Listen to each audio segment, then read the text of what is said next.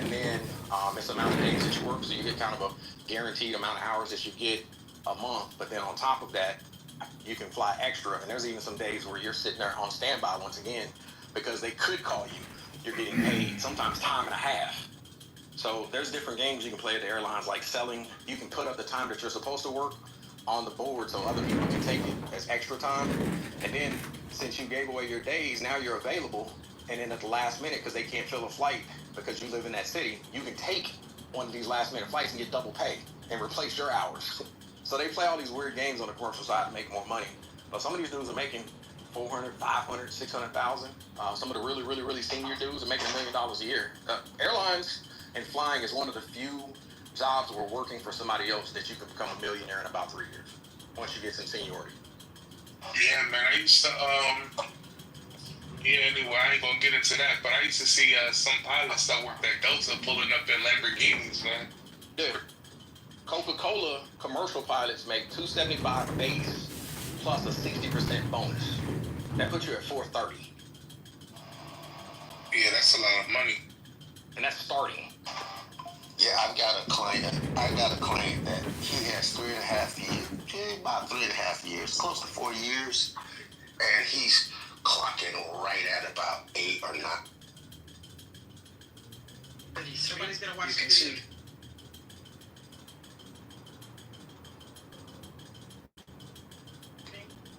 Orders.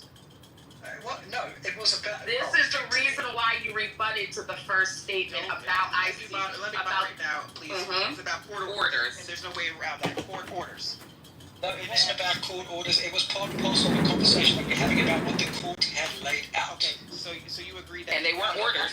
Okay, but I'm not disputing the fact. I'm not disputing the fact that Hamas is not a sovereign state, so therefore, effectively, they can't rule Hamas to do that. But I never disputed that. Then why did you bring it up? Read something. Then why did you bring it up? No, why did you bring up this piece? I want to know, real quick. I'll tell you why I brought it up, because you hadn't mentioned anything about the hostages. All you had spoken about. Hold on. Why did you bring up Israel this hasn't mentioned particular... anything about the hostages. Hold on, real quick. Let Pikachu speak. I want to know why he brought up this being said. Where were we? Because the court has ordered the hostages to be released. Let Pikachu speak. Well, we're also ordering gossip. We've got people. We've got the fat guy. We've got the fat guy in the background. Go ahead, Pikachu. With the cocaine. I don't know why he's interrupted. Go ahead, Pikachu. Nobody's interrupting. You are. Go ahead, Pikachu. Can I read to you from the document, It please? is Pikachu's. I am talking to Pikachu. Pikachu, why did you bring up this? I'll tell you why I brought it up. I brought it up because your focus was what the court had required Israel to do. But not at one point did you mention what the court had required Hamas to do. Gotcha. That's why I brought it up. That's it.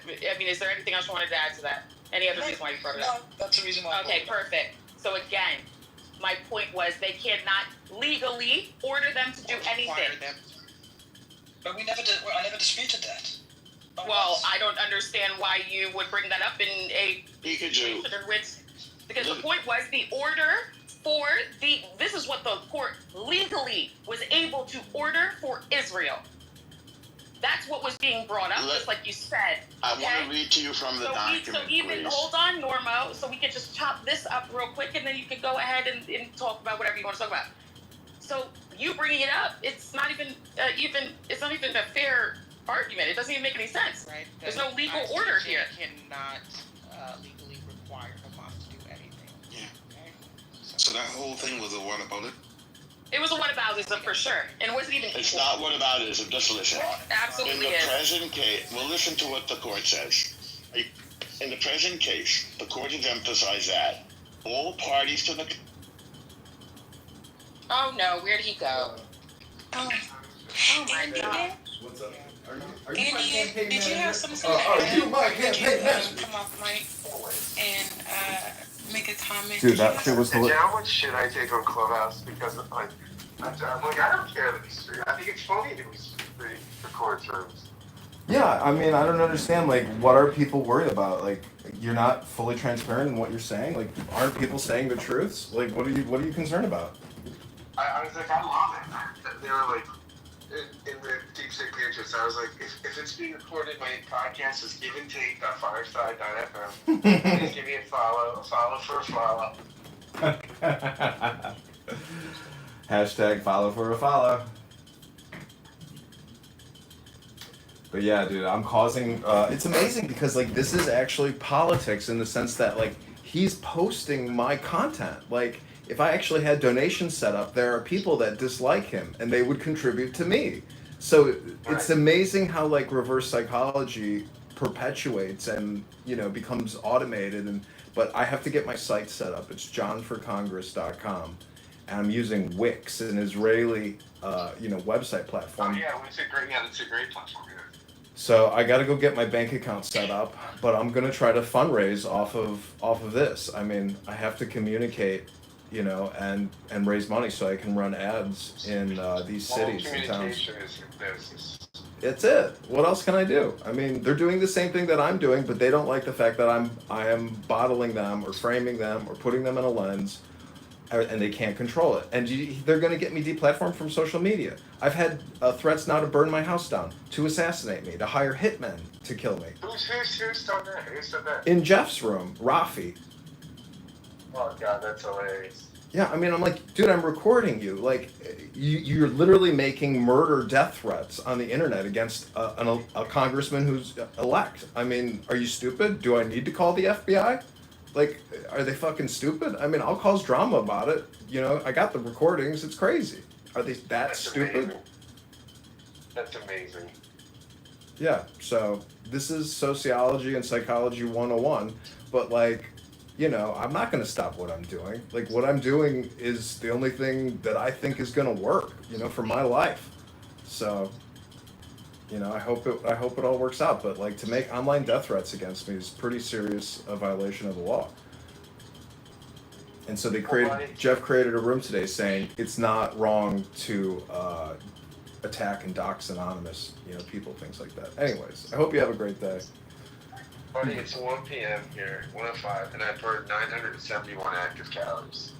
I'm gonna go to the gym right now and get on that treadmill. I'll see you on Instagram. Huh. I did about 30 minutes on the treadmill, but I did about 50 minutes of full body weight circuit this morning. Nice. And some yoga. Oh wow. Oh Yeah. Oh, wait till Friday night comes. The Shekhinah is coming for you. Bro, I've lost like almost 50 pounds. Really? In about 7 months, yeah. Well, whatever you do, don't post a before and after photo on your dating profiles. Because whenever I see a girl who posts her fat photos next to her new semi-fat photos, I'm immediately turned off knowing that person was once a fat person. That's fantastic. Anyways, do a taint check and I'll talk to you soon. All right, taint check, go. Okay, bye. Do a taint check. Military installations of Israel. Yes, they did take innocent civilians. Yes, they killed innocent people.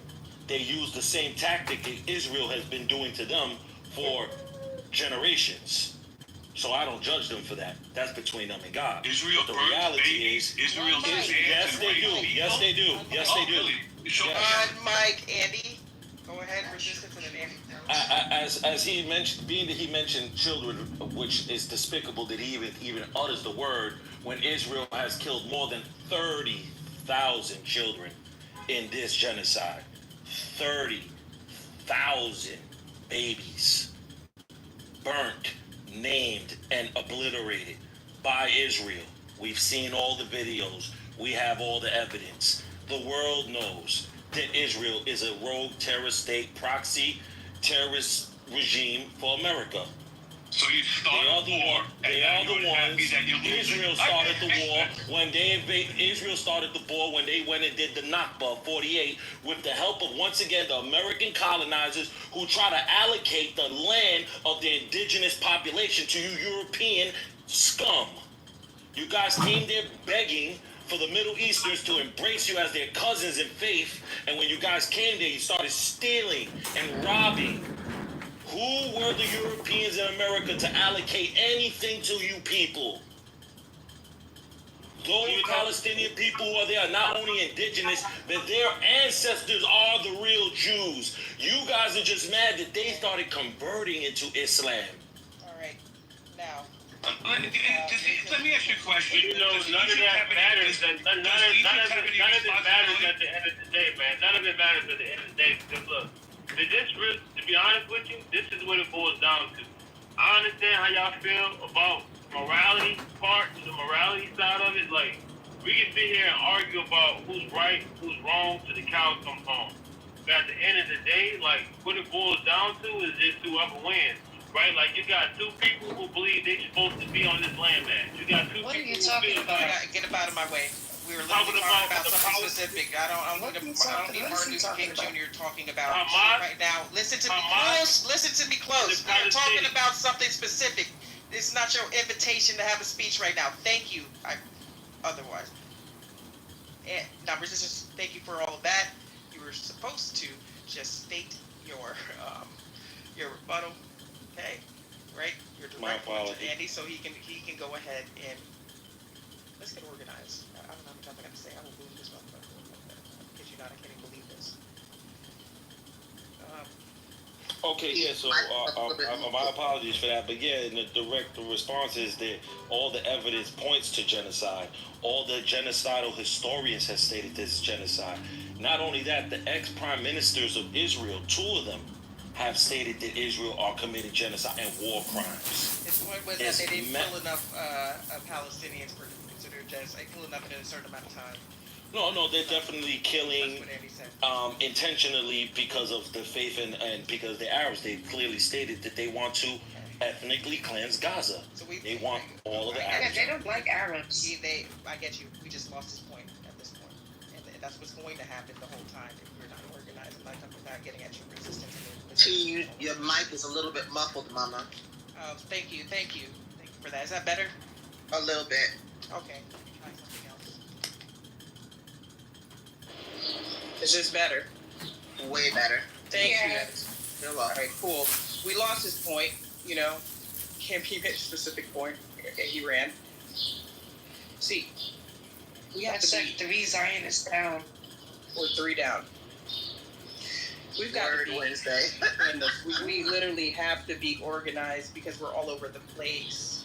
We will get to everybody's fucking point, my goodness. But if we're gonna lose the piece, somebody's gonna say something, all right, and it may be something strong, worth responding to, and we need to hear the direct response back. And then when that's closed up, right, closed out, we'll go to the next one. Isn't that the best approach? Yeah, sure. Or you guys just want to start screaming different shit, and you can go somewhere else for all that. Yeah, I think it's hard, though, when you have the number of Zios that come into these rooms and try and dominate stages. I think it makes it difficult for some. I will go ahead. So that, guess what? I will figure that out. Don't worry about that. But one thing we're going to do is be direct. There's no other way around it. All the little distractions. No, I'm not. No, I got you. Things you just said. I'm just saying that I know who they are, so I watch them coming. Oh yeah. The Normals, the Pikajus, the Zeds. I see the style. Yes, but okay. There's a chat. I have a question. What is your opinion of what's been going on so far? Who is she asking? You just explained it. I have a question. Oh yeah. Okay, sorry. I didn't hear it. All right, go ahead, point, and then I'll go after you. Yeah. All these threats and all this International Court of Justice documents, etc. I just have a simple question. Actually, I got a couple, but you know me, I'll just ask one. How many people total have been killed since in Gaza? Total. To date. No one really knows the numbers. Too many people in the piles. I mean, none of it matters at the end of the day. Like, y'all so focused on what's right, what's wrong. Y'all so focused on 5,000. Didn't I just move you out the way, Cowboy? Come on now. That's not approximate, because I can show you other people, just like Save the other humanitarian organizations who would say that they believe it's anywhere from 150 to 200,000. So now here's my second. Here comes my second and then my third question. My second question is those. Am I not allowed to speak? Am I not allowed to speak in here or what? You have to follow the conversation. As soon as I'm finished, Cowboy. 1 second, and I'll pass it to you. Of that approximate 1 to 200,000, let's say that's the number. How many of those were Hamas fighters?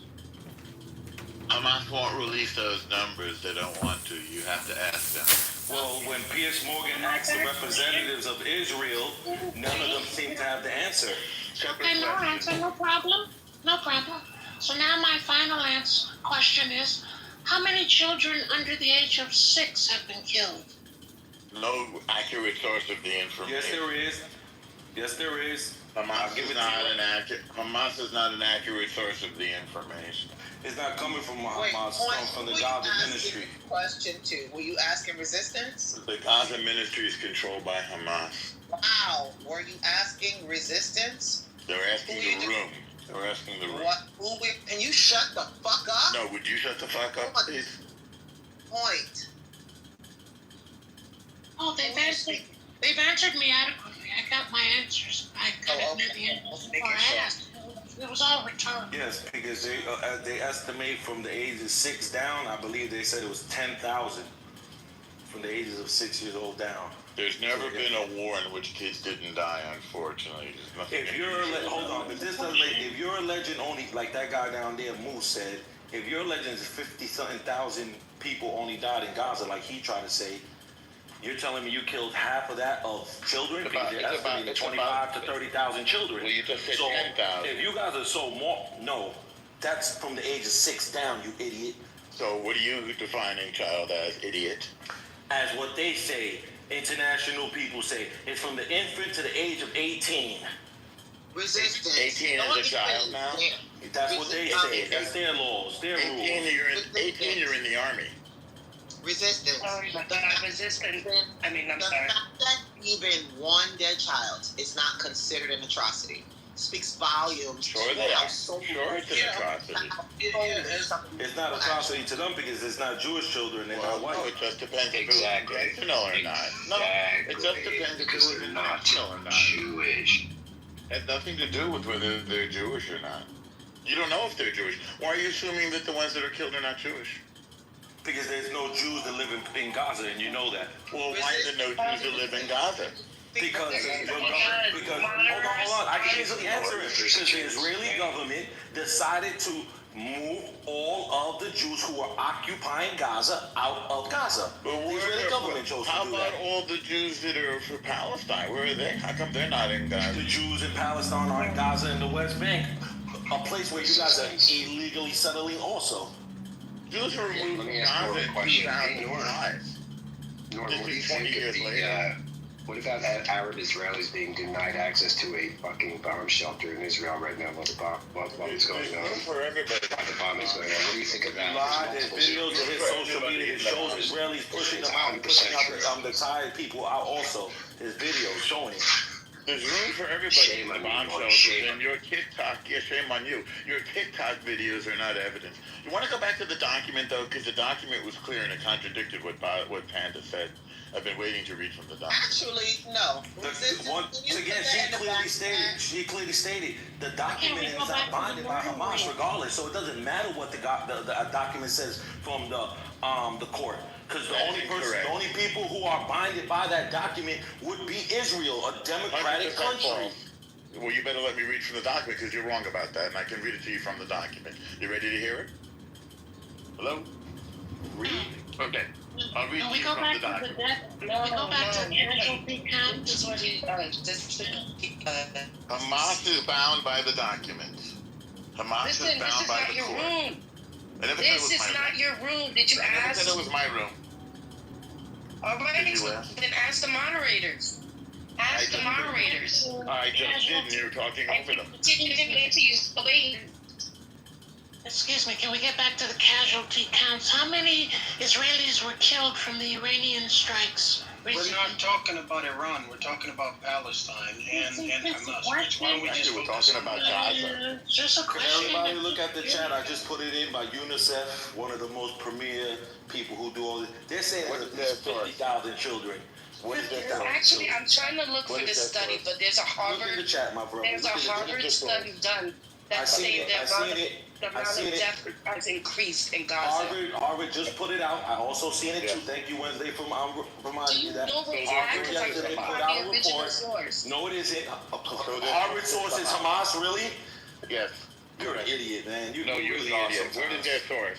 Their source actually came from NBC and other sources. Go read the article yourself. And they're saying 150 to 200,000 people have already been slaughtered. It's been undercounted, the death. It ain't Israel, I'll tell you that much. A minute ago, you said nobody knows.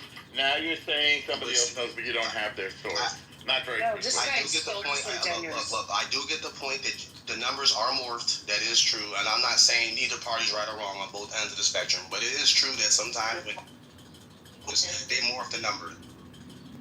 Hold on, Paul. Let me give you this little information you might or might not know. According to the United States, in every conflict the Gazans and the Palestinians have gotten in with Israel, the numbers have always matched. No, but they were always similar. This coming from the United States. In this case, they've been proven wrong. Here's my point. Yeah, sure. Right back in Vietnam. Give me that link, resistance. Okay, hold on. Okay, but back in Vietnam, let's hear me out real quick. When Vietnam was occurring, one of the best ways for them to account for how many Vietnamese people were killed was a thing called beers and ears. Beers and ears meaning for every ear, every left ear you get, it's a beer, because a left ear can identify a person. That's disgusting. Right. Exactly. That's how they used to do their mark count. That's how you do a casualty count, or that's how you do an actual count. When you have bombs exploding in certain, this is known as Vietnam. Would you be quiet and then talk? He does this all the time. Who's your moderator? Go ahead. We're just asking for sources. It's fair. No, I'm just saying. Usually, when bombs explode and you're actually being hit with certain strikes, it's hard for you to account because of the implosion of body parts. So whereas you might at one point, if you shot a bunch of people, it's different because you can probably go through the mangled parts and figure out every left arm or every left ear. But in this situation, a lot of people are just mangled out and just kind of you know what I mean? It's just a lot of just splatter. You feel what I'm saying? So it's hard to identify a lot of these people for real. Yeah, so even if there was a group of 30 in a certain Even if there was a group of 30 in a certain area and a fucking strike comes, it's hard to identify if it was 30, if it was 15, if it was 20, because you're not going to have left ears. You're not going to have right ears. You're not going to have how many people you have in the first place. I mean, Israel keeps close count of its people. It's a little bit different in Gaza. But we'll know after the war. We technically won't know, to be honest with you, right? Yeah, because everybody wants to be happy. We won't. I mean, once we finish we won't, because it's all more. It's really actually pointing to we won't really, because not only does Israel do not allow international journalists into the country because they know they're going to be exposed to the war crimes, but they'll also be covered up by the Americans diplomatically and by the Europeans. So, the colonizers always. Actually, the international journalist Douglas Murray was there and wrote a book about it. He's not an international journalist. He is a facade puppet that goes in there with the Israeli people who are going to commit genocide. That's super unbiased. Then there's the international journalist John Spence, writing for Newsweek, who calls Israel the IDF, the most moral army in the world. So we know he's not moral. So what do we care what an unmoral? You don't know. He's a professor at the War College at West Point, the foremost expert on urban warfare. He knows nothing but killing innocent people. You said there were no journalists allowed in. I just named two who've written extensively about it. Not independently. No, there isn't. Yes, there is. Not one independent journalist. No, yes, they all went in there with the IDF. They all went in with the IDF. There's nothing not independent, but you cannot go into a war zone. Yes, you can. Journalists have been doing it for decades. Yes, they do. Yeah, actually, that's my profession. Yes, they can. This is what I mean. He's a liar. He's a known compulsive liar. You will get killed if you. Even Piers Morgan has argued this fact with these people. Yeah. Independent journalists have always been allowed into any war zone. It's up to their companies. And I just think resistance is right though. It's just that what you're saying here is that. But you see, what resistance is saying is that they don't want people to be a part of the ground, because then they want to create the perception, as if many people were dead, as what they assumed. They would have it all over. To be part of the ground. They would push. they would. Well, listen to what I'm saying. And we Just let hear me out for a people second. finish their thought. Trying to They understand don't want his thought. people on the ground because if more people were there, they'll kind of see the gist. Israel is one of the countries of America that can literally be. You can be a Jewish American citizen and you can fight for the Israeli army. In itself, that's fucking insane. So Why that is in that itself should insane? tell you something. Why is that insane? Because no other country, no other citizen from any other country in the world that lives here can go back to their country as an American citizen and fight for their country. How about That's Britain? fucking insane. We No, have Brazil, that. you cannot be a British citizen and fight for the British army as an American citizen. No, Yes, actually you can. We have that agreement with Britain. You're just wrong. We do that frequently with Britain. Yeah, we frequently do this with British people. Yeah, we do. What? I did it in Tomislavgrad, Bosnia. There's the only time when the lying colonizer is telling a fact. Americans are allowed to fight in the British Army also. All those colonizing countries, yes, they are. Americans do fight for France also, the Brits. They fight for the Israelis. Americans fight for the Israelis. Brits, Poles. Yeah, they all do it. Joint partnerships. We think goodness. Yes, partnership and colonizing and murdering innocent people in the Middle East and Asia. Nothing to do with colonizing. In this case, we're decolonizing. 1 second, please. Rohan, hold on 1 second. 1 second. Can y'all hear me okay? Is this all right? You're good. Yeah. Oh, thank you. Rohan, you just came off of mic. I just want to make sure you don't have anything to say. Oh, I was looking excited Americans can fight in the British Army. I did say that Americans are not automatically eligible, but they can apply if they have indefinite leaves to remain in the UK. So, or they're part of a specific recruitment program where the British Army accepts non-Commonwealth applicants. It doesn't really seem like it's a thing, but there seem to be some loopholes that you can make it happen if you live indefinitely in the UK. The armies work together. This is not uncommon. Allies work That's together. why a lot of Americans have these dual citizenships in Israel and in the UK. So thanks for that clarity, Rohan. What are your thoughts on the conversation so far? There's only been one question to the room, or maybe two, but it's related. Is what's happening in Gaza considered genocide? Okay. Well, the ICJ did not say otherwise. I'm not talking to you. I'm talking to you. I'm asking Rohan for his thoughts so far, and then we'll get back on the floor. Okay. Yeah, so is what's happening in Gaza considered a genocide? And we went down a couple different paths about if it's courts or if it's just like the word genocide. Seems to me like the word genocide just seems it's pretty obvious. On the court side, it appears that the courts are still deliberating. However, they've found that the accusations made by South Africa were plausible enough. They were plausible enough that they followed the suggestions that South Africa maintained in their application and said, and listed a whole host of things that they were ordering Israel to stop doing. And that included things that fit under the specific definition of genocide. And if people are talking about intent, in the court filings to the top of the room, they listed the ways that intent could be recognized. They talked about calling people animals. They talked about depriving people of medicine and food. They talked about mass killings. They talked about claims about turning the city into a tent city, a host of other things that were made by people in political leadership that would point to an intent to eradicate Palestinians.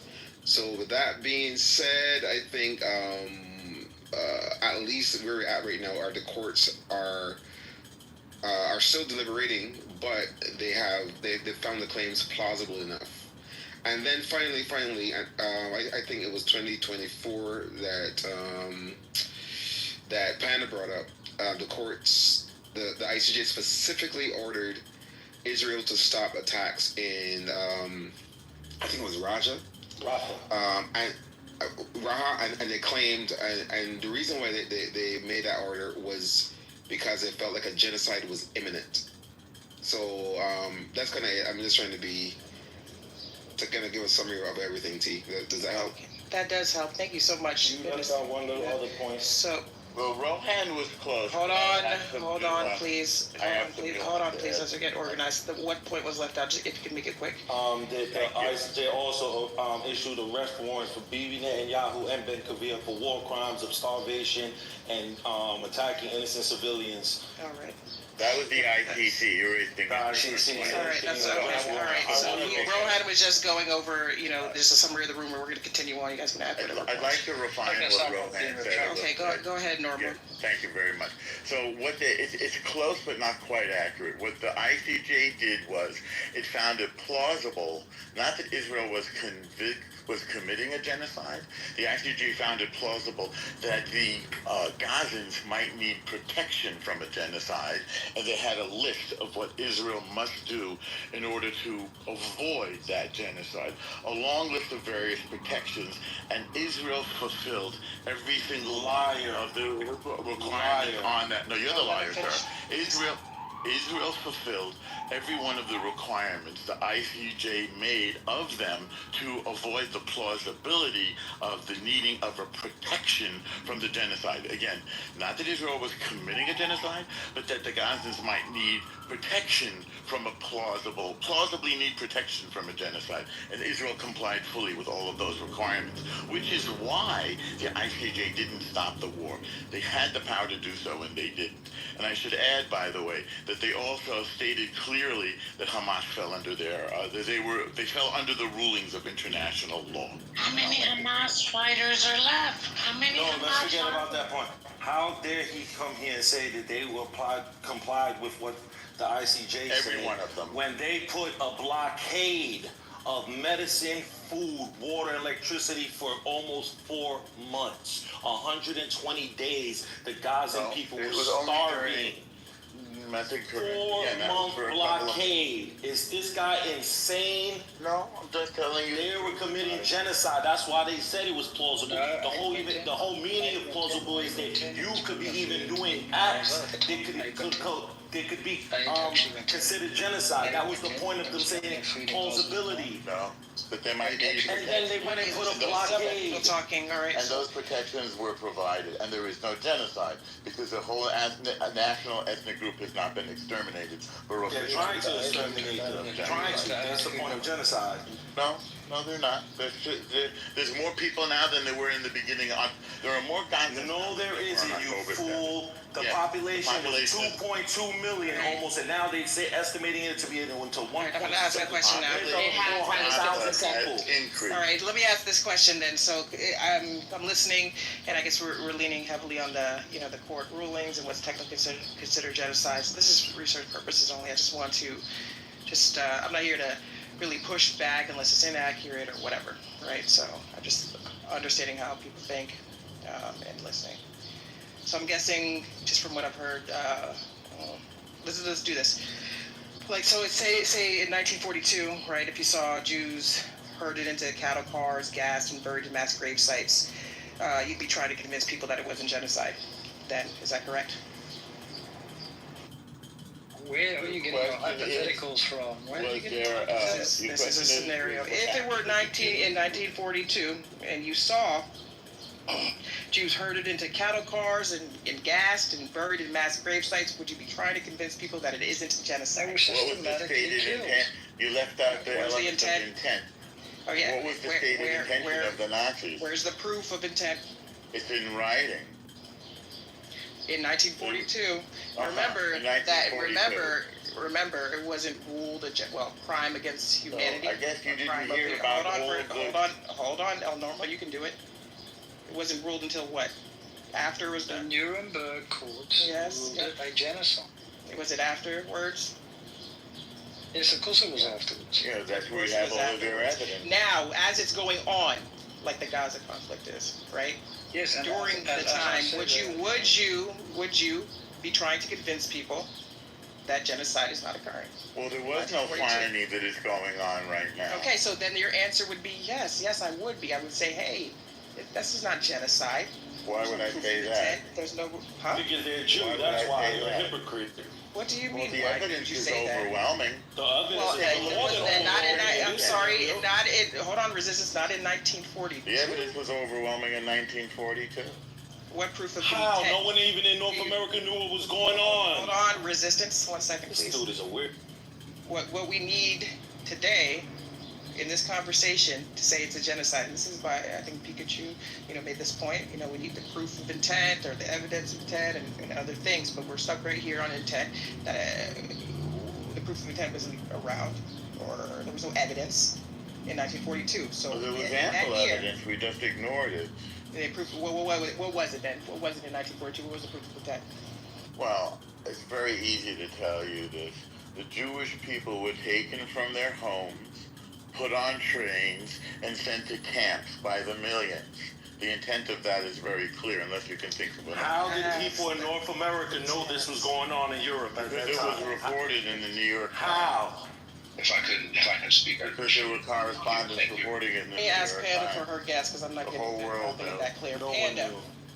The whole world knows. It's all Panda. reported. Yeah. You have to read a newspaper. From what you've seen on the stage today, if we were in I'm 1942, waiting for an apology from and you saw Jews herded into, or you or anyone else on stage, all right? How would this conversation today, this conversation we're having here today, go in 1942? If there were Jews being herded into cattle cars, gassed and buried in mass grave sites, okay? Yeah. Would people be trying to convince people that it wasn't genocide? Absolutely. Why would they do that? No, I would absolutely try to Wait, convince I don't people that understand. Stop, Norma, let me hear her. I would absolutely. Why would they do that? Oh, you don't want to stop? That's okay. Go on the go, bitch. And if I'm understanding the question correctly, I would absolutely, if I saw Jews being herded to trains going to I would absolutely say that there is a genocide happening. Can I say something? But if you were to go by one second, but if you were to go by what they need today, right? I'm saying take Pikachu's. Sorry, the name. Take Pikachu's reasoning, all right, and what he needs in order to call something genocide, right? So we need proof of intent and everything like that. So now, answered by Pikachu's. He needs the ICJ ruling. He needs ICJ ruling or Nuremberg. All that shit was ruled after. Yeah, then I would say that it was not a genocide. Not a genocide, and then you would, and if you were to go follow Pikachu's logic, you'd be sitting up convincing people, no. Yeah, that's right. Hell no. It's not. No, it's not genocide. I'm only following your logic. It's one mic on. Holocaust inversion now. This is your problem. I don't know what that means. One mic on point. I'll tell you what Holocaust. No, you won't. I'll let point go, and then it'll be on you. It will be on point, then you. I'd like to speak after Paul, Thank you please. so much. Okay. Thank you so much. I've been listening, and I think the reason there's an impasse of whether Israel calls it a genocide or not, or from your point of view it is a genocide, there's a missing piece in between. And that missing piece is Project Lavender, which I've never heard any of you mention. And if you read about Project Lavender, and I'll just read you a little bit. The Israeli army has marked tens of thousands of Gazans as suspects for assassination using an AI targeting system with little human oversight and a permissive policy for casualties. Now, what does that mean? That means most of it's AI done, and there's no human connection between the Israelis and the murders of genocide. So I will refer you people to look up an article that goes, Lavender, the AI machine directing Israel's bombing spree in Gaza. And I called this out a year and a half ago. People were saying, I don't know what I'm talking about. I was like, okay. I was like, I know more about Palantir than you do. I trade on the stock market. So I went, okay. So that's why you have this impasse of there's no genocide. Blah, blah. So that's why I asked the question before. Remember the 3 questions I asked? How many people have been killed? Okay, basically 100. Let's use the number 100,000. There were only 25,000 Hamas fighters prior to October 7th. The Israeli press has even confirmed there's only about 18,000 left. So do the math. If 100,000 people were killed and you barely got 18,000 fighters, what would have done that, folks? The only thing that would have done that is callousness, number one, but more importantly, Project Lavender. So I'd appeal to you to go look this up because most people don't have a clue as to what I'm saying. El Normo probably does, but that he knows you all don't, so he's gaslighting you. So go look up what the fuck Project Lavender is. Go look up Peter Thiel, who runs it, and you'll go, holy shit. But I'll wait for you to do that after you do your research. Okay, can I speak now, Moms? Sure. Thank you so much. There'd be no response to what I just said. Well, I knew that. Oh, I said thank you, point. Love it. No, not you. No, I'm talking about those who are proponents of what's happening in Gaza, and then I have a count, and I don't know how many kids are dead, but that's the reason they talk that way. It's because of fucking Project Lavender, so go look it up. Can I make a comment? Hold on 1 second, please. I thought I was next. It's my turn to speak. Thank you so much. I appreciate it. I thought I was next. No, it's on him. He has to speak. I didn't hear it. Okay, wonderful. Oh, wait, I'm so sorry. I'm sorry. It is actually Pikachu. Sorry about that, Pikachu. Then you're right. No, it's okay. I'm sorry about that. Yes, I won't be long. I wanted to bring up this idea of Holocaust inversion, because Holocaust inversion is when people accuse Israel of being like Nazi Germany, especially in Gaza.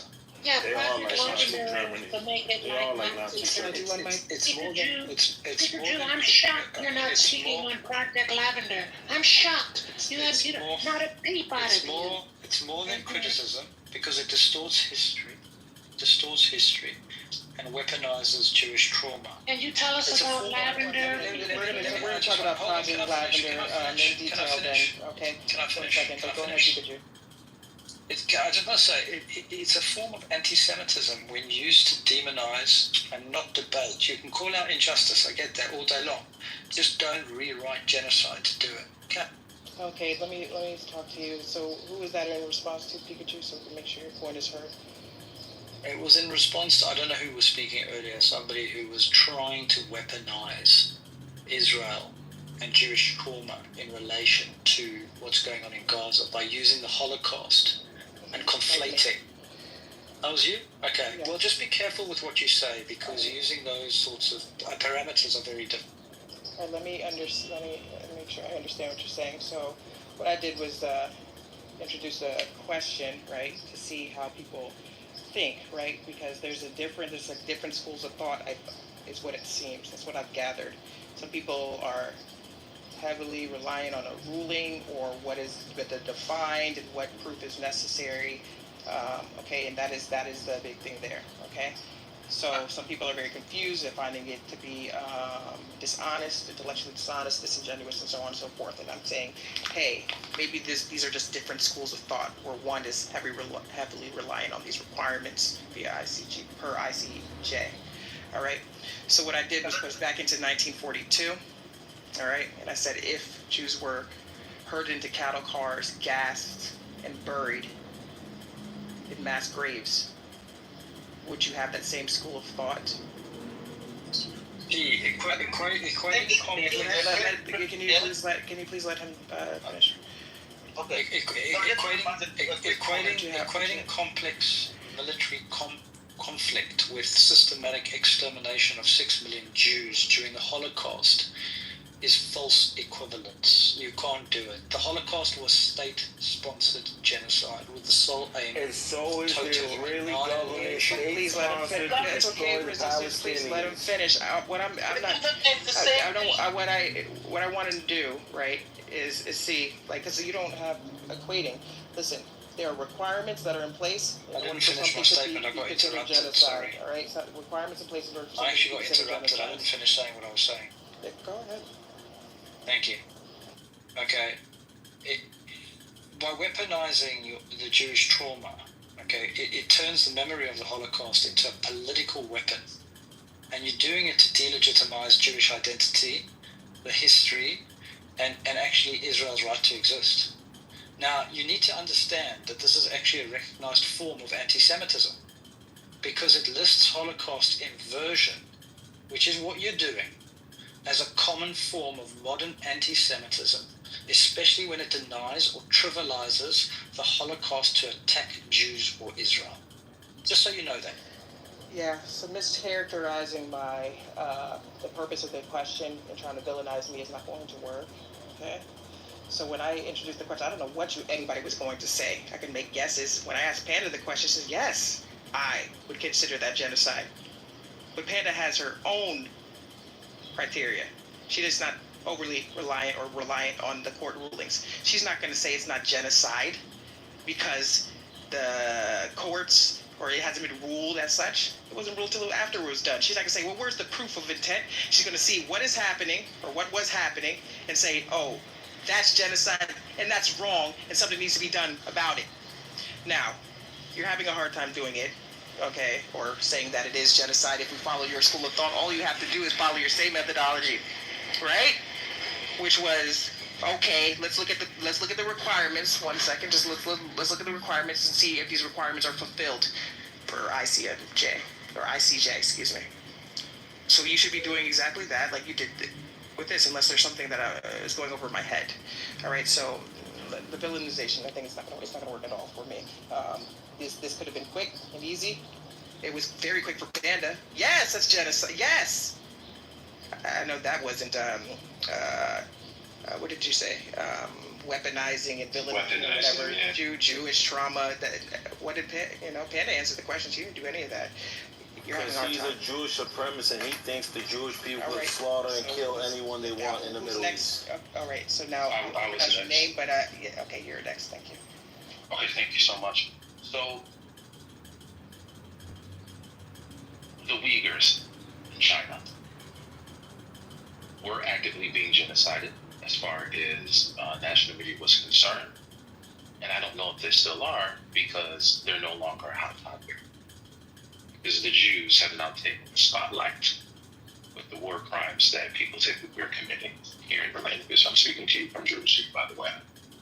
And I find it very interesting that nobody's making the connection to the German Bund, which was an organization that was active in the 1930s, that were active supporters of the National Socialist movement and supporters of the Third Reich, that were inside the United States. Our doctors, our lawyers, our teachers, our congressmen, our mayors, so on and so forth, all gathering in Madison Square Garden, throwing up the Nazi salute, talking about how great it is to be, I guess, German and a National Socialist, even though most of them are American citizens. I don't know, but I feel like that's me getting besides the point. If someone is going to tell me that we're actively committing genocide, but they're still trying to decide as to whether or not it's going on, there's one or two things that are happening. They're choosing how they're using that word based upon who it's being applied to and who they're talking to. Or maybe, just maybe, they're making it up to support a narrative. I myself grew up going to local court systems with my father, who was a police officer 17 years before he assumed public office.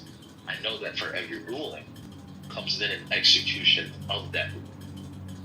These bodies that we're talking about are literal kangaroo courts, because in the event that they come to a ruling, it cannot be enforced in any way, shape, or form. They can only threaten. Well, if you come to this country, we're going to arrest you. Fine, I won't come. Well, if you continue to do this, we're going to continue. Fine, you can condemn us. I think a lot of people are forgetting that we're currently at war. And all this back and forth chatter, not from you guys, but from like the so-called powers that be, really mean nothing in the grand scheme of the picture. And what's important is what's on the ground.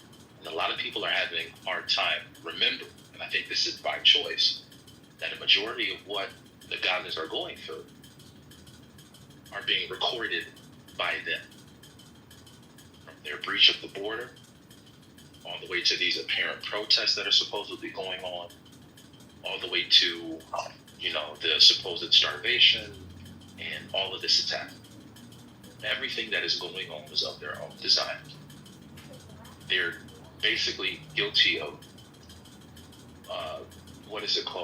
writing a check that their asses didn't cash. And they're depending on a lot of people who are so far removed from the situation to speak on their behalf as if it's going to work. And I'm going to land with this.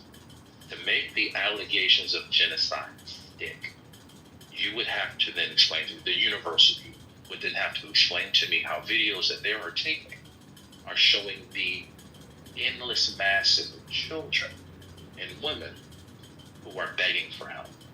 And a lot of people culturally don't understand that this attitude of people saying that, oh, we're not Hamas, please, don't mistake us for that. When there were countless citizens running back and forth and raising the roof and throwing up peace signs to cameras, they're upset because the plan didn't work. And now somebody else has to decide how they're going to destroy the state of Israel. And I mean, good luck with that shit. If I may, this is from the article. And I'm going to type the article in the chat. Just listen to this. And this is all about lavender. In previous wars, intelligence personnel would spend a lot of time verifying how many people were in a house that was set to be bombed, with the number of civilians liable to be killed listed as part of a target file.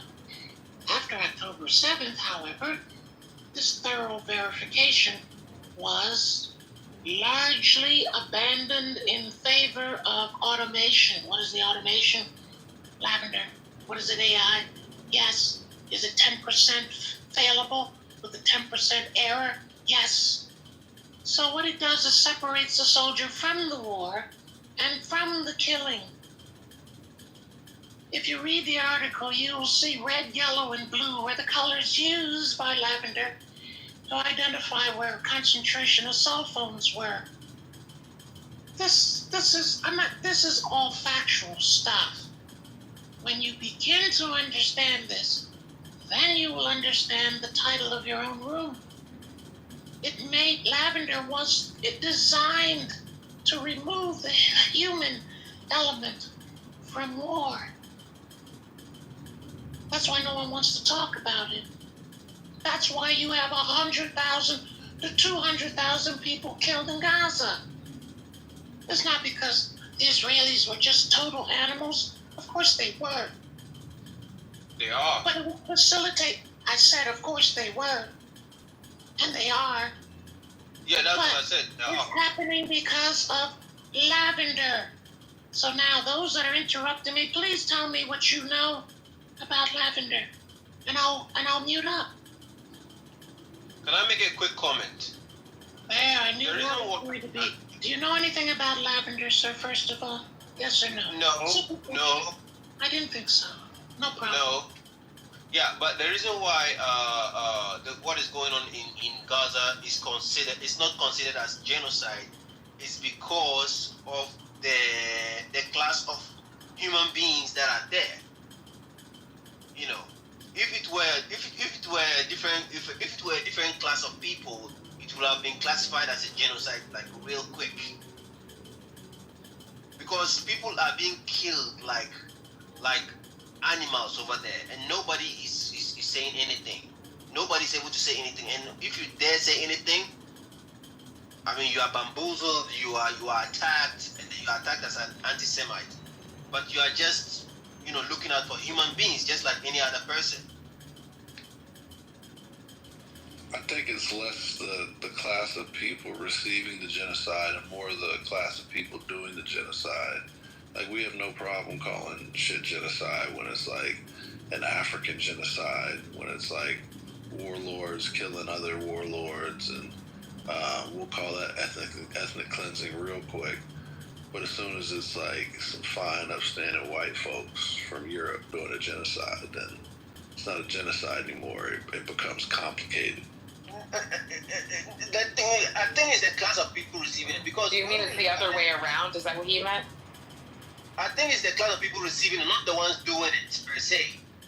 Not the ones doing it per se, it's the ones receiving it. Okay?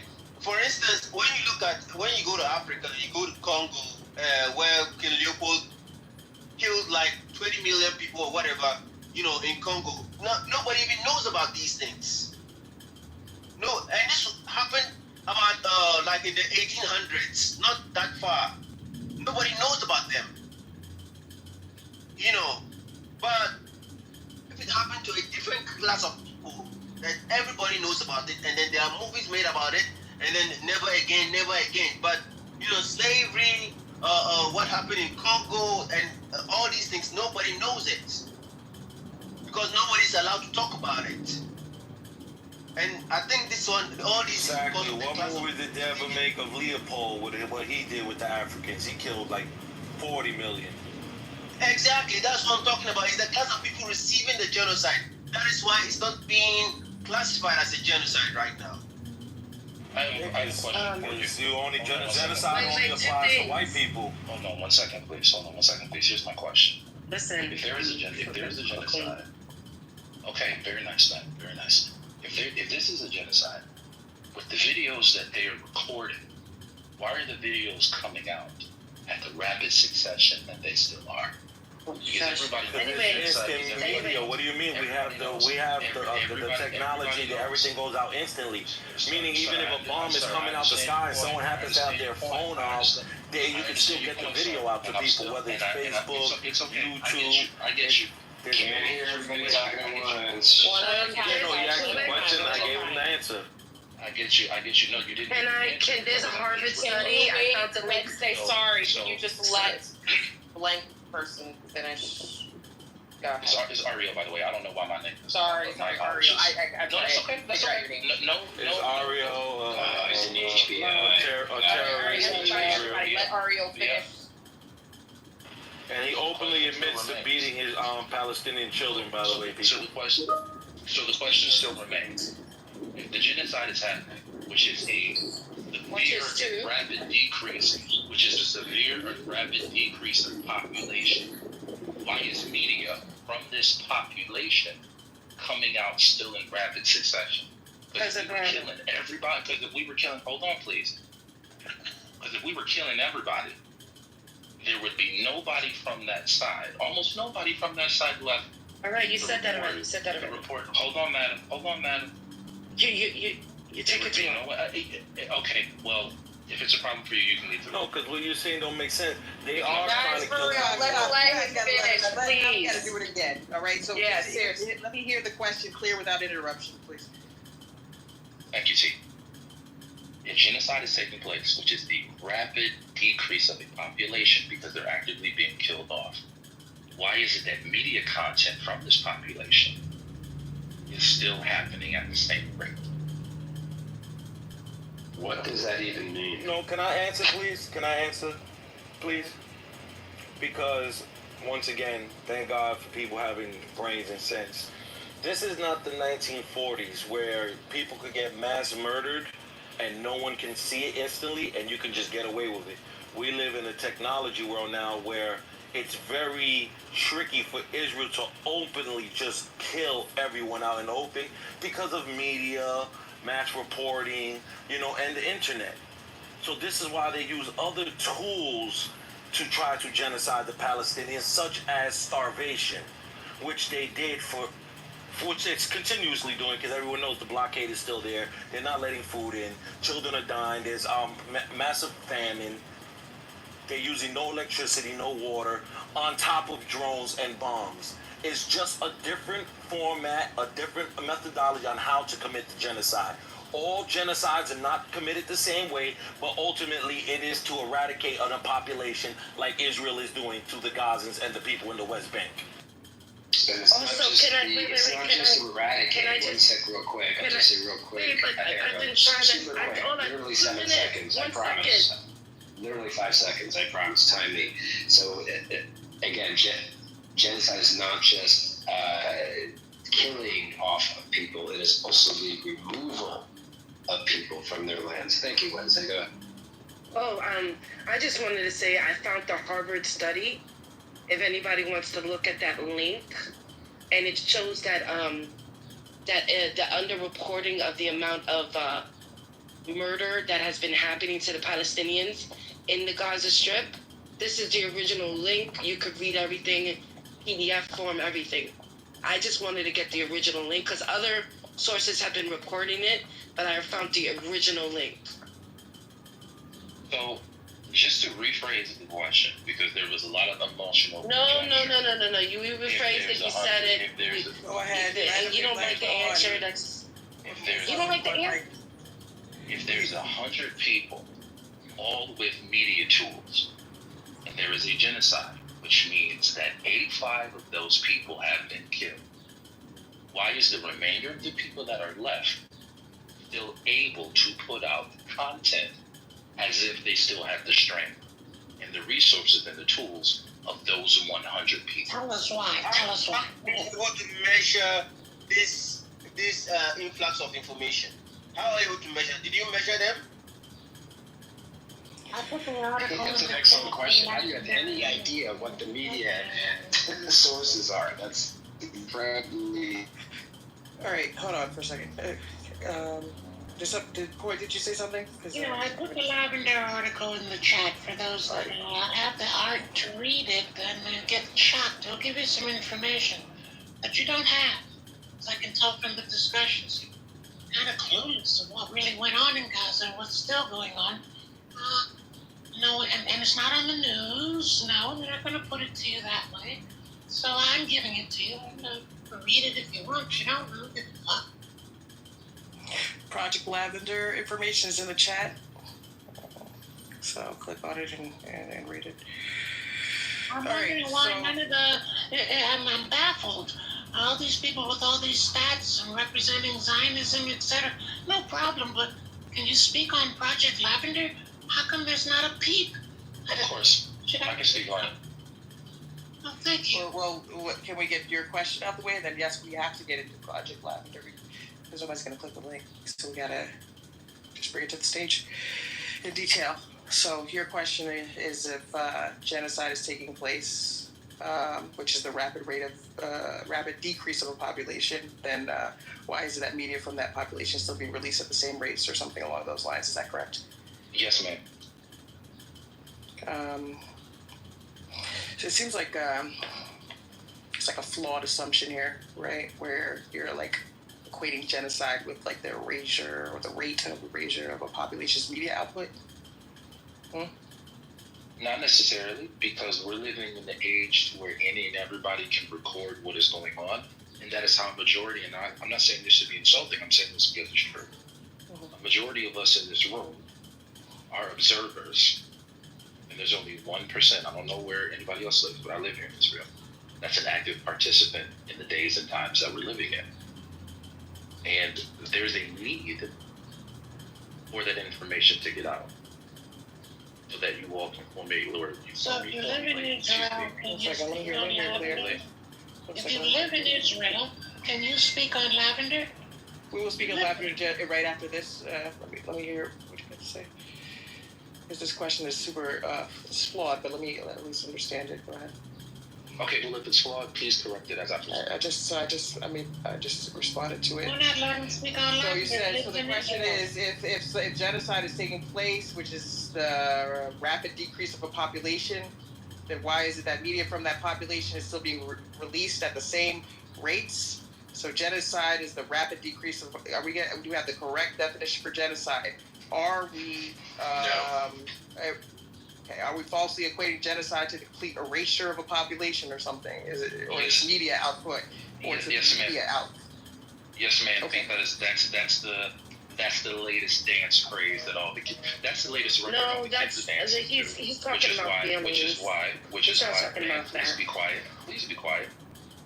Thank you so much. Which is why it keeps being repeated.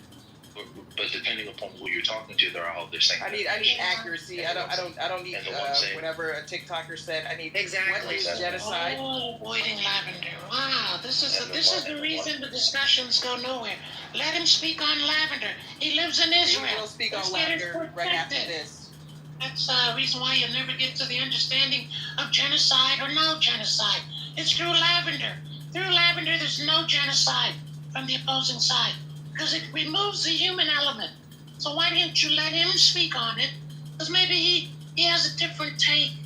This is the crux of the gospel. And guess what? Guess what I'll be doing, which is letting him speak on it right after this. He's gonna speak on it. Didn't he agree to it? So go ahead. what were you saying so we can get to Lavender? Go ahead. What I was saying was, it's all about numbers. If the same rate of information is The coming out, information is Lavender. Shut the fuck up. Get to the question. Tell us about Lavender. Stop trolling her. You know she doesn't know what the fuck Lavender is. I do. You can't troll me. There's no way you can troll me. So now, open your mic, and as an Israeli living there, what do you know about Lavender, sir? Now watch the I read up on them. I know about that. No. Allow him. Watch the silence. Watch. And now when you were speaking on Lavender, you speak on it. No, you speak on it. You live in Israel. I shouldn't be speaking on it. You should be speaking on it. Sorry, Ariel. What is Lavender? You were making Lavender is an AI tool that we're using in warfare to kill our enemies. Okay. What's the next question point? You're gonna take that as his answer? Ariel, how are you measuring the Palestinian media output? Remember, I don't. Can you ask him that, please? Gliding the questions. Yeah, Ariel, how are you measuring Palestinian media output in correlation to the number of deaths? What we're going to do with that, because it just takes so long. That is a flawed question. The logic is terrible, very terrible.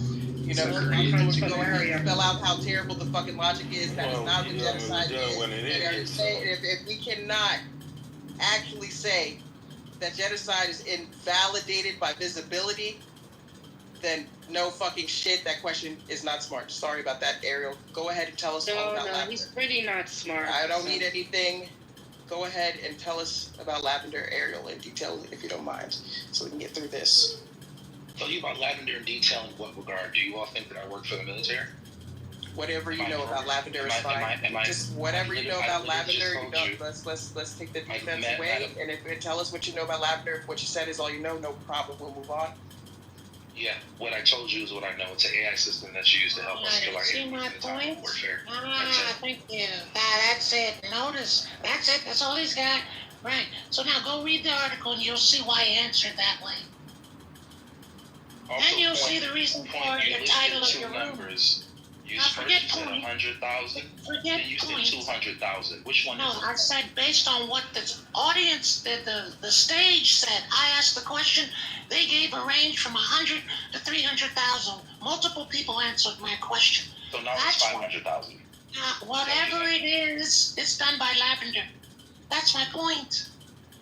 I think it's gone over your heads. I know you find that problematic because. Find what problematic? Because. Find Lavender. What problematic? Lavender. See? Why is Lavender so problematic? I have no problem with it. I never stated I did. I feel like Iran should use it on Israel. It has removed the human element from war. That's all I said. Can you define human element? Now you should know what that means. Dear God. So they're trolling It means you Israeli cowards will never go on the ground and fight any of the Hamas. You're using AI to kill innocent people. Exactly.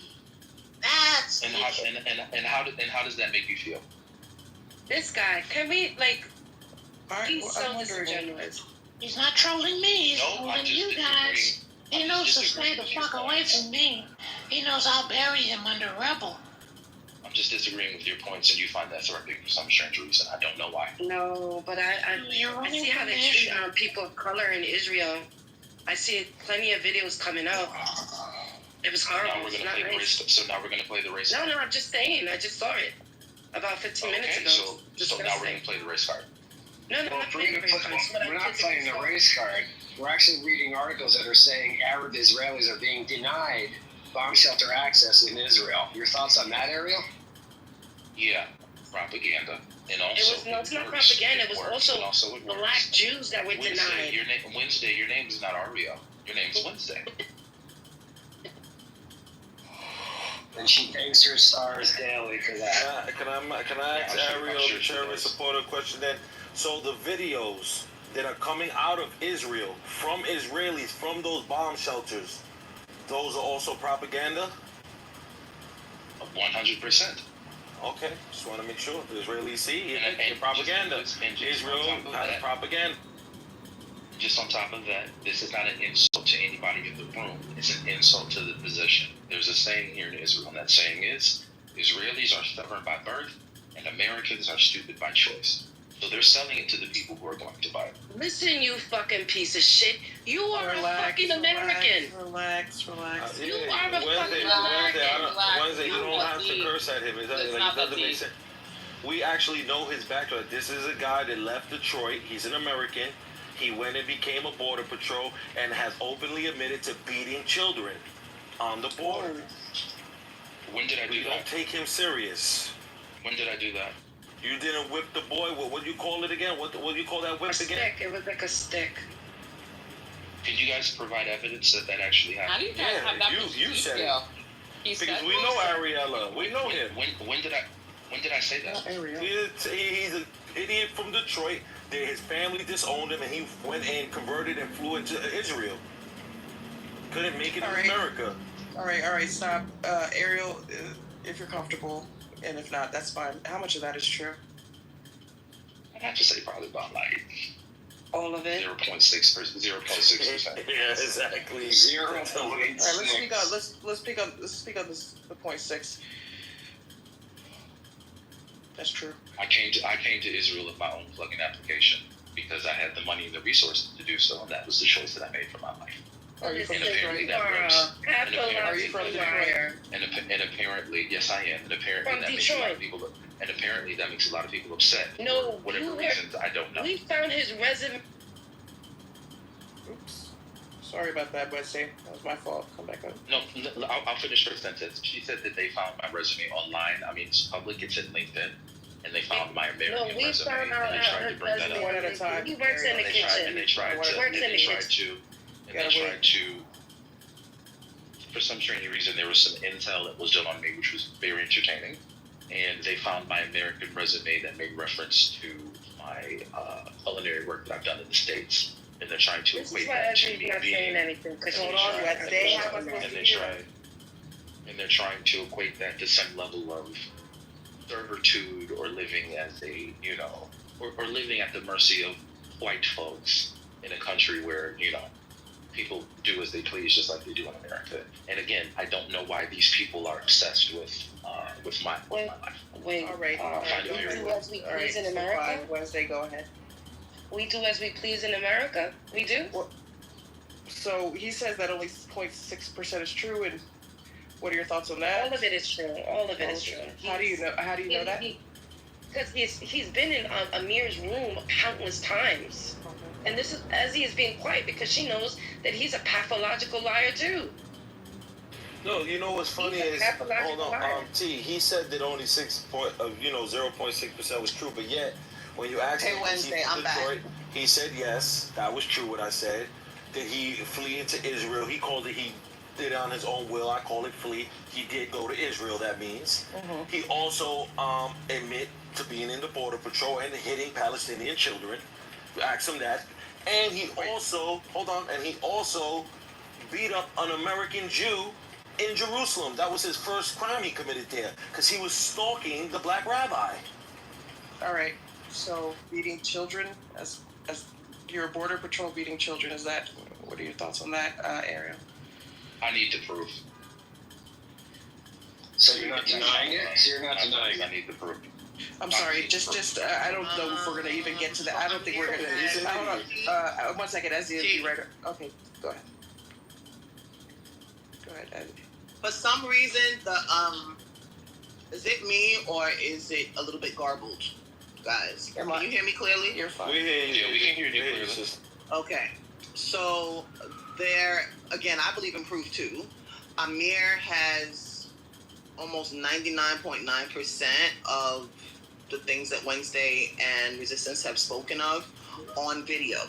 So it's easy enough to just put the videos in the back chat so that people can see what's being debated. So let's do that. As a matter of fact, I probably have, I know I have some of them, but why are we centering this narcissist on this stage. Honestly, You're right. Excellent question. Excellent question. That's true. We know we feel them when we do this nonsense. You're 100% right. Shut up, Ariel. Shut up. He literally creams his pants every time he gets to be the center. But now we're going to sexualize the conversation. Okay, put him. I was talking about shit. So now That's not sexual. I said cream your pants. That was Why are you shit. talking about me beneath my clothes? All right, come on, you gotta clean it up. Let one mic. So go ahead. But at the end of the day, most of this is on video. He brags about being a border patrol and a member of the IDF and stomping out Palestinian kids and attacking Edward when he comes through the border. I mean, nobody takes him seriously. Thank you. I said he said this stuff out his own mouth. Yeah, those are things that he said. But at the end of the day, you know, he's like that crazy uncle that comes through on Thanksgiving. You give him his medicine, you let him drool in his corner, you hand him some green Jello and a spork so he doesn't hurt Not the green Jello. Not the green Jello. And you move on. That's my favorite Jello, by the way. Can I say one green Jello? People that's very disturbing. All right, just one quick thing, because you guys are all over the place. Just one quick thing. I've been here digging into the idea that non-Jewish residents in Israel have been denied or restricted access to bomb shelters, and somebody said it was propaganda. No, they are Israelis. Please. Posting that on YouTube. I'm just confirming what you. I know. Okay, cool. But it's just when I get into it, my brain doesn't work anymore. It just freezes up.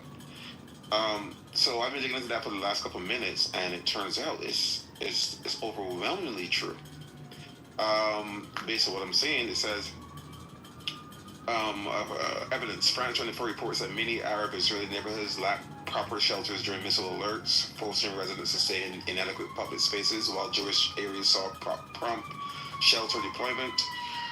Reuters' account of a missile hit in Tamar emphasizes that Arab towns lacked the necessary infrastructure, and residents began sleeping in schools for safety. Al Jazeera reports that Palestinian citizens were frequently denied access to shelters and described the situation as ingrained racism. And there's, multiple. The Guardian detailed the tragedy in Tamar, where homes lack reinforced shelters. It says Arab Palestinian citizens have faced significant shelter disparities compared to Jewish communities. There's some communities in Arab towns with exactly 0 bomb shelters. Matter of fact, it looks like there are multiple Arab towns with 0 bomb shelters.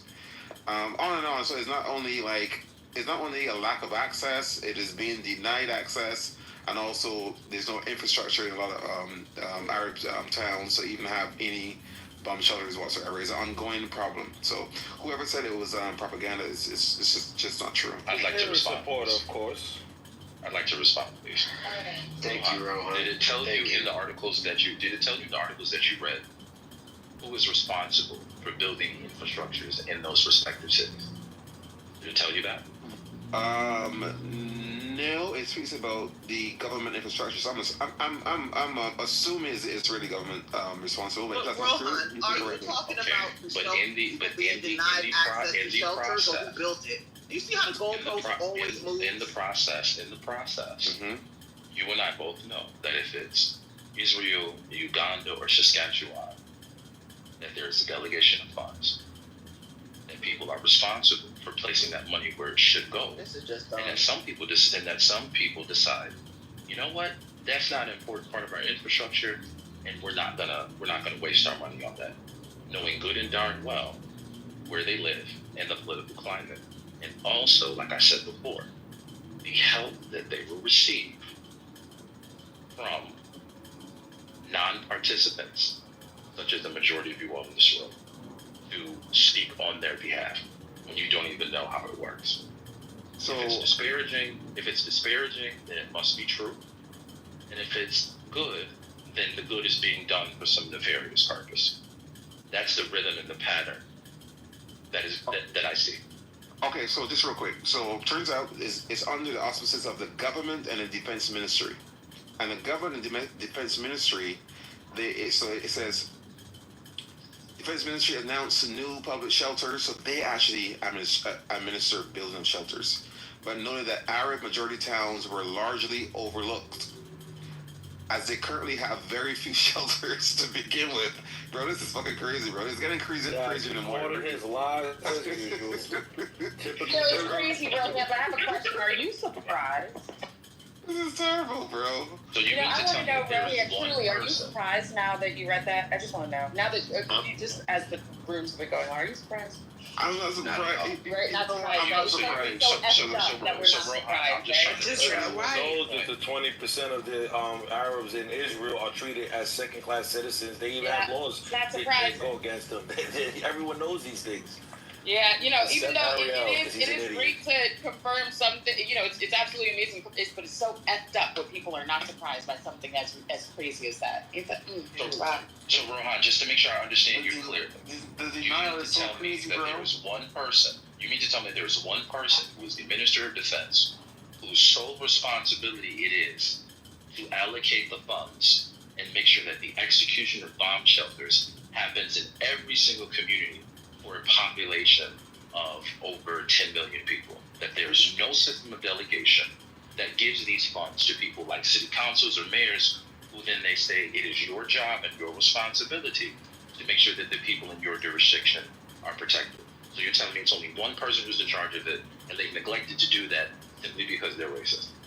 So hold on. I just want people to see the what's happening. First, it was the idea that people in Arab towns are being denied access to shelter was propaganda. That turned out not to be true. There are multiple reports from multiple independent sources that demonstrate that people were being denied access to shelters. So that was the first step. Then the second step, particularly in Arab neighborhoods. Yes, particularly, yes, correct. Second step was, were there even bomb shelters built in Arab neighborhoods? Like, do they even have any shelters at all? And the answer to that is largely no. And then the question was no, based upon what? Wait, hold on. And then the question was, who is responsible? I said the government and defense ministry, and then he said, well, just one person. It's the ministry. It's not just one person. It's okay, the defense so the ministry is not.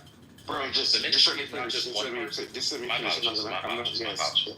I don't like apologies because people do it all the time. So don't apologize.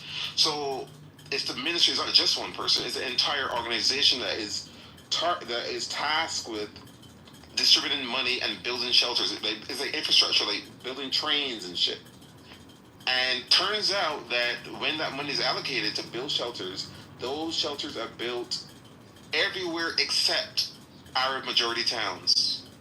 So there's multiple levels of things that we have to go through just now to prove that people are being actively discriminated against at the individual level, meaning that they come up to shelters and they're denied access, and at the infrastructural level, meaning that the government isn't actually assigning money to build structures in their towns. This is problematic, bro. Like, how can you escape this? Because it's very simple, Rohan. If I'm the Minister of Defense and I allocate money to you to build the infrastructure that you need, because you said it's not just one person, to build what is needed in your community, and you decide to, I don't know, build yourself a new pool and expand your deck, that's on you. If you choose to do that with your money, that is your poor choice. And it is very easy, based upon the narrative that is presented, and based upon the narrative that you would like to believe as a onlooker and a non-participant, to believe in the myth of the disparaged Arab under the boot of the barbarous white Israeli. What about his first point about people being denied access, like walking into a shelter? But just one thing. I posted a link to the top. He sidestepped that. Just real quick. The Times of Israel. The link is to the top.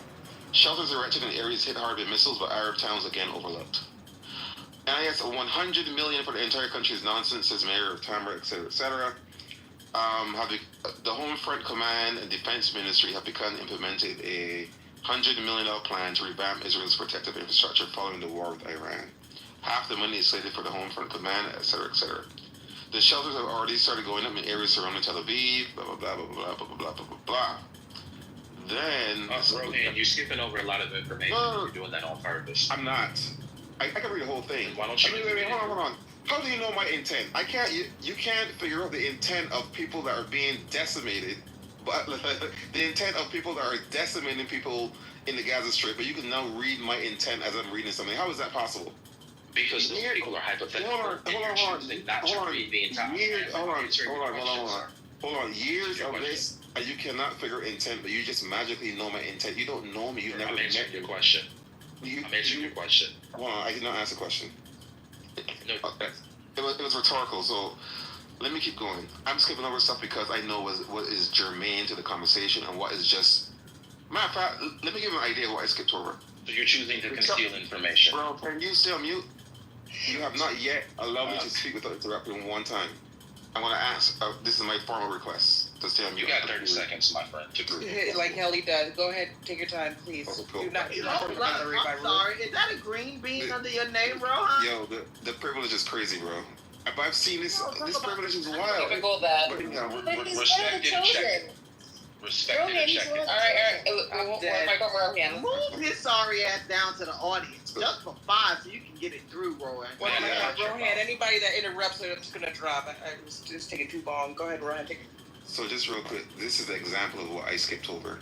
The shelters have already started going up in areas surrounding Tel Aviv, including Nibrak, Herzliya, Ramat Hasharon, Had Hasharon. However, Arab Israeli locales, despite a glaring shortage of protected spaces, have been largely overlooked in the campaign. I was actually just skipping over, like, reading off a list of cities I don't know how to pronounce. But you try to find some nefarious... How convenient. Can you let me finish? Why do you have this discipline? Impulse control. What's that about? Drop him. For real. He's gone. He got so crazy.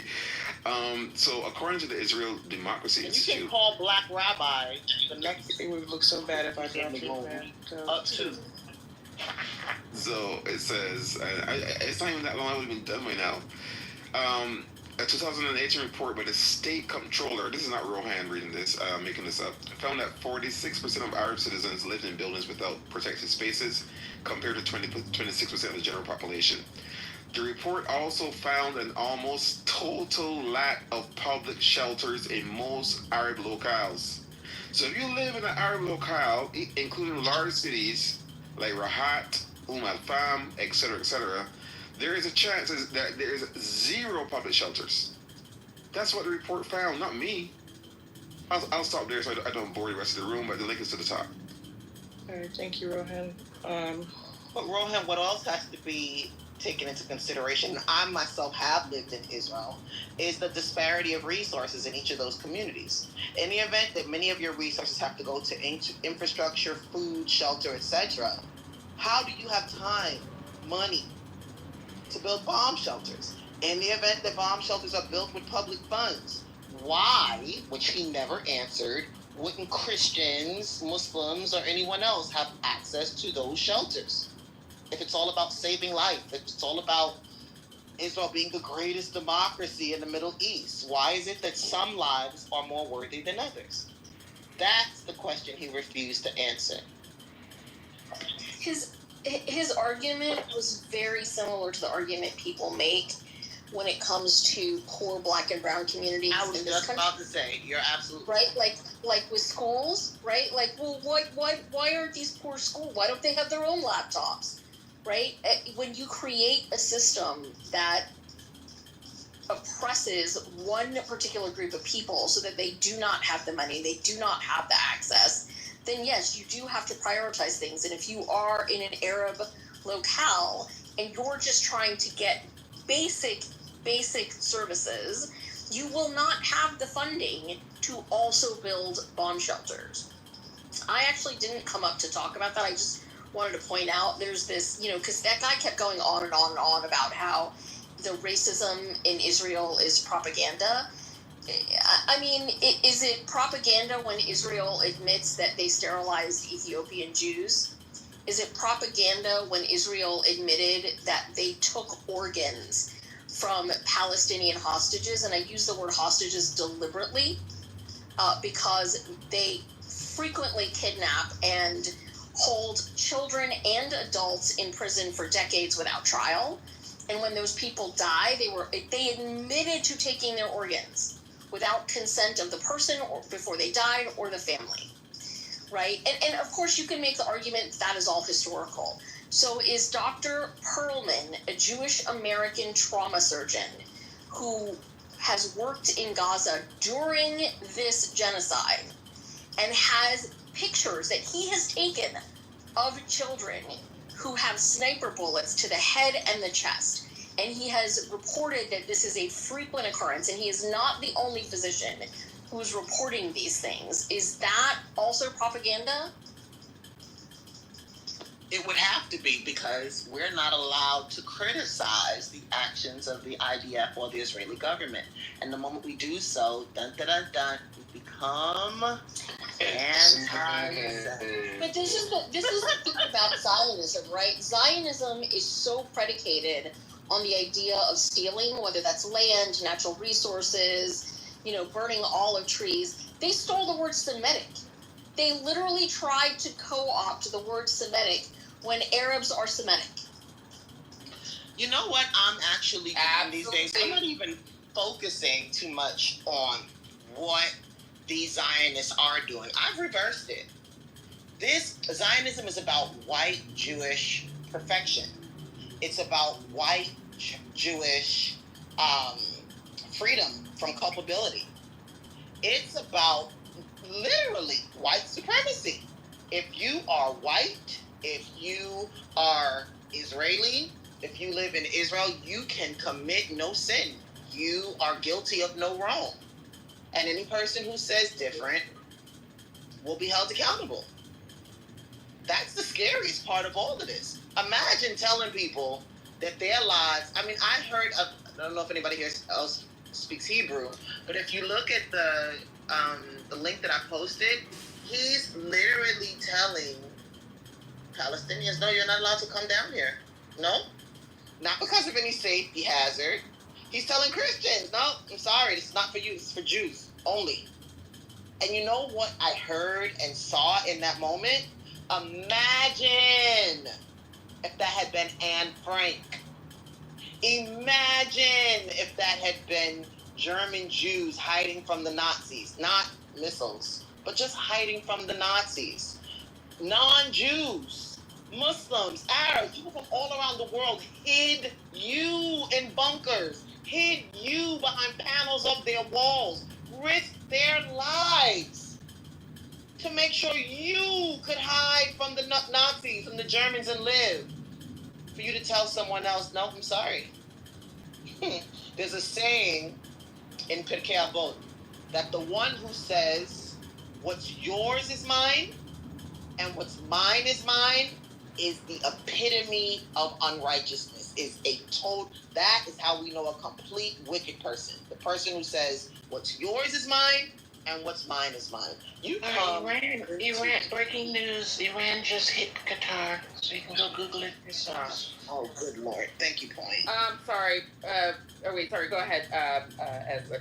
But I want you to think about that. How did Jews survive Nazi Germany? Listen, guys, sorry, another bit of breaking news. Are y'all watching what's in the chat? First of all, Amir, that better not be, what's his name again? Gosh, what is his name?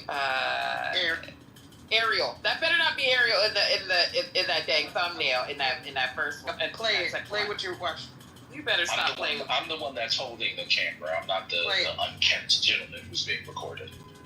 You're not the unkept gentleman. All right, so you're the. Let me hear it. All right, hold on one second. Let me see if I can try to. Can we at least change the room title? If you're gonna make this about me, I'd appreciate it. Absolutely not. Give me 1 second. Trust me, it'll be a short little thing in this, and I love it.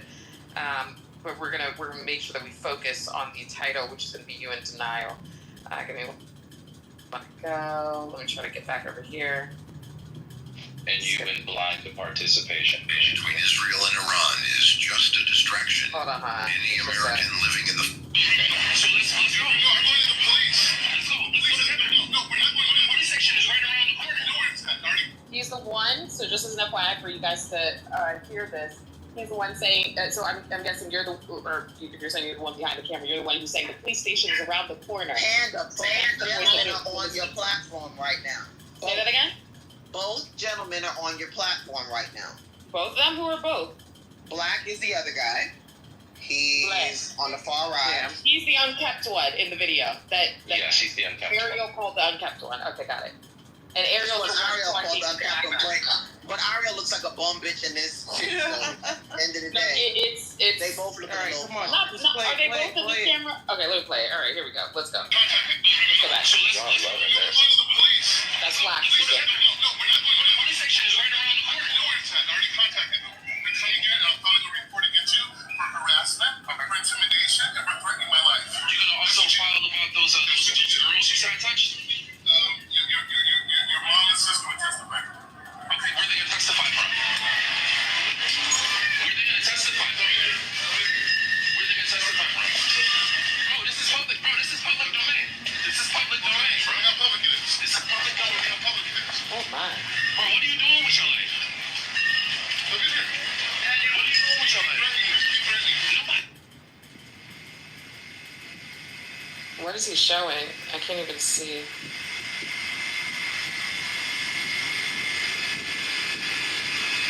I don't even know what it says. Number one, a black person not connected to the Torah is a nigga.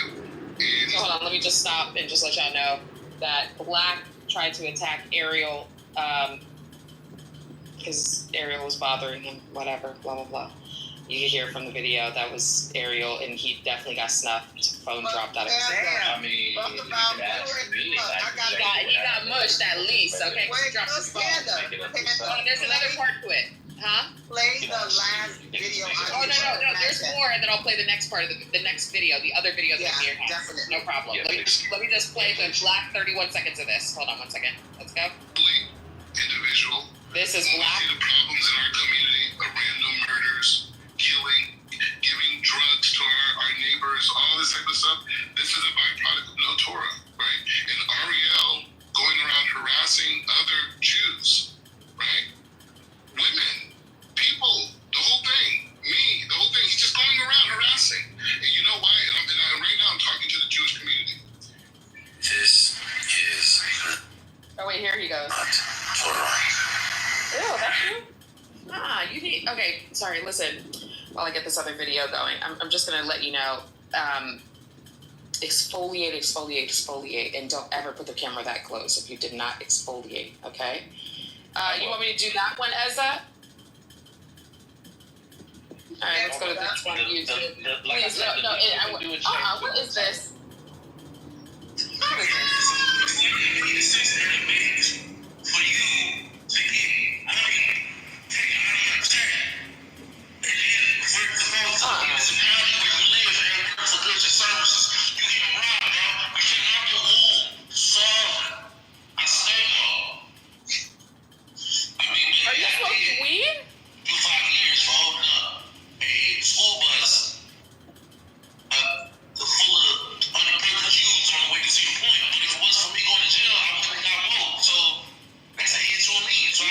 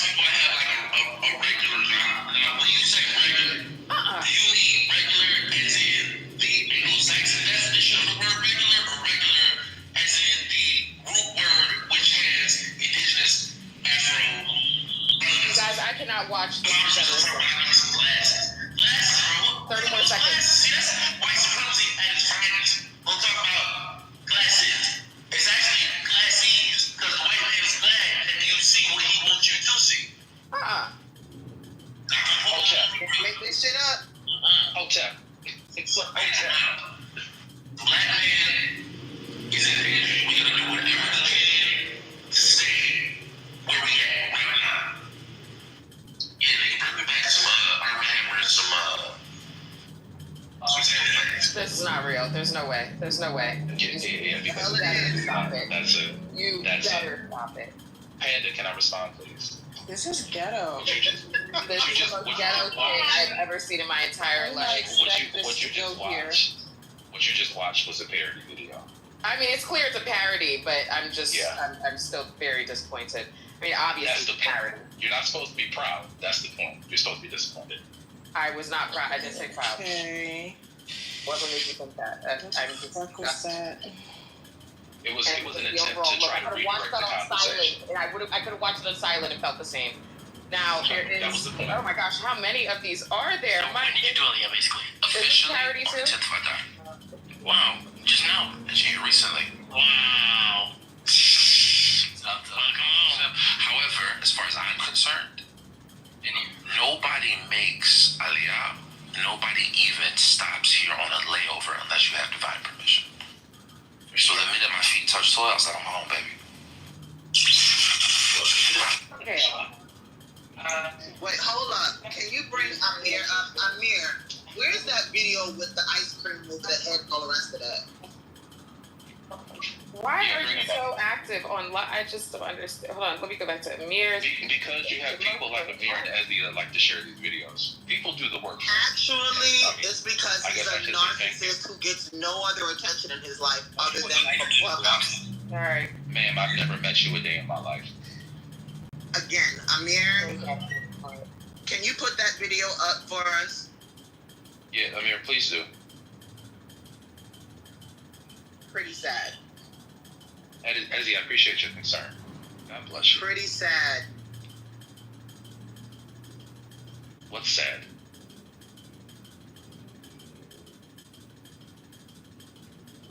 Hold on. Which video are you talking about? You remember the one where he was talking about killing Palestinian babies? Where he was talking about if Edward came through Border Patrol, what he would do when he was trying to flex like he was part of the IDF when he wasn't? Oh my god. Never said I was in the IDF. Yeah, the direct... Hold on, give me a moment. I think he posted them at the top as a... Just give me a moment. Ooh, jeez, there's a lot. And it's only 3 videos that I put. I mean, between you there's a lot going on. So did you hit the Palestinian kid? Oh, he's on the phone. How did you see the video, T? Yeah, I saw that. Oh, it's crazy. Is he in Israel now? That's what he claims. Well, we don't know because he claims that he was able to get a charter flight. Guys, I do have something here. I have a couple things. This is from Amir. Thank you, Amir, for the information. Everybody, give me 1 second. I think I need to switch the modes real quick. My audio. All right, I'm on standard. All right, perfect. All right, so you guys. And we're back. This is entertaining. Let's keep this. All guys that should die. Yeah, but you also got lied on. Do you know what? Do you know what? Listen. You said that all guys that should die. Yeah, but you also got lied on. Do you know what? Do you know what? Do you know why I said that? Wait, including the children? Kill the children? Yeah, why including the children? Wait, hold on. I want to hear it out of his mouth. I just got back. Including the children? Yes, including the children. Do you know why? There's no innocent child. There's no innocent child. Yeah. There is no innocent child because all the children are being raised to be members of you on this stage and also myself. Yeah, and also all of these women are feeding and clothing and reproducing with these hateful bastards. Yeah, we heard you. Oh my! Oh my goodness! That's right. That's right. I said it. If you've ever seen a whip slave like this, here you go. Finally seen one. You said kill the children. I said it. Wow. You take issue with it? If you do, what can you do about it? Well, I guess I can't do anything. That's disgusting. We can't because you're hiding in Israel like a coward. Come back to America. We'll show you what we can do. Are an observer. I think you guys just need to stay in your place. Stay in your place, right? Wow. This dude is sick. Nah, you guys just want me to be who you want me to be. Sorry, it's not. But now that he's revealed himself to be a liar, Hold on, we have I one more.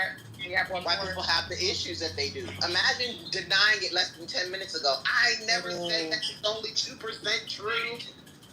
I have one more. 37 seconds, guys. 37 seconds. Right here. Refers to killing 13 or 14 Palestinians. She's gladly killing 13. And it's 13. It's not 13 or 14. It's 13. Old man, take your medicine. It's 13. 13 Palestinians, and how many kids were there? How many kids did you beat up while you're border patrolling the border? Just one. Okay, just one. Okay. And you said last time you beat him up with the switch, right? You hit him on his legs or whatever with the switch. I understand that we have to keep revisiting this because of your condition, but the answer is yes. I hit him on his legs with the switch. Okay. Didn't you just say that you did not do that? And that he asked you how much of that story was true? You said 0.6%. Was that the 0.6? My energy bill dropped from $150. Was that the 0.6? He gave his version of the He story. asked you what percentage of it was true. Was the 0.6% of it being true? Was that you did beat up a kid? Madam, No, that was not within his 0.6. And the tape speaks for itself. I told you I don't lie, people. I told you an accurate description of this idiot. Yeah, you did. So You at the end of the day, what tried can to we do deny about it? before. You tried to deny before. That's What can crazy. you guys do about You're a it? sick bitch. What can be done? So high pitched. You're little. Damn, I sick can ass tell. bitch. I can tell. Why are you talking about me? I can tell why you had to get off by going ahead and beating up and killing Palestinians. You got a little fucking dick. You could just. So there's nothing. So you say, dumbass, okay, huh? wait a minute. So there's nothing. So there's nothing that can, what can you do about it? Or like, okay, nothing. But for research purposes only, since we're here. Goodness gracious. So you're from Detroit, right? And then when did you move to Israel? You didn't hear it in the tape? Either I did or I forgot. Okay. Well, all the evidence is there, so I can't help you. Anything else? You got your evidence. Anything else you need to know? Done. I can't hear you. All right, if you have a little attitude, then we'll just skip right over you. Just a little, so you guys could kind of, I guess, even though it's not understandable. Since you don't want to participate, he's very salty right now. He doesn't want to participate. You can go ahead. Even though his actions and his words are comprehensible and how he thinks, but I just want a lot of you to know that he openly admitted. I don't know if they have the recording still. His family disowned him behind him leaving to Israel. He even said he didn't have a relationship with his father. His father disowned him. This is where all that trauma is coming from. So he, uses all of that hatred towards other people. That's just how he is. He's just a sick individual that way. Yikes. What a fucked up mess. Don't blame Palestinians. Blame your daddy. It's okay. Wow. Or you. Kill all the children. That's crazy. Yeah. Just like your daddy tried to kill you. This is terrible. Goodness gracious. But yeah, man. Clubhouse boy. Sheesh. Well, that's interesting. My goodness. Wow. I put another oh my goodness. Not there's tiny more. documentary in there. It's 6 minutes long. You can see that he lives in the ghettos part of Israel. He gets his news from the sticky notes on the wall, and he said his mom and sister don't talk to him. And, he changed his religion from, I think he was a Christian, and then he converted to Islam, and then from Islam to Judaism. He says in that small documentary.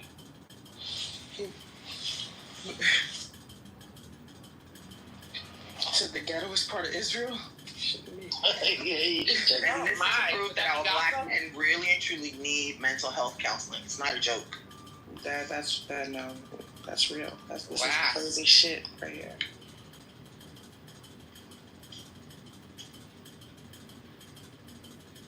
Hold on, I'm about to play that next video. Let's see.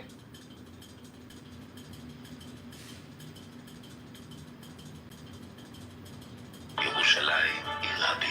this is long.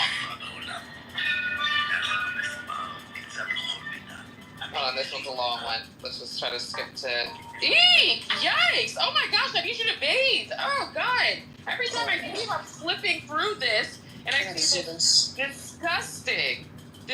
What is this? Oh God, he is so primitive. My goodness. Sir, bathe, please. Exfoliate. But Black Rabbi is the one who's unkempt, remember? Oh God, he's unkempt. He's worse than him. Actually, I don't know who's worse. No, they actually almost like twins. They really are. Oh, I had a wonderful childhood. My father. He had a wonderful childhood? What did he say?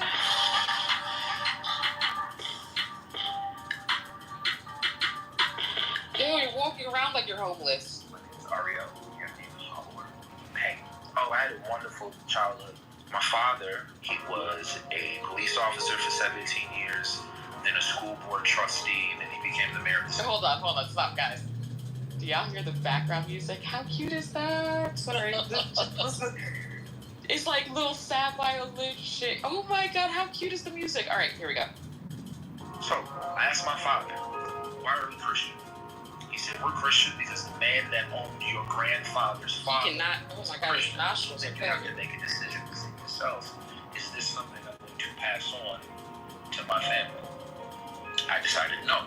But then I started reading the Quran in depth and the Hadith. You're like, okay, where do I go now? And then, Shia, Sunni, whose side do you need to be on? After this is over with, this thought process, it's like, okay, well, what is left? The bare bones, like when you boil everything down, what's left in the bottom of the pot is Judaism.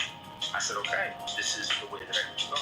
Went through a conversion process. I mean, first thing, you gotta come to a realization. That realization is... Oh, God, it's boring. Okay, warrior scholars, the mental defense, the spiritual defense, the physical stuff. By nature, this is my claim. I mean, they're even look, the way that we... boring. Most important concentration, which is equal. What did Sir say? Pray for clarity. Pray for clarity. I cannot watch this homeless shit. I really can't. He just looks like such a bum. It's so disgusting. It really is. It's so trash. Ugh, he's so embarrassing to Black Americans. My goodness. My goodness. He's just so embarrassing. Walking around Israel look like that. Like you can at least wash your clothes. My goodness. This is horrible. Or put on some of that olive oil. Israel is. He's so disgusting. Looking straight ashy. Ugh.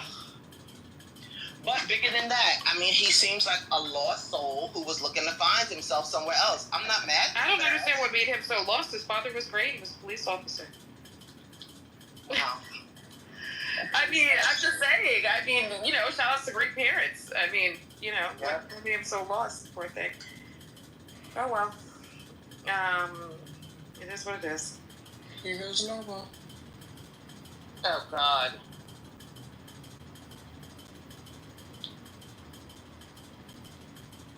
Does he want to speak to his? I think we should ask a normal. How does it make you feel Netanyahu is giving weapons to ISIS? Zero evidence of that. What to ISIS? So weapons to ISIS. What Netanyahu did first? Netanyahu first funded Hamas, right? $15 million were coming in. I dispute that. You are incorrect. According to Ehud Barak, that's the former Israeli prime minister, and the Times of Israel said they blew up in their face, this whole funding Hamas. Now, recently, about 2 weeks ago, according to Times of Israel, Netanyahu gave weapons to ISIS that steals aid from the Palestinians inside Gaza and sells it for triple the price. So you think ISIS is in Gaza right now? I'll put the link in the chat. He was actually locked up. Hamas kept him locked up until you blew up the building that he was locked up in. Yes. Your people did that. Hamas did steal and then they put him. The idea, right? They put him on their payroll, and this is what they did. They gave him weapons. And recently, a Knesset member came out and he's told everybody, right? It was posted all over the news and whatnot. Let me put the link in the chat. It's from Times of Israel. I've heard all of your nonsense in your rooms. It doesn't make it less nonsensical when you change rooms, Amir. It's very silly. You have no connection to this matter. You're an American from India with no one. You couldn't find this area on a map. So it's just your ignorance is embarrassing, which is why Palestinians boycott your room.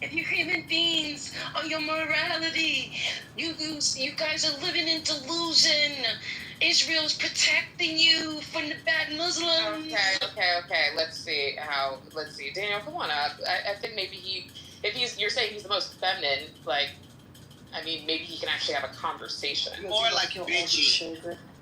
Oh, he's bitchy. Oh, goodness. Oh. I'll just give him a shot. He likes to call women C-U-N-T. He likes to call women C-U-N-T, which is very misogynist. I don't know. I kind of like the word. I'm not going to lie. I think it's cute. I love it when guys say. I like oh, look at you. You're such a cunt. Word. Oh my God, it's one of my favorite words. So look, you guys discover Ariel? I'm sorry, I had to go out. Did you guys discover Ariel and how warped and his mind is delusional and mental health issues? Yeah, I'm not even. I like the more I think about it, like I just feel bad for him at this point because like he needs some help. Poor thing. Yeah, it's just I feel bad. I'm not letting you up here unless Daniel comes up here. I want Daniel to come up because he's big. I just want to say real quick that I've encountered a lot on this app. Thank you. Quite a bit over the last 4 years. I have never encountered this level of depravity. You have a person on stage celebrating the violence against children. I don't think I've seen that. I've been here for a long time. I've been through multiple. Who did that? Who did that? Ariella. Yeah. Oh my God, you're a disgusting human being. Let him finish one. Yeah, no, I'll land there. But I really, I'm over here like, this is just, I'm at a loss for words, legitimate loss for words, probably for the person on this app. And Rohan, that's a black man from Detroit. Imagine what people from other places are saying. Jesus. Disgusting. Oh, thank you, Easy, for saying that's when I lost my train of thought. That's what I want to say. This is a black American saying this. Imagine what those European Jews be saying and how they act and think. I know because I live around some of them here in Manhattan in New York. They're scum, man. They are evil people. Have you heard of any of them? I'm sorry, we're making it a race thing. I'm just curious now. Have you heard any of them say, you kill all the children? They kill all the children. Yeah, of course. I don't hear none of them. I live here in New York too, and I'm telling you right now that I've had such I've honestly never encountered, let me be very clear, a Jewish person. Now a Zionist, I don't know, but as far as what I know, as far as a Jewish person, I've always had pretty pleasant interactions. I've never had an issue at all. It's called progressive until I've never had an issue. Yeah, so in regard to like. Yeah, in regard to Jewish people, I've never had an issue. Zionists, I never really met. I couldn't tell you if one was a Zionist or not, but I mean, they've been, as far as them being Jewish. I've never heard anybody. Well, majority of them are Zionists, especially the ones here in New York City. And I've encountered many of those scum, because I go to a lot of the rallies. And a matter of fact, 2 months ago it was now, did any of you guys not see when Ben Kavir came to New York and all of the people were protesting? Those Jews in Brooklyn Zionists attacked women. It went viral. It was all over the place. They were beating women, hitting them with cones, kicking them, while NYPD facilitated it. This is what they do. Is there video where there was a woman? There's a bunch of videos of it, of course. Like a whole mob of guys like after her. But again, hundreds. I couldn't tell you who was at those things. I ain't never been in one of those. Listen, I just know that. Well, I have. I went viral. Everyone knows me on this app. I'm one of the people who was at the I was one of the people at the rally group. I'm knocking one of the teeth out at one of their Israeli mouthpieces. My name is Esau. All of them know me. I knocked his teeth right out his mouth for being a terrorist. There's a video of you knocking somebody's teeth. Show me. Can I get the video? Of course there is, at Columbia University. Oh my gosh. Let me look for it. I go to all the rallies. Everyone knows. He was doing God's work. Was it normal? Of course I was. He's an Israeli mouthpiece. He was here terrorizing a lot of the college students on campus. He was harassing 2 young Jewish women, protesters, and I intervened and I gave him what he was looking for. How does that make you feel? It made me feel great. You seen the video, Ariella. I did what I would do to you. Ariella's crazy. I would like to say that Zionists lost yesterday. The new mayor will be Zohan. Thank you very much. He won the New York City, baby. Yeah, primary. I know, but you gonna win it all. We coming out in masses. What if he doesn't? That video, I really do want to just watch it. It seems so fun. We coming out in I'm going to masses. put it in the chat right now. Hold on. I'm so excited. Oh, so when it's violence against Jews, it's fun, right? I got it. No, this is a Zionist thing. They're not Jews. They're terrorists. Those are terrorists. I have literally said that I've never met a at least Jewish person, okay, that has been unpleasant. That's ever been unpleasant to me ever. So when they are unpleasant, i.e. they're they are. Listen, Zionists. Can I finish my question? No, I heard you, man. Can I finish my question? Zionists are Jews. Relax. Let her finish. Calm down, Ariella. I'm very calm, and my name is Ariel. Please, don't interrupt. Just let her finish. That's all I was saying. All I was saying is that there's I don't appreciate the violence against Jewish people at all. Okay. I just spent time. Everybody go to the link in the chat real quick. Oh my gosh. There's been I saw this. This is what I saw. There's been plenty of Jewish people, like, what's her name? She works for Cold Pink. This poor woman, she's been fighting for the Palestinian cause since the 1970s. And they just be roughing her up in Congress, like Capitol Police. What's her name? Medea Benjamin? She's a Jewish woman. And she says, how dare you commit a genocide on the Palestinians using Judaism? Zionism literally hijacked Judaism to do atrocities. That's what's happening. So God forbid if violence escalates in the United States, how many of you all are willing to take up arms to defend either side? Man, listen, shut up. You over there with the Israelis oppressing people. Don't you worry what's happening over here. It ain't gonna be no kids. It ain't gonna be no kids, though. Will this much? Feeding children. Will this Like, much? we living in the 1950s or 60s. Hold on for a second. Wait.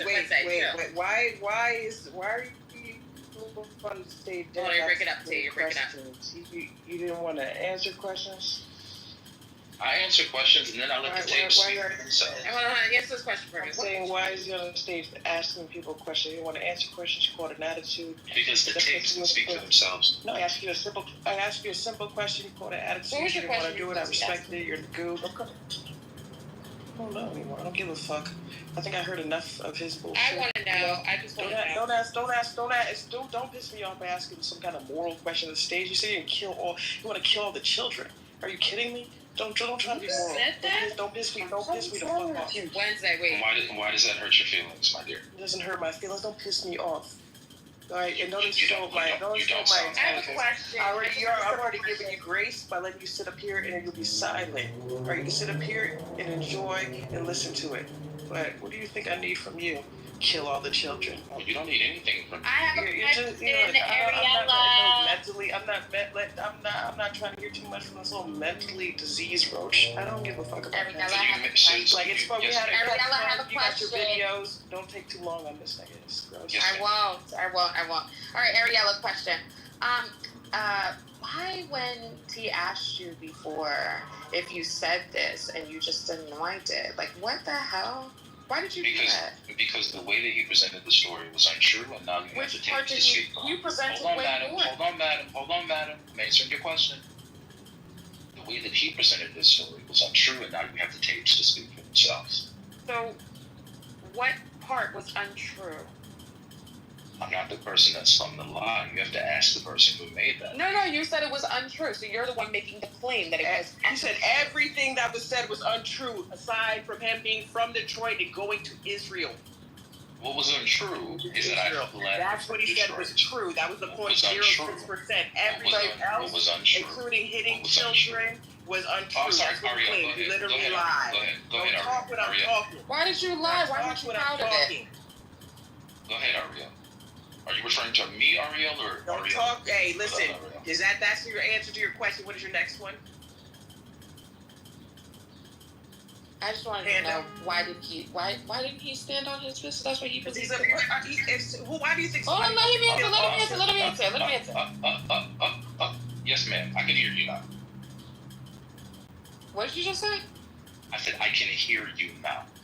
So why didn't you stand on business when it came to you beating up a child? Because the way that it was presented. You know I love doing that. You Sorry. stupid bitch. You pussy motherfucker. Use my language. You such a The funny thing is, I presented it much more lighter than how he was bragging about. You did. You can't say something like you want to kill all the children over there and worry about how something's presented. Oh, you presented it in a way that, nigga, you said you wanted to kill all the children over there. What kind of presentation, what kind of bow are you looking for that package? Stupid. Why is he blaming you?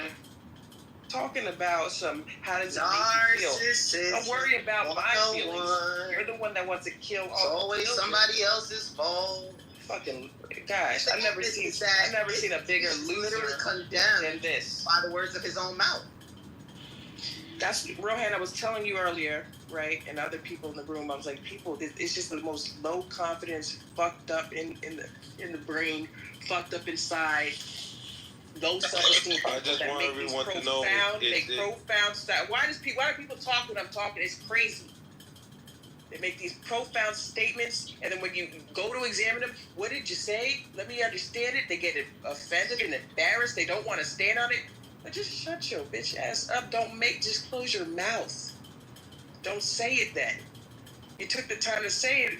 When we don't take the time to understand it, you're embarrassed. And you switch up, and you backpedal, and you pussy pop, and you look so fucking stupid. And it's all of that. This one is the worst one. It's disgusting. This room right here, it was Zionist are in denial. Anytime we can get the room organized, they were cornered into making some sense, and I really don't think that's the worst corner to be in. I mean, gosh, they ran. Okay, they ran and flipped out. You couldn't get a hold of them. This room did not go the way that it didn't reach my bar. I like things to be organized. It was all over the motherfucking place. I expected a level of that, of course, but I couldn't even barely moderate the motherfucking good. And I understand that this issue is something that is terrible. It's a terrible thing that's happened. It's a terrible thing to talk about. But there's key things that I wanted displayed. Okay, and that at least that was accomplished.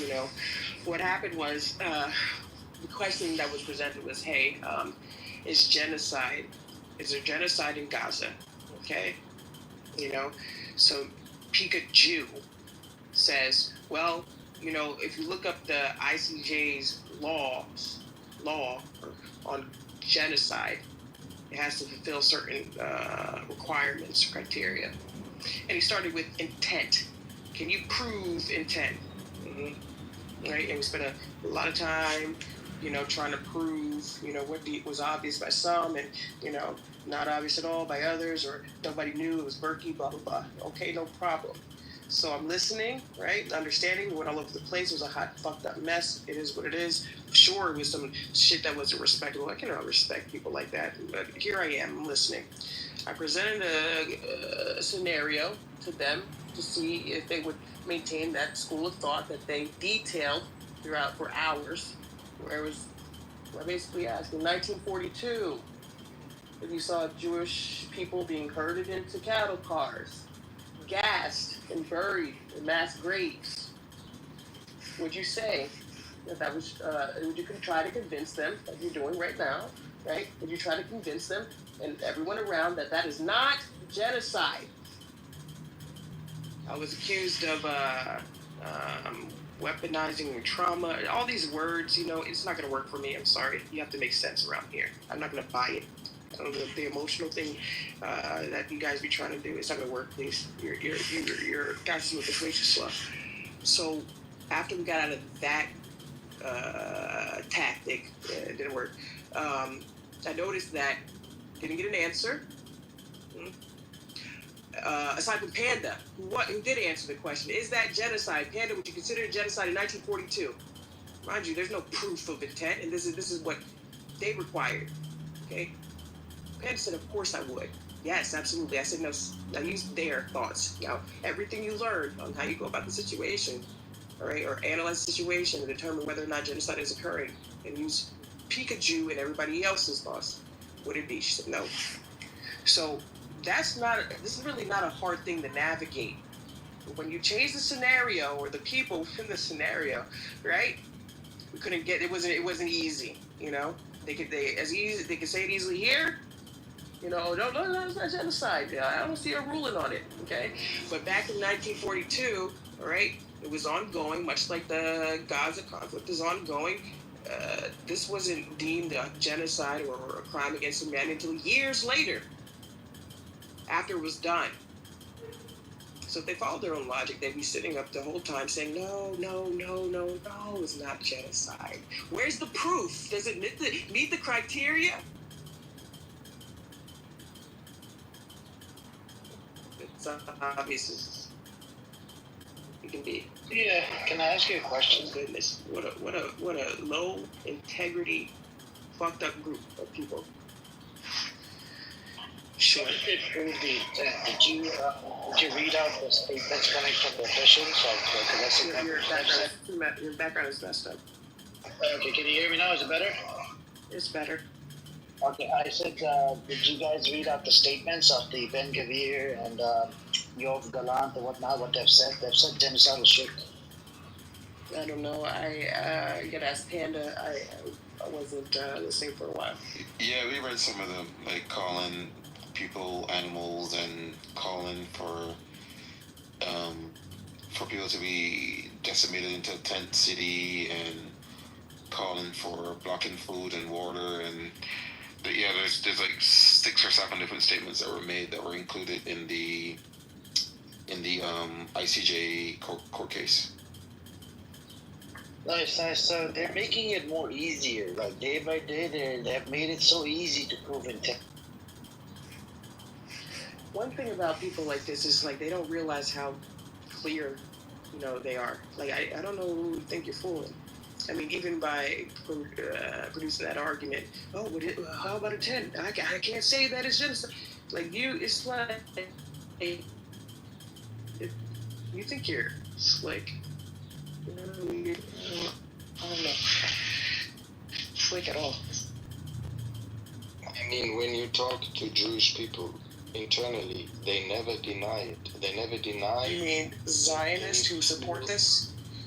No, they don't feel that they are not right. They feel like they're superior to others. They say it openly. I remember my biology teacher who was a young student, 25 years old, and we come in the discussion because I thought she's an open-minded, normal girl, and then I asked her what she thinks about the conflict 12 years ago. And I said, do you agree that 2 children's lives are more worse than 1? And then she looked at me and said, what do you mean? What do you want to tell me? I say, if you kill 2, it's one more than another. But she said, a Jewish child is worse 10 or 20 children, not only 1. So I don't feel at all sorry for any Palestinian child. And this was deep out of her heart. This is a brainwash they get from small childhood. They really feel superior. They feel that their lives is worth more.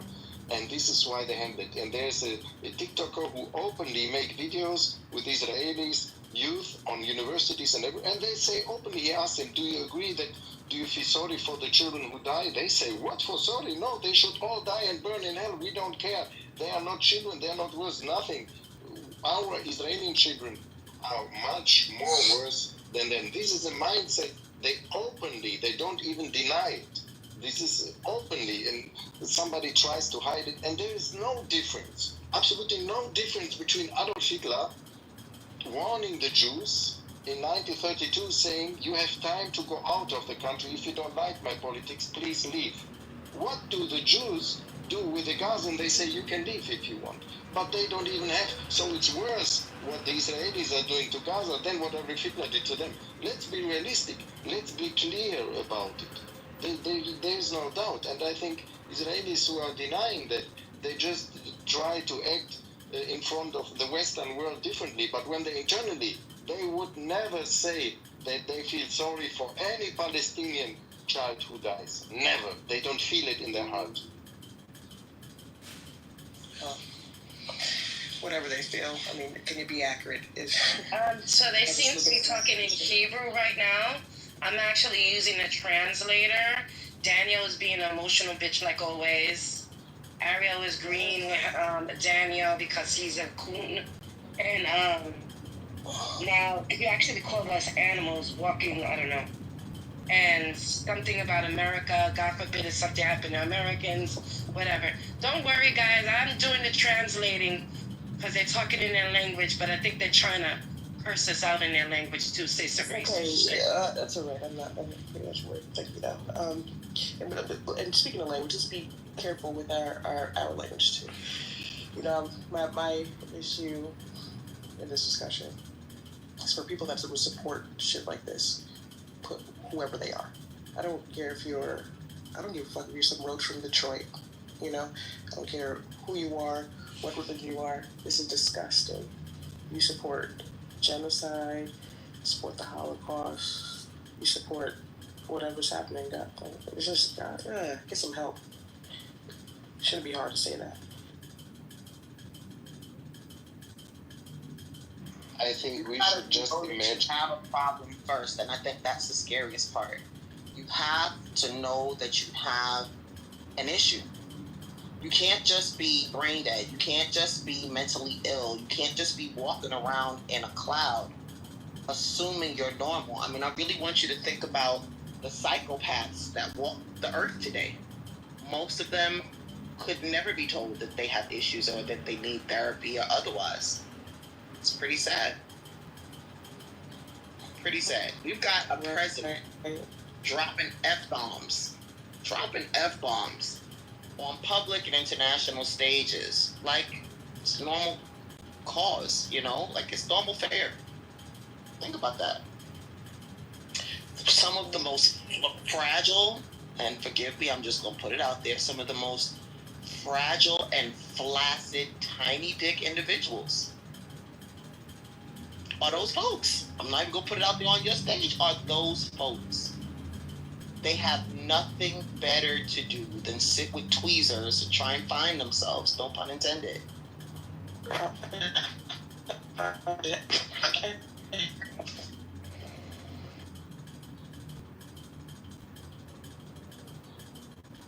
Anytime you think it's okay to kill children, and for you to like stand all 10 toes down, like that was something good to say. Caleb is a father. He's a fuck shit in my estimation. If you even heard Ariel say something like that, and you did not stand against it, pretty sick. Right.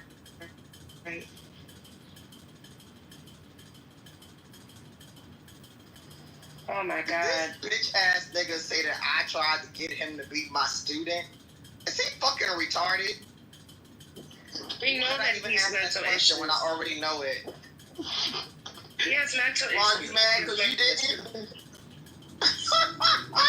This man walking around with a white man on his PTR talking about other people's lives. That's pretty sick. Pretty sick. Pretty sick. You not, Ariel, you don't want me to start talking about your daddy. We got a file on that too. You really want round two? Back up, sit in the corner, eat your jello. Eat your jello. It's about to get ugly. What'd you call him? Silverback looking bitch. You need to back up. I wish Caleb would have came up, because you want to know a passive-aggressive Zionist who says, I'm in your side. I'm the only one that's in your side. And I would gaslight the shit at you at the same time. That's Caleb. He will make you, he will question, like, is he, like, then you be like, nah, motherfucker, it's a genocide. Fuck you. That's dumb. It's really psychopathy. It's not even a joke. I do not know one black Jewish man living over there who didn't run there trying to find himself, who didn't end up single, and playing with themselves in a corner. Not one. They're either gay, like Ron/Michael, or they're devastated that some white Jewish woman didn't want them. That's how it works. That is how it works. Do you know Lieb? He was in here earlier. He's kind of scary. Yeah. He's kind of scary. Caleb, white man, that's not your sentence, boo. You don't get to talk about black Jews. Sit in your white supremacist patriarchal space and learn something. Your Jufro doesn't count in this court. Sorry. I'm saying. See, I'm half black. I've got a Jufro. Fuck out of here. Unless you use a pick, motherfucker, stand down. Here we go. Yeah, what a racist. Oh, now you're hurt. You can spew all kind of shit in the back chat. Well, you got the right one today. I am not Ariel. I am not Michael Ramsor. I do not grab my ankles for black or white men. Dig that. Seems like they do it for both. Both of you are fucked. I'm surprised Davin. Oh my God, Davin is the worst. Davin. He is. I think he forgets time and space and the question that he asks. And then he'll say the question over and over again. And then he'll call you a Jew babe. Devin is sitting in a nursing home with nothing else to do. Feel bad for him. Wow, you guys know you guys know each other. You guys in the chat. I think him and El Normo are in the same ward. Just sit with their little green and strawberry orange jello. Yelling retorts at their phones. And their family members don't mind because at least they're not bothering the heck out of them. Turn hand raising off just in case your thumbs get tired. It's freaking scary. And he's spelling my name ease. I want to talk about fathers. Can we open that file, please? Oh wait, I forgot about this guy. Oh shit. Imagine. I heard the rumors is, right, I don't know, look, I heard it from the streets of Clubhouse that your father, all due respect, has done some sort of corruption. I mean, well, be it that he was a public official, we can look it up. I mean, because we all know I'm a pathological liar, right? No, but didn't they get him for stealing money from the city? Be it that I'm a pathological liar, and he was a public figure, can we please just have straight answers? It's seriously, it's so boring, when we do this whole long drawn out thing. Because the truth of the matter, if you don't want to answer, just don't. No, he wasn't, because at the time that he was in office, his contemporary was Kwame Kilpatrick. We all know what happened to him. The feds are doing a sweep on the entire southeastern Michigan. You're welcome. What do you think the solution would be for the Middle East? I think the Visigoths and the Vikings gotta go. They need to take their raw meat eating selves back to the mountains where they started out. Yep. I think we need to have more people who are compassionate and law-abiding, individuals who respect the Quran, people who respect the Torah. I think that'll be a start. Not that Nation of Islam logic. Go ahead, Queen. Daniel is talking about me having pork in my teeth. Baruch Hashem, I've never tasted pork in my life. But while we're talking, how about you take that man's pubic hairs out of your back teeth? They're affecting your brain. Shit. How do you know everybody's sexual habits? Damn. Actually, the last time you changed your lipstick, you left a rainbow on their dicks. That was the first time. And you were there in person. You have to admit when. What kind of Diddy party was this? You have to admit when Izzy is brutal, Izzy is freaking brutal. I'm sorry, Jen did. But you know what? Didn't I tell y'all?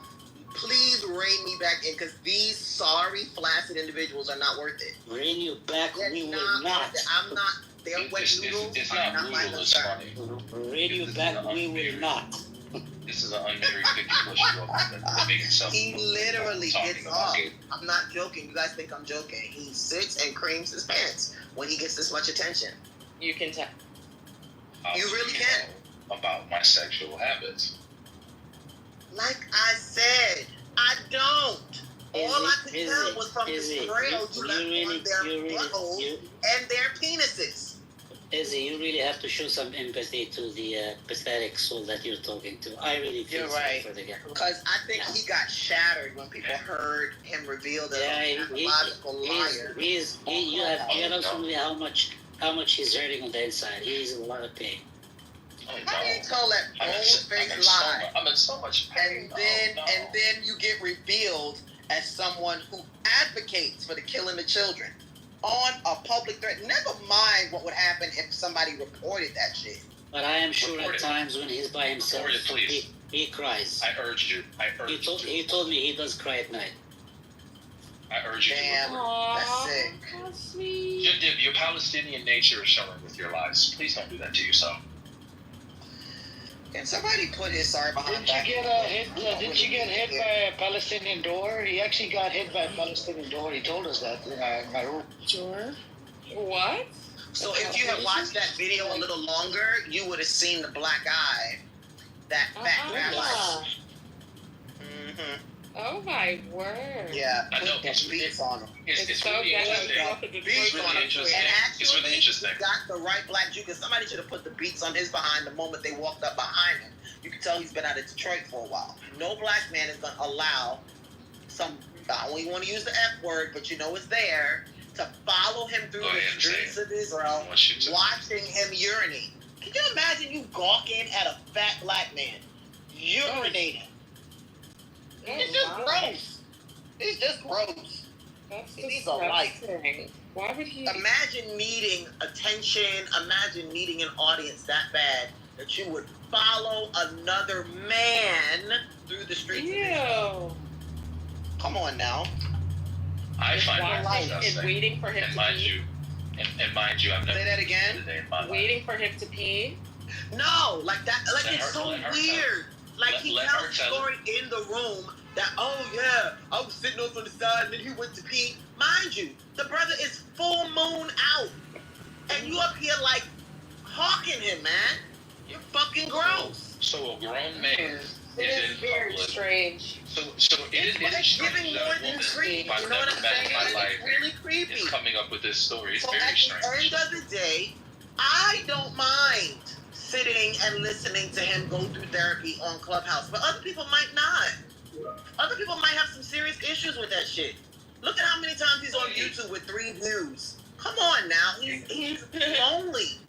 He's so 3 views. I'm talking to Captain Cesaria. Look at me. Oh, I got the white Jews to confirm that I'm really Jewish. I mean, goodness. Get a fucking life. What's your obsession with white people? Get a fucking life, man.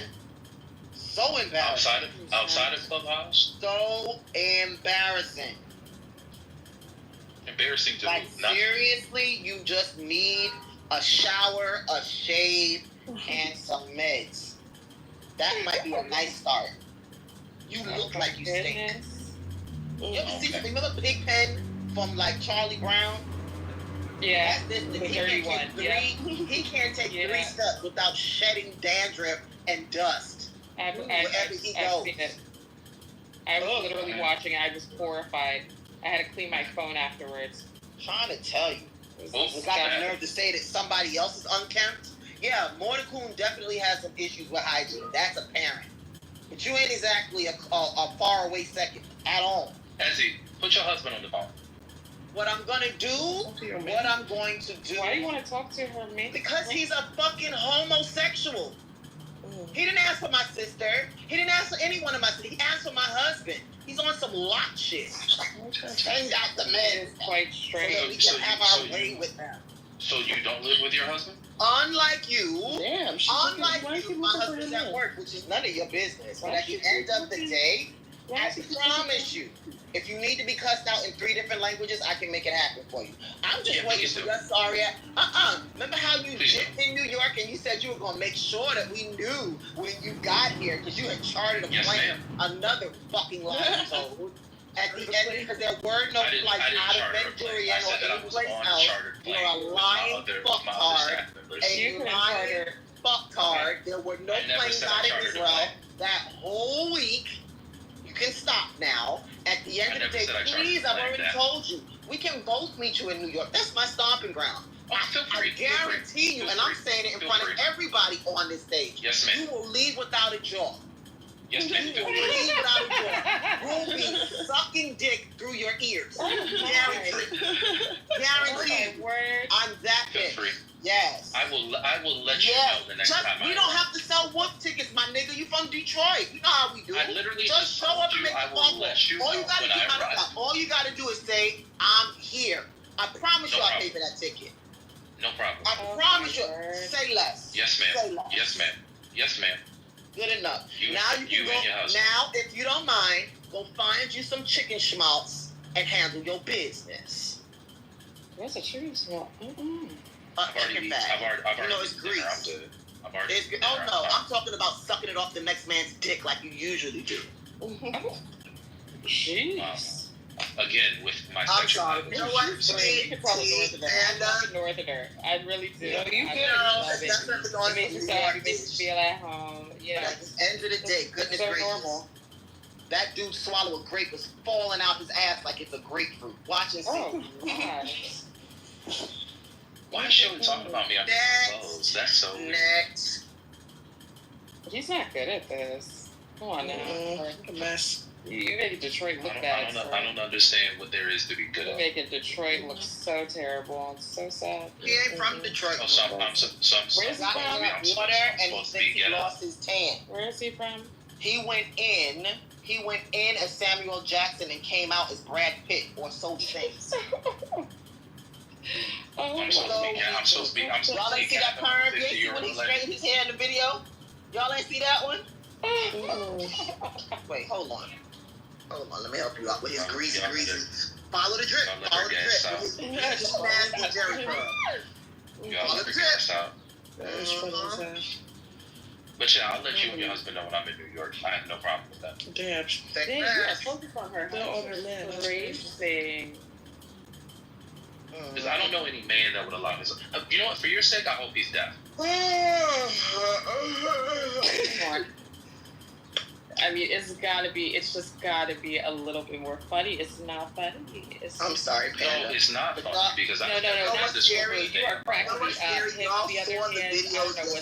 If you guys have not seen the videos yourself, this wouldn't even be half as funny.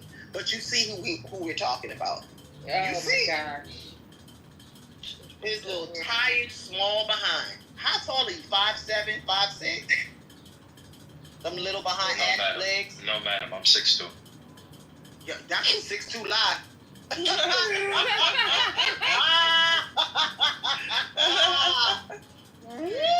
I'm 6'2". In what universe?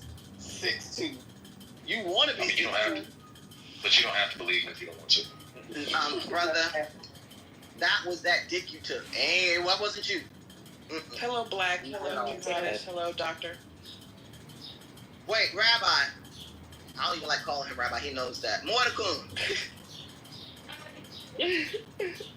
Mordecai, come out and play. I'm screaming. Oh my gosh. Oh, you, boo-boo. Put your husband on baby's on stage. Your baby's on Get stage. your own man. What's up? Yeah, come on. Like that. I just want to let him know. No, the reason why I'm here over there is Black Rabbi. Black Rabbi. Get your own. It's so creepy. Wait, hold on 1 second. Black Rabbi, it was his butt cheeks that Ariel was staring at. He claims that Mordecai went to pee and he was staring at his backside. Why was he bothering that man? Did you feel him watching you, Mordecai? Did Did you feel like a wind pass over those butt hairs of yours? He's homoerotic fan. Did you feel his gaze graze you in an intimate way? It's a freaking not for nothing. Any man, and I said it, and I own it, any man who chases or walks behind another man for that amount of time has serious issues. Serious issues. Imagine a man following another man home. Imagine that. Following anybody for that, man. That's crazy. Imagine that even happening for 2 inches in Detroit, much less 10 blocks. You waited and stalked him in a marketplace. I did. Followed him home. I did? Wait, why Yes. did you do that? Yeah, how did I do that? Ezzy, please tell me, how did I do that? He's on No, I stage. said, He can why answer for did you do himself. You on video following the brother home.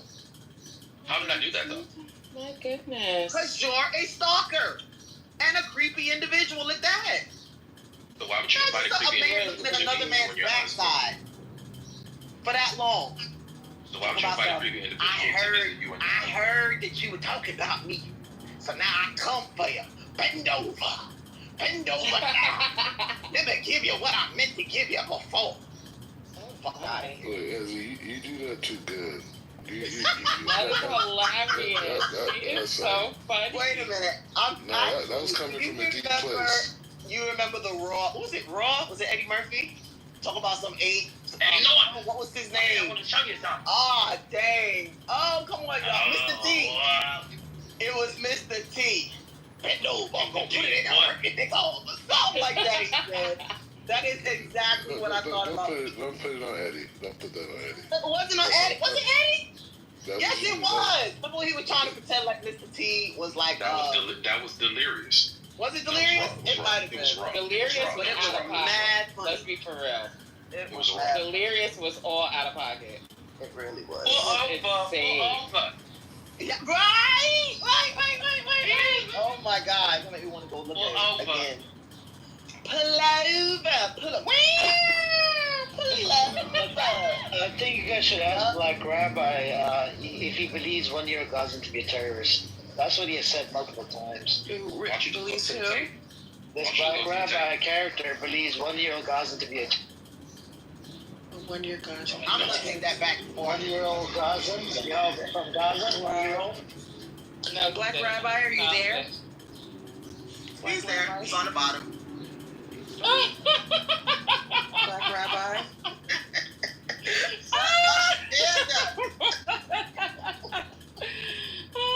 Juhatis, are you there? Hey, what's up, Amir, my old friend? Hey, I'm just putting it out there. You know, I'm single. I'm just out here chilling. What's up? I did not expect you to Didn't I start tell off you to this. stop saying that? All right, so listen, Black Rabbi. Black Rabbi, was he following you? Well, where we at? Where we?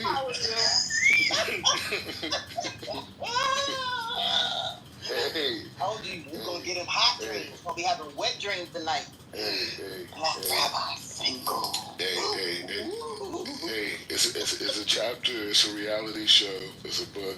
When Ariel start following you again, it ain't a joke. Ariel stopped. He didn't follow Ariel. Ariel followed him. Black, is it okay if I follow you?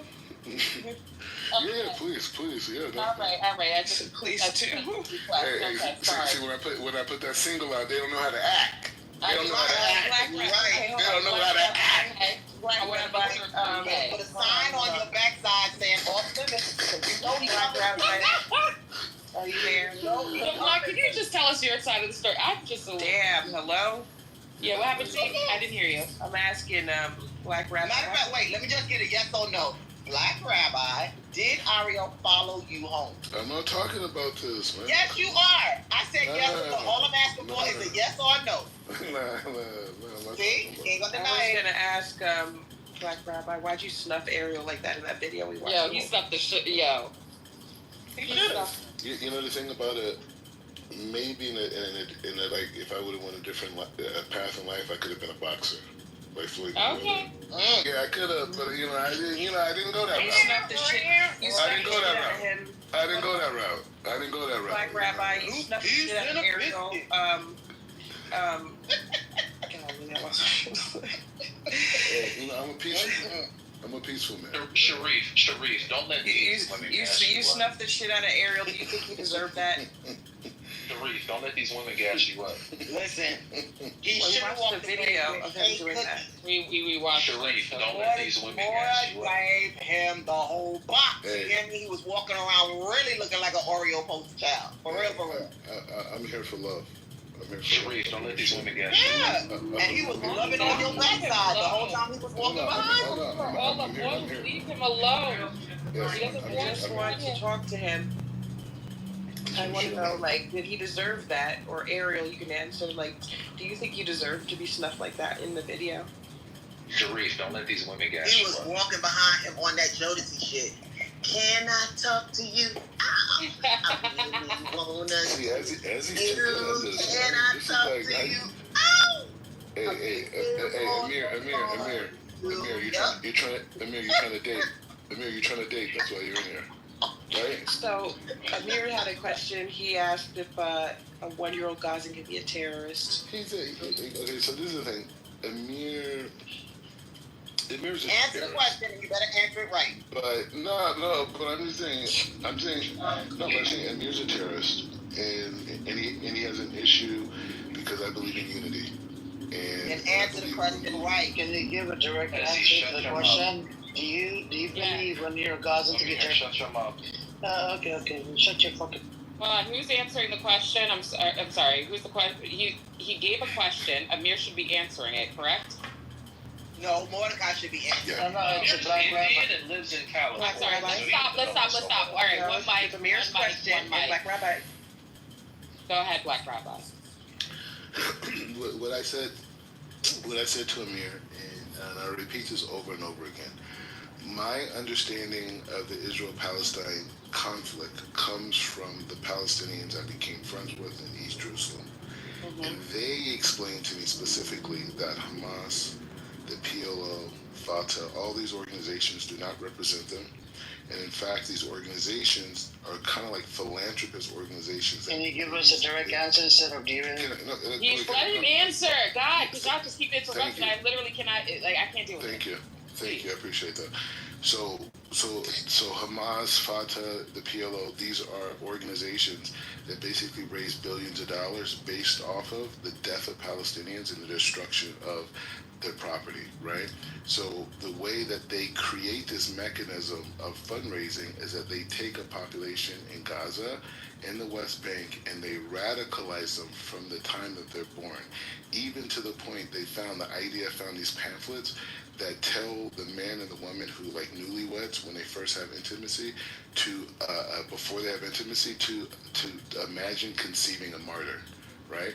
So like even from the time of conception, they're breeding people who are going to be suicide bombers that are going to want to kill and destroy anybody who's not, part of Hamas, right? So that's what we're dealing with. And so they're trying to flip that on me like I'm the bad guy because they're training children. They got cartoons in Gaza right now on their television that talks about killing Jews, killing Christians, killing anyone the infidels, the Muslims who agree with the Jews.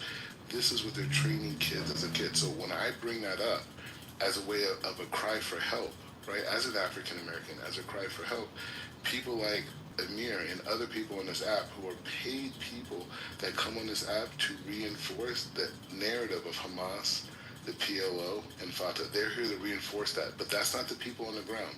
The people on the ground are being massacred because of the actions done by these organizations. So these organizations, they can get richer.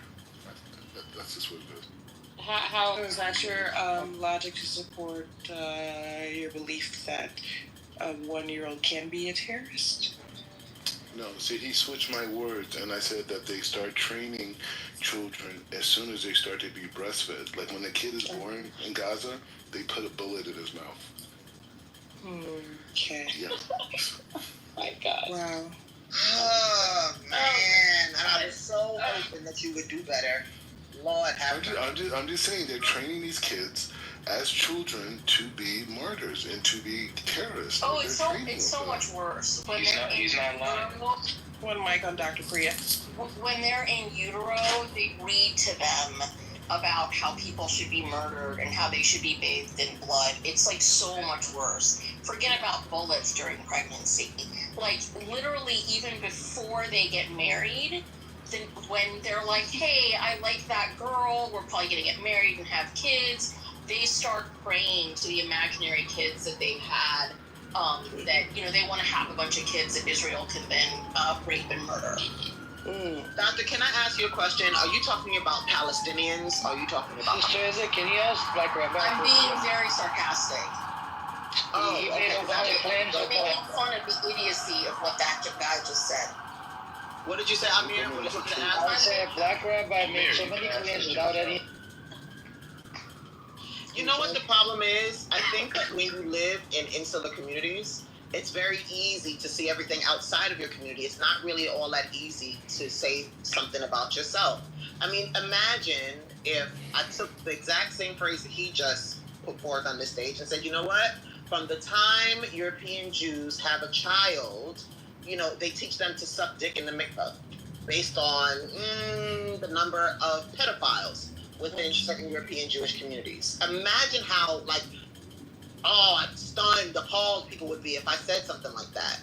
That's the same equivalent. Number one, all Palestinians are not terrorists. He knows that. He's been around Palestinians. I said West Bank. I said West Bank. Wait, hold on. You've been in those places. You know that there are very beautiful, good people in those spaces.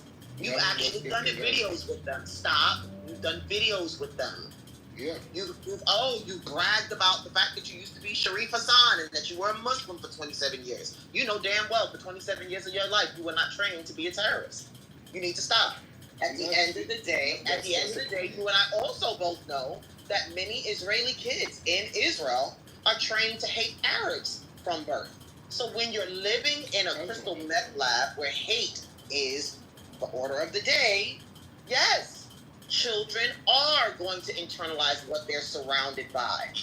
But it is highly irresponsible to say that every single Palestinian child is born and raised to hate Jews, because that's just not true. Not what I right, said. but it's also important to understand that he basically brought anecdotes to a data fight, right? He's like, I know a bunch of Palestinians who told me blah, blah, blah. Like, nothing he has said can be verified. Doctor, where are you right?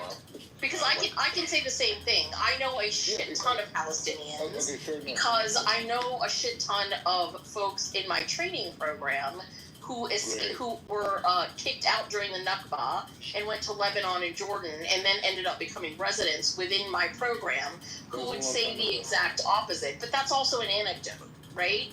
But the Nakba was a long time ago. Okay. I'm so stuck on the... Yes, thank you. I understand what time. I'm not sure what your point is because I do understand. Nakba was a long time ago. How long? I just want to make one point, okay? What does that have to do with the fact that you brought up an anecdote? What does that have to do with the fact that you brought up an anecdote? One more mic. Thank you. Yeah, I just want to substantiate a couple points. So, yes, I grew up, my parents were Sunni Muslim. They got into Sufism. That's how I grew up, right? My siblings, all of us grew up. We went to Muslim schools growing up. The first language that I wrote was Arabic. We wrote from left to right, the whole thing, right? So, because of that, I have an aspect of extreme sensitivity toward the Muslim world, right? Because I have seen the beauty of Muslim people, my parents being themselves, right? And friends and cousins. My mom's brother married a Palestinian woman. So I have half African American, half Palestinian cousins, and Palestinian cousins through them, right? I guess they're second cousins, right? So I'm not coming from a place of, I'm against, Palestinians. No, it's the opposite. And what I'll say is that there's 2 million Palestinians that live in proper Israel every single day that don't refer to themselves as Palestinian. They refer to themselves as Israeli Arabs, right? Because before 1967, they were either Jordanian or they were either Egyptian. After 1967 war, the Russians came organized with Palestinian or Arab leaders, and they formed a Palestinian peoplehood as a mechanism to resist Israel's growth in the West. right? So my point is saying that so the people that are here are basically caught into this concept where they're forced to be refugees, they don't have representation, and then the people in the West who are talking free Palestine are not helping the people on the ground. They're helping the people who are making hundreds of millions of dollars off of arms deals and other types of mechanisms of money that come in out of Gaza that are Palestinian, right? Because if you look at Palestinian leadership, most of which are dead now, these guys were billionaires, right? They're richer than Jay-Z. So where's your proof? Where's your proof? Because again, that Palestinian, that Palestinian leader. Wait. Okay, don't cut me off. Just to be clear, you want proof that Palestinian leadership were billionaires? I want proof that they're putting bullets in babies' mouths. I want proof that there are cartoons teaching them to kill Jews. I want proof of every bit of nonsense you've said. Okay, I mean, well, we could have like a conversation on a podcast, whatever, and I could present all this information. That's not a problem. Are you fucking kidding me right now? This guy is fucking insane, man. Get some help, dude. You're mental ill. Get some help, dude. Get some fucking help, will you? You have the proof or you don't have the proof. Why does it require going on a podcast? Don't you walk down the street and see those Palestinians? Do they tell you we are Israeli? Let me please finish, sir. Let me finish. You have the proof or you don't have the proof. Why does it require me going on a podcast and bringing an audience? Because I want a presentation. Are you? Yeah. So right. So again, you're here to build an audience. Is that a big deal? Okay, I mean, I talk about it on podcasts now, but I'm just saying, the point is saying, if you wanted to have a clear presentation on the fact that child soldiers are being created in Palestine, you in the West are supporting the fact that children are being transformed into soldiers, suicidal entities, right? You're supporting. All right, so hold on for a second, please. Yeah, hold on. So we gotta get at least one. Hold on for a second. We have to. Oh, I'm sorry. Hold on for a second, but we have to get at least one claim. Wait, did he go? Oh, add him to the list of people who run. Notice though that as soon as I asked for proof, it became, let's make it into a big spectacle, let's bring in an audience, blah, blah, blah, because there isn't proof. Hey, Rohan, when you ask me for proof of something, what is my response? Do I say, hey, let's do a podcast? I haven't experienced that yet. I have a question for Dr. on this concept.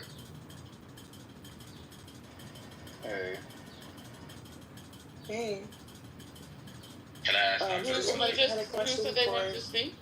That was me. I have a question for Doctor. Thank you so much. So, I'm making an assumption. Please correct me. You're not Palestinian, correct? I am not. Okay. I'm assuming, you don't have to answer, do you live in America?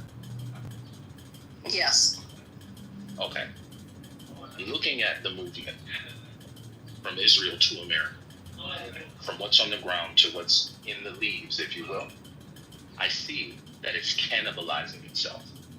And there are some people that honestly believe that if they stay on the side of those that are perceivably in power by popular opinion, that when the fruit falls, that they're going to be safe. So be it that you're not Palestinian and that you're American, are you siding with their cause because you believe it offers you some sort of level of safety or relatability, or it's just that this is the cause that you genuinely feel should take up most of your time?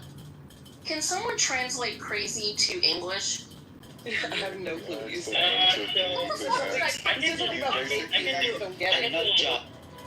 basically was just asking you simply, why are you siding with him? All the other words are extra. Completely.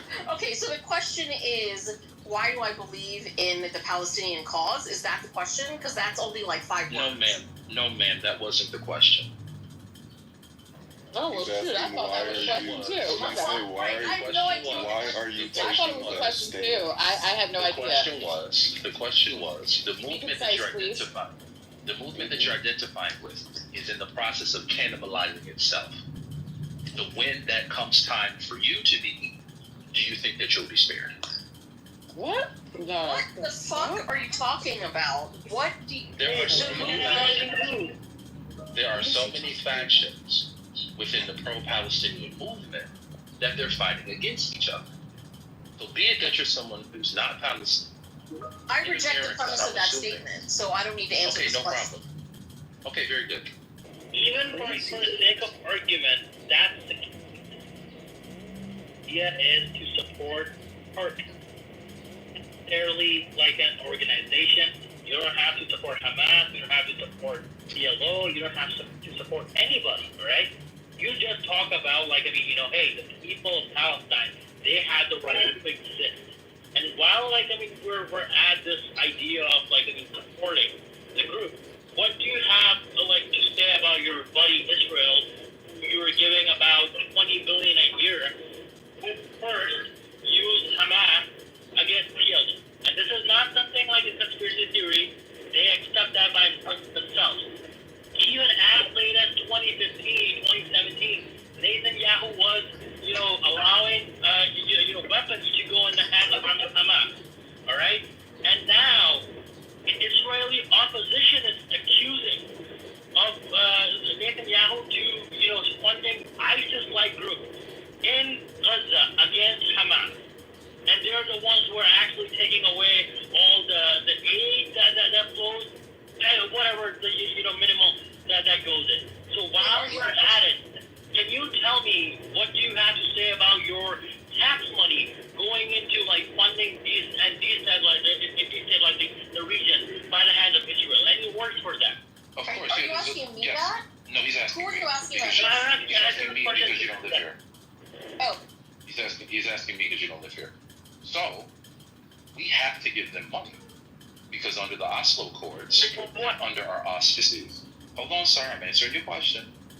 Under the Oslo Accords, to simplify it, it's our responsibility to give the political structure money that runs the people. But if they decide to spend that money on guns, and they're dumb enough to use them against us, we're going to have to handle that. Wait, who told you that, like, I mean, after Oslo Accords, you start giving money? You've been giving money to Israel since, like, I mean, the beginning, inception of it, all right? And you've been giving a lot of money. You misunderstood what I said. I said, in accordance with the Oslo Accords, they can purchase weapons with the money that the state gives them.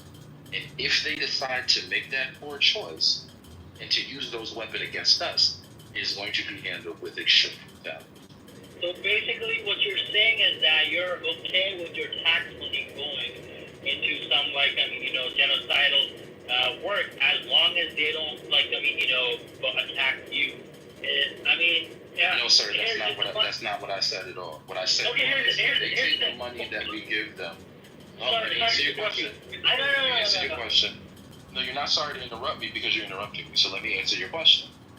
If we give them money, which is what we're supposed to do, and under the Oslo Accords, they can use that money to buy guns. When they make the poor decision to turn those guns against us, it will be handled with extreme brutality. Okay, and who are you talking about? Who would these people be? Are the Israelis or Palestinians? Israel is responsible for giving Palestinians money. They receive money from two different sources: the international community, such as kind-hearted people like yourself, and the country that they live in. We have to give them money so they can sustain their infrastructure. But when they choose to use that money to buy weapons of war, they will be handled with extreme brutality. I think, like, I mean, it's always... you do not know what you're talking about, with all due respect. Because here's the thing, okay, English is my second language, all right? I may not be understanding, but if anybody here is understanding what you're saying, all right, then, like, I mean, you know, then okay, then probably maybe I'm not understanding you correctly, right? That's maybe, like, you know, my fault. But if everybody here, including native English speakers, are not able to understand a word that you're saying, then maybe you need to work on your skills. That being said, the money we're talking about is not the aid that Israel gets for Palestinian people.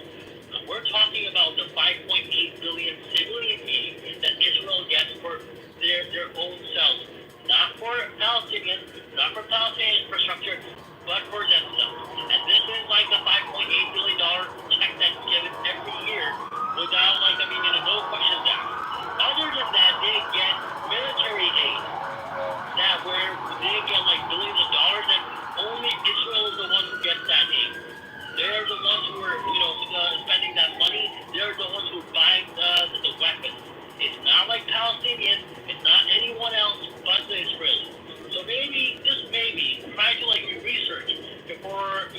making a fool out of yourself. No. So, I don't know if you understand how that money is delegated, but it's very simple. When I was living below the poverty line, I would receive one card, which I could use to buy food, and the other card was used for me to buy medicine.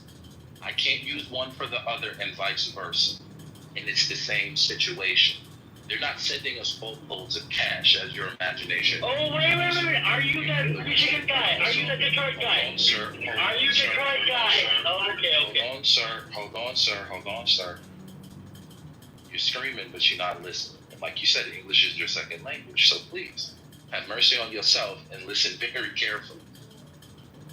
It's not cash money. It's credit and it's debt. Some of that money has to be allocated to the people who live under your control. And if they make the poor choice to use that money for weapons, they will be and are handled with extreme brutality. You got two choices. You can buy bullets or you can buy corn. They're like, hey, we're gonna buy bullets, and now they're dealing with the consequence. This is only one last thing, and then I'll let you speak my vote. So everybody here, right, this guy knows who he is. He used to come in your room. This guy on record had said that how he had, killed You're late to the party. We've already been through that. And like, I mean, he has, how he, beat children, or counseling children. So, I mean, whatever he say that for this, I mean, take it from a grain of salt. I mean, it's kind of like, talking to a terrorist at this point. Arslan, just as an FYI, we all know fully well who he is. We understand the talking points. We understand the whole ridiculous, ludicrous setup of, because this has been the standard lie for decades, right? It's just that now that the world has actually seen Israel's actions live streamed, we all fully are aware of what those lies actually mean, right? Because essentially he's pretending that it is not enshrined in international law that if you are an occupied group that you do not have the right to armed resistance, which you actually do. It is enshrined in international law. This idea that it is a war or something like that is bullshit, right? Because it ignores every single crime that Israel has been committing for decades against the Palestinian people. So again, everybody that you're hearing on this stage, everybody in the chat that's making up all this stuff, we are fully aware that this is the death knell from a desperate ideology that has been exposed. So it's honestly, you gotta just kind of listen and frankly laugh, because I am incredibly amused. I actually find it very entertaining to listen to the desperation of people trying to justify bombing hospitals, raping doctors to death, killing people because an occupied and brutalized group of people fought back. Now, I'm not condoning violence against civilians or anything of that matter, but I am also not someone whose entire bloodline has been massacred. I am not someone who has watched my children be taken for throwing a rock. I am not someone who has had my child sit in jail for decades with no representation or die as a hostage of Israel. I am not someone who, at the age of 12 years old, was tied to an IOF Jeep and used as a human shield, right? Every accusation we fully understand as a confession. Well, man, to your point, to your credit, what you said, a portion of it is correct. They are. Oh, I should just let you know that everything you say, I pretty much ignore. Okay, very good. So I just want to let you know that to a point, what you're saying is correct. And I do find it interesting that you aren't entering because you have no skin in the game. You have no skin in the game. So that's why it's definitely hugely important to me that you feel that something I've said is correct. Let me assure you that your opinion on everything I've said is incredibly important to me. Your smug, white liberal attitude is not helping the cause. It's actually hurting. Yeah, I'm not white. Which is why you said, well, you could have fooled me. Which is why I said that it's interesting that you said you're entertained. The fuck up. Rohan. Panda, Rohan, Corey. I'm here, Teely. I'm listening in. You okay? Yeah, I'm okay. I'm hanging in. How you doing? All right. Just trying to. I don't know how long this room has been open. Just trying to get some direction. Hold on. We've heard burnt to a crisp today, which is a crazy ass level. Because we've heard it all in this room. I'm bored. I'm bored by it. No. Are there any Zionists in here?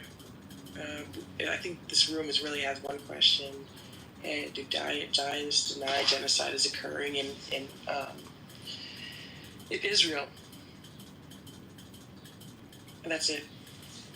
So, when I find, and you're always boring, Ron, Black Ron. Oh, Midas, you ran away earlier. Why? Midas, I'm sorry, I confused him with the other black dude that be saying conspiracy shit. I'm so sorry. Black Rabbi. Black Rabbi. Yeah, I'm here. Where did you go?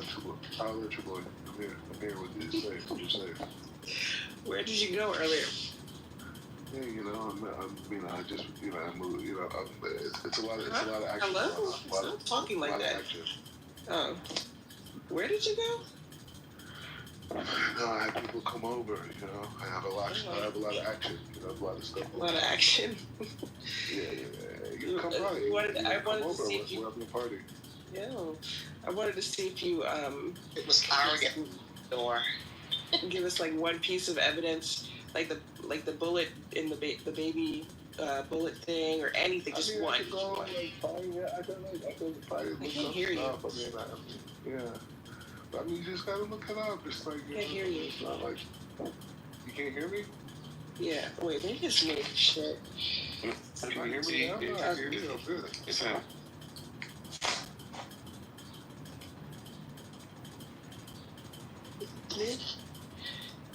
Oh, okay, sorry. Sort of related. So... No, please don't. Oh, I was just going to say, if you ever... I know that y'all have been discussing the ICJ, the International Court of Justice, which is at The Hague, but... From Texas? Damn, Black Rabbi, can I hear it? I was just going to say, if you all have an opportunity to go to Den Haag and go to the International Criminal Court, definitely take the tour. It is amazing. It's fascinating. It really gives you a good idea of why the U.S. and Israel are so hard to pin down for war crimes committed by both countries. It is you actually get to sit in on court sessions that are going on.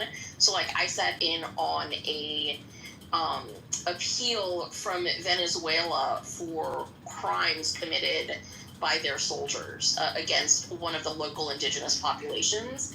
Obviously it's translated, right, because it's an international court. So sometimes the prosecutors aren't speaking in English or French or Latin. I think the prosecutor in this case was speaking a dialect of a local Venezuelan Spanish. That's what the prosecutor's native language was.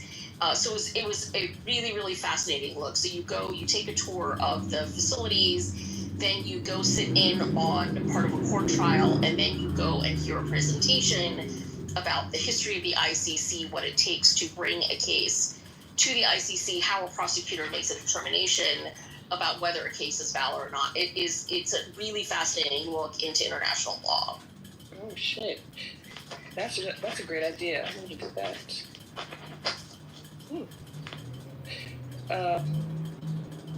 Black Rabbi. I'm here for you. Yeah, I was wondering if you can send a link or something, or just tell you don't have to do it over. Just tell me how to find the baby bullet thing you're talking about. Type it in. Baby and both. Baby. Tell me what to type in. I have it open now. But you know, like Palestinian, put in Palestinian baby birth bullet. Mort, Ariel asked me to play a song for you. We guys work together? You ready for it? You guys work together?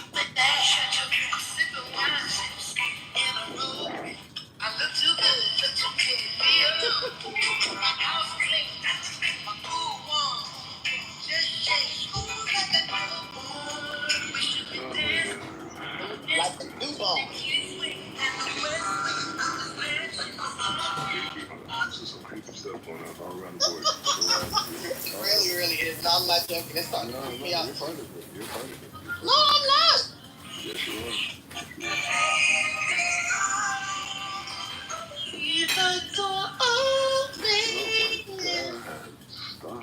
Hey, fake Black Rabbit. After the song, like, give us evidence about the cartoons, about like killing Jews and Christians in Gaza. You need evidence, man. Like, you cannot say something like that and you move on. You cannot, man. You cannot. I think you need to eat that one, Mordecai. Like, really, how can you sleep? Like, even if I want to lie, like, lying like that, I cannot sleep at night, you know? Yeah, I'm sure and you are okay, like, you are chill, man, like, you lie like that and you are chill in the room, no problem for you, like... Do you have proof to back that up? The Free Palestinian movement is organized by the military-industrial complex. No, you made a statement about Palestinian children. I asked you if you have. Yeah, I mean, just type in. You can type in cartoon radicalizing Palestinian children. Yes, put the link for us, even in Hebrew, like, put the link for us. I don't want I typed in a thing about the bullet thing. I typed it in. You need to type it in. It says that this is like propaganda, good sir. Let me go back. Bro, come on, man. I mean, why you like... You told me to type it in. Hold on. You don't understand, bro. You told me... No, hold on. You told me to type it in. Did you not? I didn't make it up. So you told me to type it in. I typed it in. And it's talking about it being propaganda. A myth. A lie. Fake. It's a real argument. Made up. It's a real thing, but you can't provide any evidence for it. And when I look for evidence, all I'm saying is Black Rabbi. Can't even hear him. I know. I'm chilling. Yeah, I can hear him. I'm chilling. So I got a better question. Mordecai, have you ever experienced racism? Wait. 1 second. Go ahead. Did you finish? Not really. Hold on. I want to read through it for a second. Okay. Let me just refine it 1 second. Okay. All right. So here's what it says. While you're looking for it, I typed it into just. Go ahead. Oh, you did? You found it? Yeah, I didn't find it. I just typed it into Google, and I didn't get. All I got is Israeli forces killed Palestinian child with expanding bullet. Over 100 bullet fragments in the brain of Palestinian child shot by Israeli soldiers. I got all this crazy stuff, so I just gave up. I didn't want to hear this. Okay. I don't know exactly what you got. So wait, let me get this straight. So let me get this straight. So Black. Hold on, bro. It's on Rohan. Alright, so when I did a search, it says, this is not true. It's a dangerous myth that's being propagated. It's a form of dehumanizing propaganda that aims to paint Palestinian civilians, including children, as inherently violent. It says Palestinian children, like all children, are innocent and vulnerable victims of the conflict, not actors in violence. Why these myths exist? They aim to dehumanize the other side, justify harsh military measures, and influence public opinion by making civilians seem like threats. Palestinian babies and children are civilians who need protection under international law.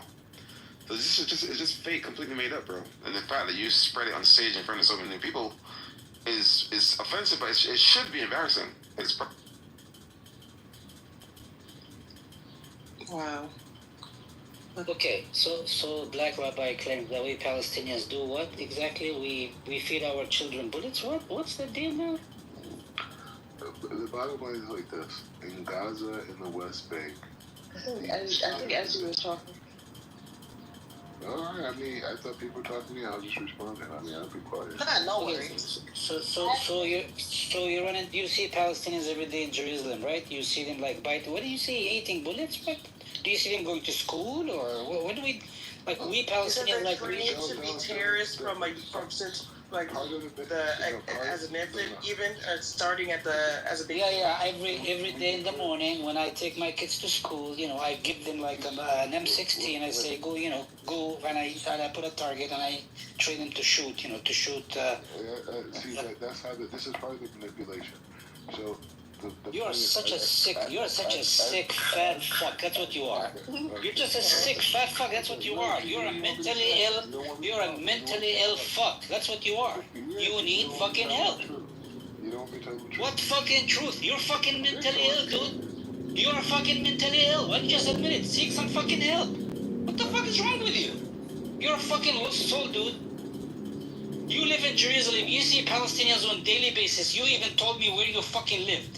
And I know the fucking shit you walk on every fucking day. And you see Palestinians fucking training their kids to what? To shoot other people? What the fuck is wrong with you? What is fucking with you? You're a sick individual, dude. Because you're a fucking sick individual. You're just a sick individual. You need some fucking help. This is a tactic. This is the tactic to silence them. You just call them, you say a bunch of ad hominem and throw them. Because you are such a fucking outrageous shit. You're such an outrageous fucking. You say some outrageous shit. You don't want to have a conversation. What if he said that all Jews were a bunch of crooks, some bunch of monkeys, the garbage? What? Let me respond, and I think I'll answer your question. So again, as I stated earlier in this conversation, there's 2 million Palestinians that live in cooperation, in synchronicity with the rest of the Israeli population. The issue that we're talking about is the radicalization of the children in Gaza, the radicalization of the people in the West Bank. That is the issue that we're dealing with. And so from that perspective, they want to switch that and say, I'm attacking all Palestinians. I'm not talking about Palestinians are fighting the IDF. Palestinians are police officers outside. If I go to any hospital here in Jerusalem, it's going to be mostly Palestinian doctors, surgeons, physicians, the whole thing. So no one has anything against Palestinians. Again, I wanted to interject, please, Dr. Black Rabbi. Yeah, let me finish. And so what I'm saying is saying that there are people outside of the region of Gaza, in Ramallah, and all these other areas that are in the Middle East that have been using the Palestinian concept as a way to resist the West. And so they created a narrative around a people. The Palestinian people, the real Palestinian people were Jews. The Romans called the land Judea, they call it Palestine, Philistine. That's what they call it. It's a Greek word. They did that to rename the region from Judea to Palestine. The people that we're talking about, Palestinian people, was invented after 1967. They invented it. Them and the Russians and the Arabs invented a people. Enough. Yeah, you bring a lot of points. Can we? I mean, let me answer one, please. Calm down. I mean, you bring a lot of points. This guy's also PLO. He's also PLO. This guy's speaking. But the point is just saying. So they came. So these people came and they created a people as a means of political resistance. This has nothing to do with an indigenous people that are living in a land that are getting moved out. This is political resistance used via a people. And we in the West, we get our heartstrings. You are not in the West, if you say. And literally, can I interject, please? I want to interject. So, Black Rabbi, you know, everything you mentioned here, every lie, and if you can put your mic on mute, please. Put your mic on mute because I need to respond, please. Okay. You brought a lot of points. Black Rabbi, please. Wait, I'm not finished. You're cutting me off. Okay, I mean, you mentioned a lot of, you mentioned about the Palestinians in Israel, about the Palestinians in the West Bank, about the name of Palestine, about how the Romans changed the name. Yeah. You mentioned a lot of points, you know? And then we don't I exist. don't wanna, I mean, do you wanna, you wanna wrap it up? I'll wait for you. You wanna wrap it up? I'll wait for you.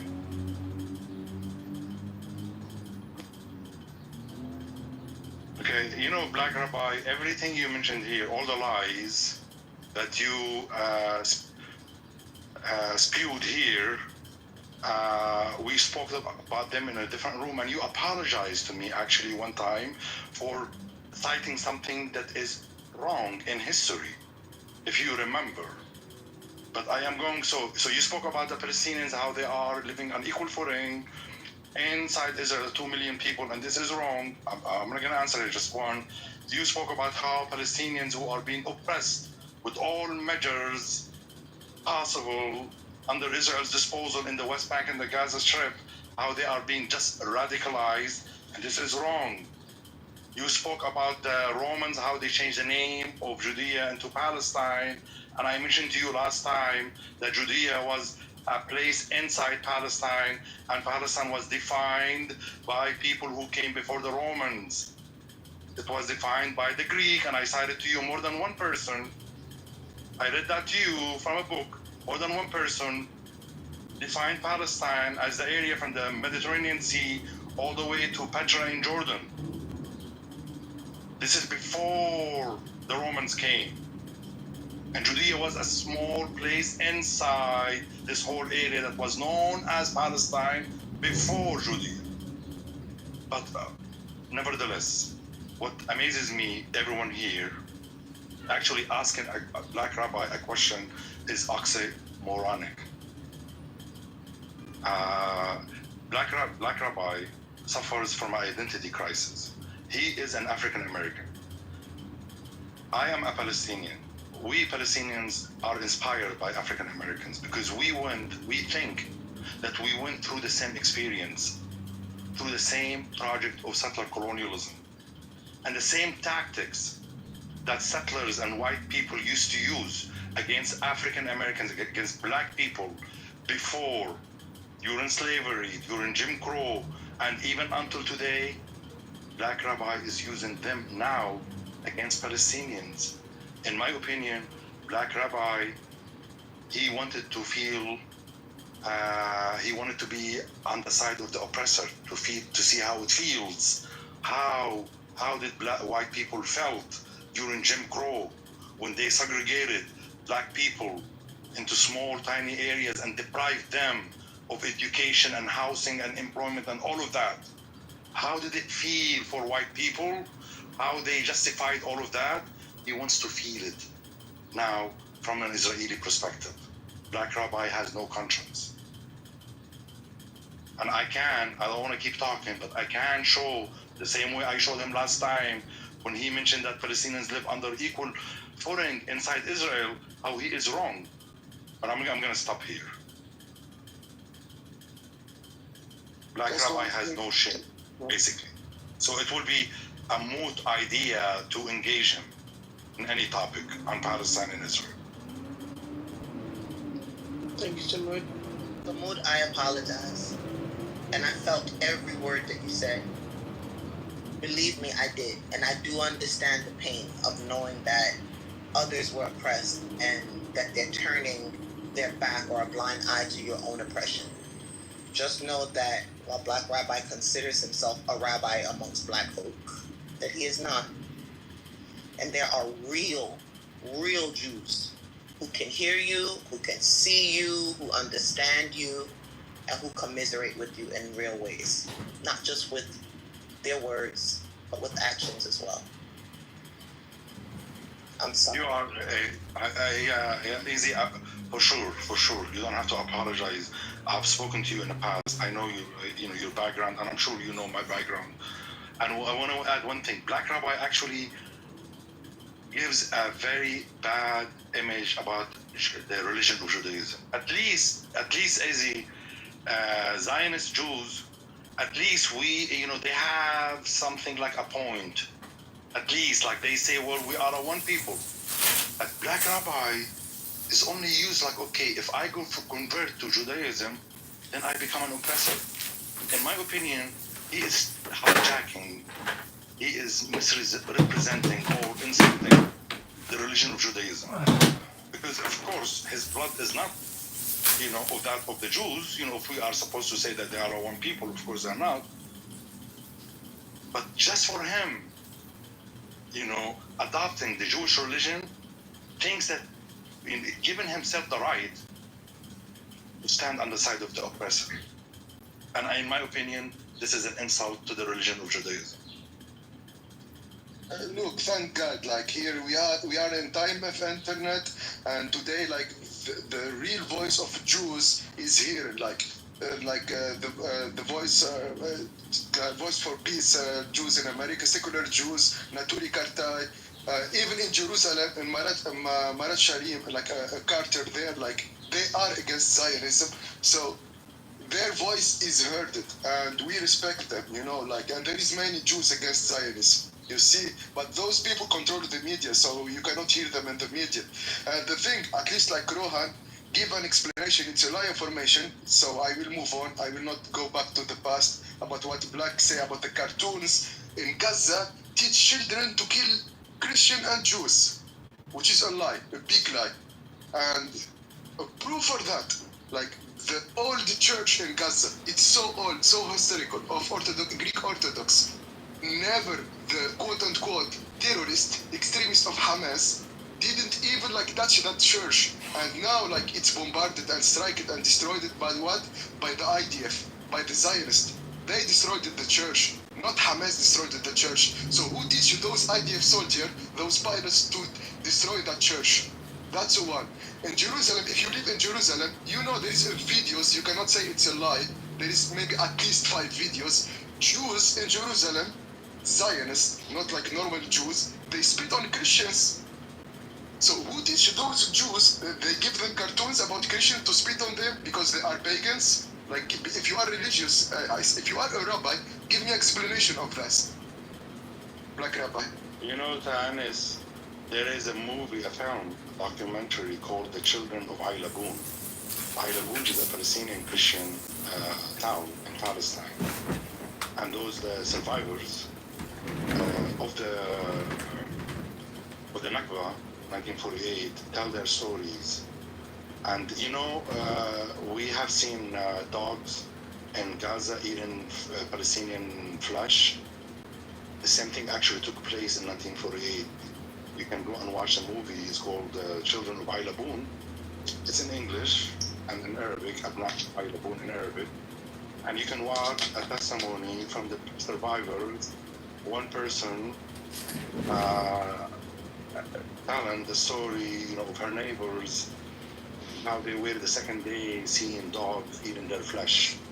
This is before they were kicked. Their village was demolished, and they were kicked out of Palestine. There are Palestinian refugees who are languishing in Palestinian camps today, in Jordan, in exile, in America. At least there are 500,000 Palestinian. Shut up. Let me finish. Okay. There are Palestinian Christians. You are a liar. Okay. I mean, I shouldn't be engaging you. As I said, you are an insult to the religion of Judaism. There are Palestinian Christians, at least 500,000 in America, and at least 1 million Palestinian Christians in Latin America. You can go and ask any of them, do they have the right to go and claim the right to their homes inside Palestine? None. No. Nobody. Palestinian Christians, at least 1 million in Latin America, and at least 500,000 in America, and refugees in Lebanon, in Jordan, in Syria, everywhere in this world. Do they have a right to go back? No. But about 7 years ago, Jewish extremists, Zionists, burned one of the holiest Christian churches in Palestine, the Church of Bread and Fish on the Lake of the Galilee. Burned it down to the ground, one of the oldest churches. This is the one when Jesus performed a miracle and fed the poor. And the church was built on that site. It was burned to the ground. I can cite you hundreds of churches now in Palestine stand abandoned, and Palestinian Christians inside Israel not allowed to approach it. Not allowed to approach it. You will not respond until you apologize for lying and saying that Palestinians live on equal footing inside Israel. You're trying to censor me. No. I want you to apologize for coming here and spreading. Stop it. I want you to apologize for coming here and daring to claim that Palestinians inside Israel live on equal footing like Israeli Jews. I want you to apologize. I just cited one small example. I have tens of examples to bring to you about the Palestinians who live inside the state of Israel. About the 400,000 Palestinians who live inside the state of Israel, who have an Israeli citizenship, but they are internally displaced, who are not allowed to go back to their homes and villages inside Israel. They live inside Israel, but they are refugees inside Israel. They are internally displaced today. Such as the Christian Palestinians of the town of Ekrat in the north of Israel, the town of Ekrat, whose town was destroyed all the way to the ground in 1952, and the only thing that left remained not destroyed was the church. All of their homes were destroyed, and they were made refugees or displaced inside the state of Israel. They live everywhere inside Israel except their own hometown, Ekrat. Until now, they are unable and not allowed to go back to it. And the same thing also on the plus side. Can the mods, can we control this? I mean, because it just seems like I get it. I finished. But I know you have no shame. Apologize. Yeah, exactly. You have no shame. You have no shame for claiming a lie like this. Go ahead and address this lie. Address this lie only. Only the Palestinians who live inside Israel. Address this point. Don't start playing, with points here and there. No. The point is the same. Number one, I'm African American, so no one has authority to enact any authority over me. You have no authority over me. So whatever you feel inside you that thinks you have an authority to make me do this or do that, I don't know. Get to remove that from you. Well, here's what I thought. Oh, I mean, vote a little bit. So you should. Yeah. My thing is, you lied about the baby bullet thing. I went to Google it and saw some horrific headlines. I don't appreciate that. Go ahead and went and found out that it was a myth. And I agree with Samud. You're lying, and just apologize. You can't do it. So I don't want to hear anything.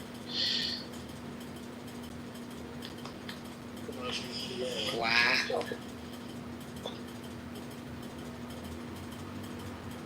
That's sad.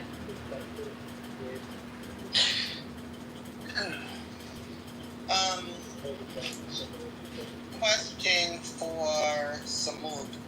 Were there any Palestinians who sheltered European Jews during or after, well, I should say during or before the Holocaust? Are you aware of any? Palestinians who gave shelter to individuals fleeing Nazi Germany. That's true too. I want you to listen to this.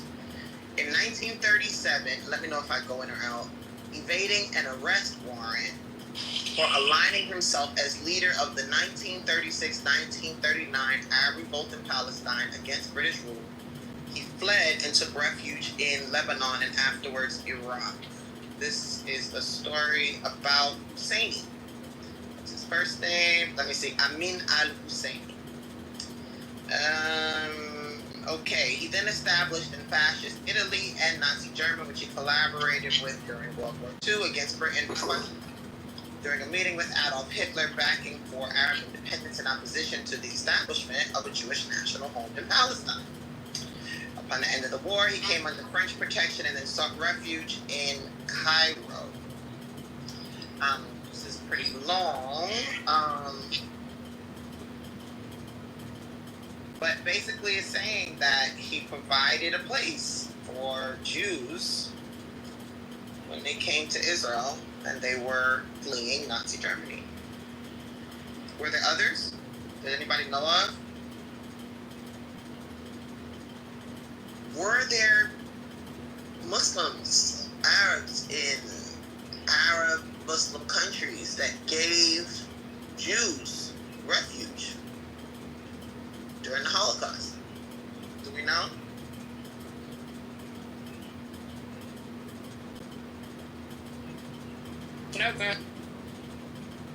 No, I'm doing the research.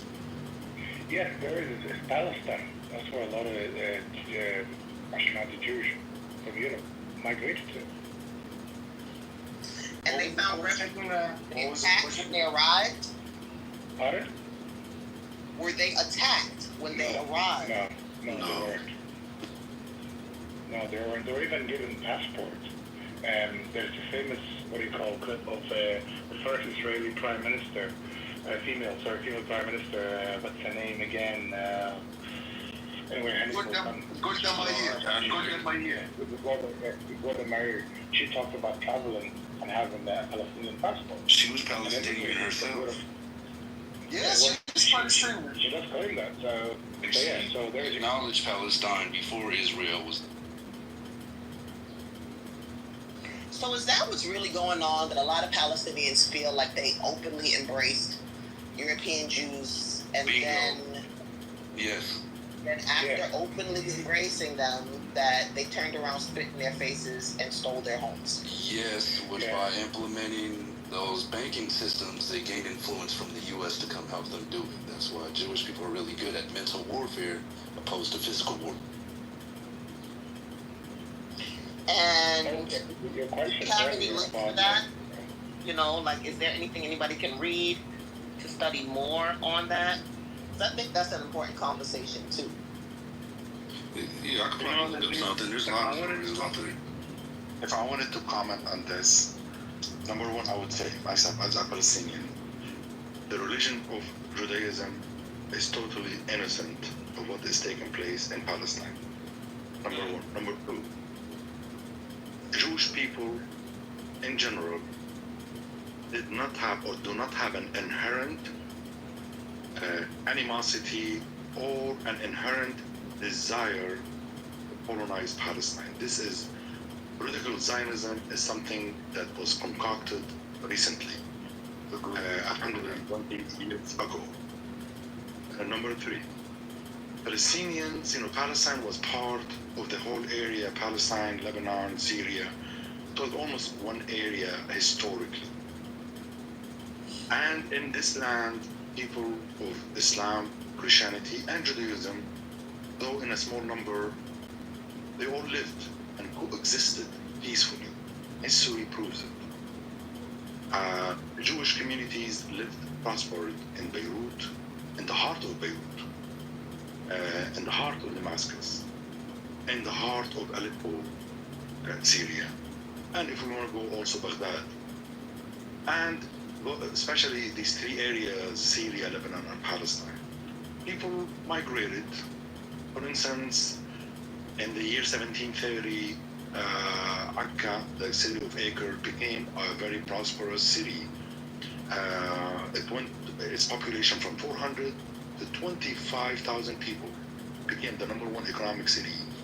The ruler of that city, Omar, chose a Jewish person from Damascus to carry out his financial work, everything, take care of the finance. So this Jewish man was the second person after Omar in the town of Acre. It was no problem at all. So this is how it was. People identified themselves. A Jew from Damascus called himself a Damascus. A Jew from Beirut called himself a Beiruti, or from Saida, someone a Sidon. Did not say like I am. No, they belonged to their own localities. They spoke their own local dialects, and this is how we lived. Palestinians welcomed any minority that wanted to take refuge in Palestine, such as the Armenians, such as the Circassians, and also in the year 1880, a group of Yemeni Jews decided to come to Palestine for religious purposes, and they were welcomed. There was no problem at all. But Palestinians did not welcome European Zionist Jews who started coming in the beginning of the 20th century, and they had a malicious plan. They started establishing communal, exclusive farms that are only exclusive to Jews. It just didn't sound right, didn't settle well. And this is when the problem as he started. Exclusive to Jews? Exclusive, exactly. They call it a kipput. Yes, Yeah, communal. Yeah, because communal. that's the part that I think I'm having issues with. Like when I speak to Moroccan Jews, when I speak to Algerian Jews, Tunisian Jews, most of my dad's friends, they all speak Arabic as their first language. Right. Yeah, so as far as different. So are you saying that the tides changed, so that the relationships changed when more and more European Jews began to arrive? Yeah, so what happened, number one, I am going to exonerate, I would say 99% of the Jews in the world. They are not the perpetrators. What happened is that they were co-opted. They were indoctrinated. They capitulated to an ideology that is Zionism. Such as, for instance, the Arab Jews, like the ones from Tunisia, Morocco, Iraq. A lot of them were pulled. There were new circumstances that they were pulled into Israel. A lot of them didn't want to go to Israel, actually. The rich ones, the ones who could afford going to America, to Europe, they went there and settled there. And until today, some of them, even like maybe in New York or others, do not ascribe to Zionism. But unfortunately, with the strength of the idea of Zionism and the longevity of it, a lot of Jews, unfortunately, have been indoctrinated into accepting political Zionism. Does it make sense, Izzy?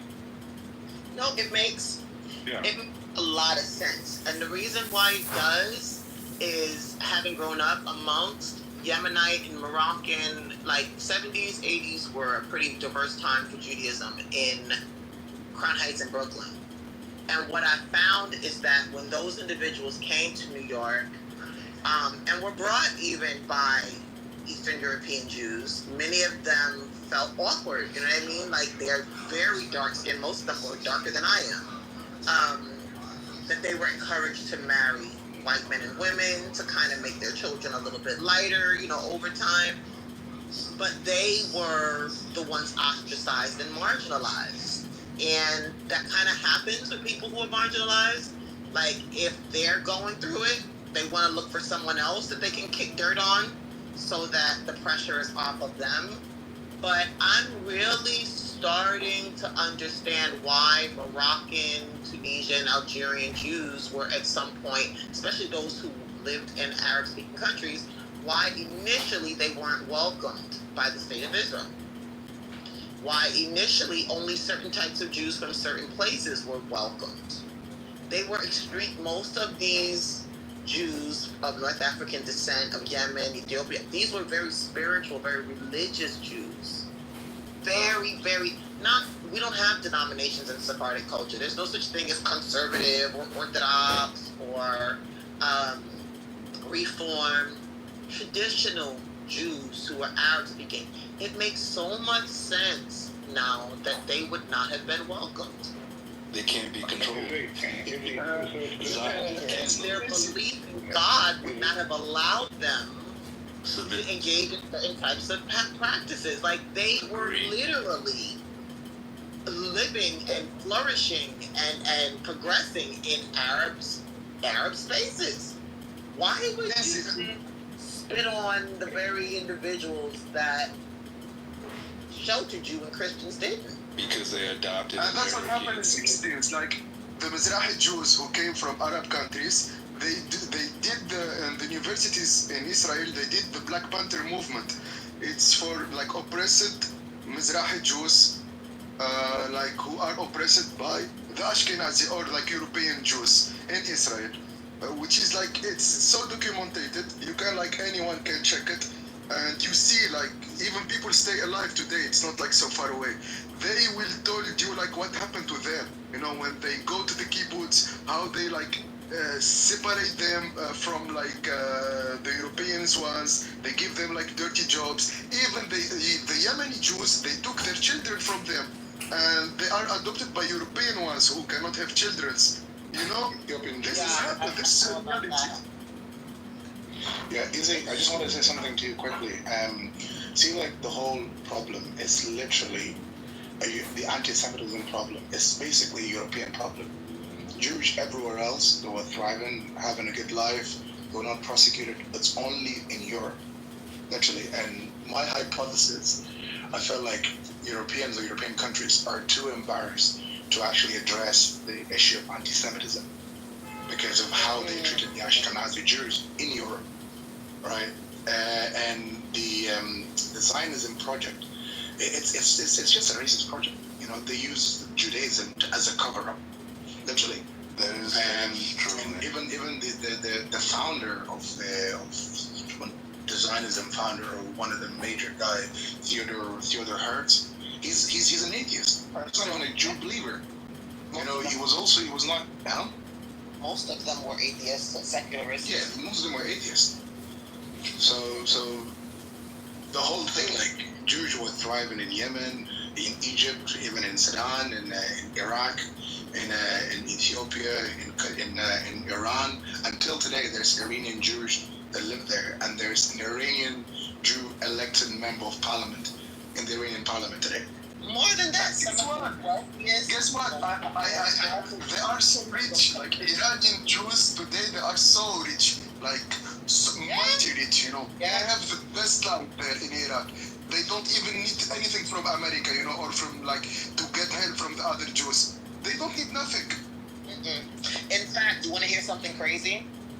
When Iranian Jews were coming here, God, this is a long time ago, but when they were coming here, many of the parents, and they did go through some religious persecution under the Ayatollah, but when they came here with immense wealth.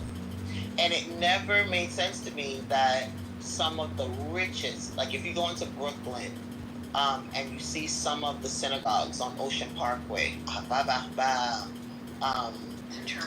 is the other one? It's not, is it the Neyasef? I have to think, like pure gold, like that they brought from their own country. Some of the richest communities come from Arab countries. How were they able to make that much wealth in those countries, only to come here to be, one, discriminated against by Ashkenazim, just call a spade, and I've had actually conversations with many community leaders from those places, and then to kind of look down on the very people that they lived with at one point peacefully. It's wild. It's wild. I don't know too many Sephardic Jews who came here and cut their names in half and cut off their side curls, spit in their grandparents' faces because they wanted to assimilate to everything but Judaism. You couldn't do that. Don't have side curls. Dummy, I was talking about Ashkenazi Jews. Yeah, at the end of the day. And I'm not talking to you, Booty Bandit. I'm not talking to you, Booty Bandit. I'm not talking to you, Booty Bandit, and I wasn't finished. Rohan, can you please handle Brother Juicy Fruit? I'd appreciate it. At the end of the day, think about this. If you were a religious Jew and you were clashing with secularists, right, who did not want to be religious, did not want any connection to Torah, what would be the easiest way to convince, wow, this is pretty sad when I think about it, to convince those spiritually guided Jews from Arab countries that they should hate Arabs or hate Muslims? the easiest way would be to convince them that they were somehow unsafe and that Arabs and Muslims were now the enemy, which makes a lot of sense. So now you would have Mizrahi Jews who grew up with Arabic names. Isn't that crazy too? Can you imagine a Jew with the name Mahmoud? I mean, at the end of the day, you would have to convince these people that their religion was dead, they no longer need it, they simply needed to be Israeli nationalists and nothing more. Because essentially that's all those Russian and Polish and German Jews had. They weren't interested in religion, they weren't interested in Torah practices. I say this at least once a week. Most of those Jews weren't even circumcised.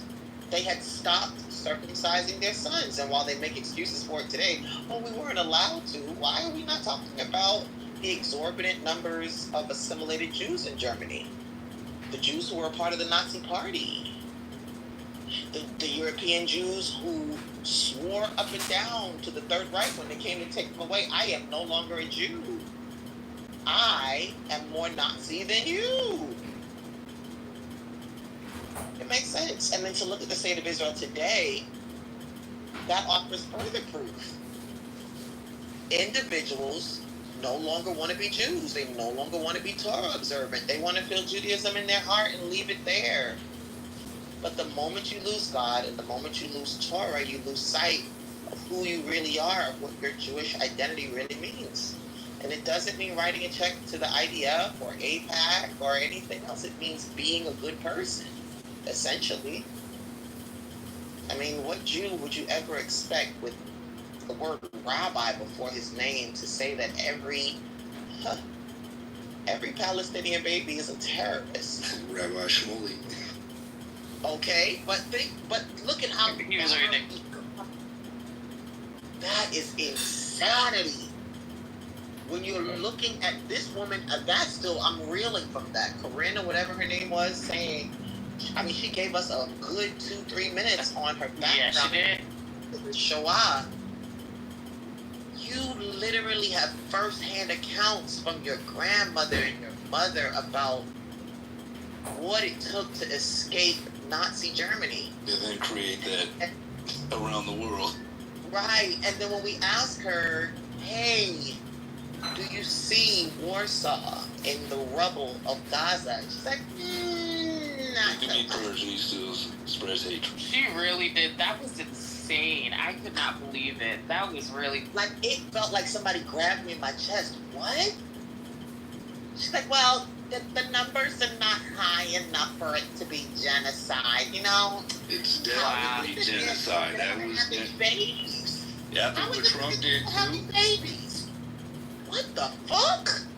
It's like, it's like you killed 20,000 people. It's like, no, I only killed 19,995. Exactly. That like, and that's not what Torah teaches. Torah nowhere teaches people to be insensitive or cruel. But,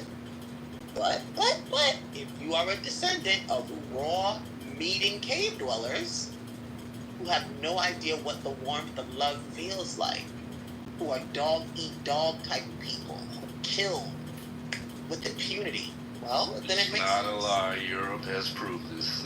All of Europe thinks they're dominant of the world. France has their hand in it. Somebody else. Has their hand in it. The UK has their hand in it. You can go to somebody else's continent and rape fathers, not women, not mothers, rape fathers in front of their sons for 400 fucking years with impunity and never once think it's a bad thing until it's not financially convenient to end it. That's why American Israel are matchmade in heaven. Oh my God. Imagine Nazi Germany being visited upon any group of people for 400 years, 100 times longer than the actual concentration camps of Germany. And it'd be okay. It'd be all right. It'd be like, what's the matter? These people aren't worthy of dignity or honor. They were meant to be our slaves. Don't you know about the curse of Ham? They're vermin. They're garbage. They're trash. Isn't that what we're saying about Palestinians on public stages today? Ben Gvir? Smotrick? Really? I'm appalled that any person who claims to serve the true and living God could even say some of the things I hear out of their mouths. Go ahead, I'm listening. I'm sorry, hon. Yeah, no, I just wanted to mention 2 points when you were talking. I was going to say, like, you'd actually be surprised how much in common do Jews and Muslims have. Even the names, they're very similar to each other. And the other part I was going to say as well is the Orthodox Jew, they are actually against the Zionist movement and also against the state of Israel. It's according to them and according to the Torah, is that they're not supposed to have a state of their own until the coming of the Messiah. So you would see a lot of Orthodox Jews with Palestinian flags and so on, and literally protesting against the state of Israel. That it goes against their belief. Can I tell you something? I actually had one of these same idiots tell me that Muslims and Jews pray to a different God. That's crazy. Wow. That's crazy. It got me. Even Catholics believe in the same God as Muslims and Jews. Maybe a little different story, but they all believe in the same God. Right. But here's what got me even more. They have no problem buddying up to the Pastor Hagees. They have no problem buddying up to card-carrying real anti-Semites. As long as they're writing those checks, as long as they're taking trips and tours to Israel, we can forget about those crosses that they burnt on Jewish people's lawns. But that's evil and goodness, spiritual war. People have, they want to profit off of other things instead of the life that was given to us. And that's just how it is. We're just in a spiritual war between evil and goodness. Muslims cover their heads. Jews uncover their heads. Muslim women cover up. Jewish women cover up. Muslims eat a restricted diet. Jews eat a restricted diet. Muslims say Allahu Akbar. Jews say Shema Israel. Muslims believe in one God. Jews believe in one God. What happened? No, come on, we cannot. It's not even like a matter of debate. What happened? Rabban bin Mimur, we cannot, if I'm a Jew, I cannot really, criticize someone like Rabban bin Mimur. Like, he said, you are allowed as a Jew to pray, in a mosque, and to eat their food. And the Muslims historically says, their scholars, the Prophet, not scholars. He said, not the Prophet, to be honest with myself, not the Prophet. But he's they said, there is no debate about this. If I'm someone in Brooklyn and there is some law hey, Muslim, you cannot pray on the streets and there is no mosque, I will get permission. I will ask a Jew synagogue, if they allow me to pray there. That's really the point there.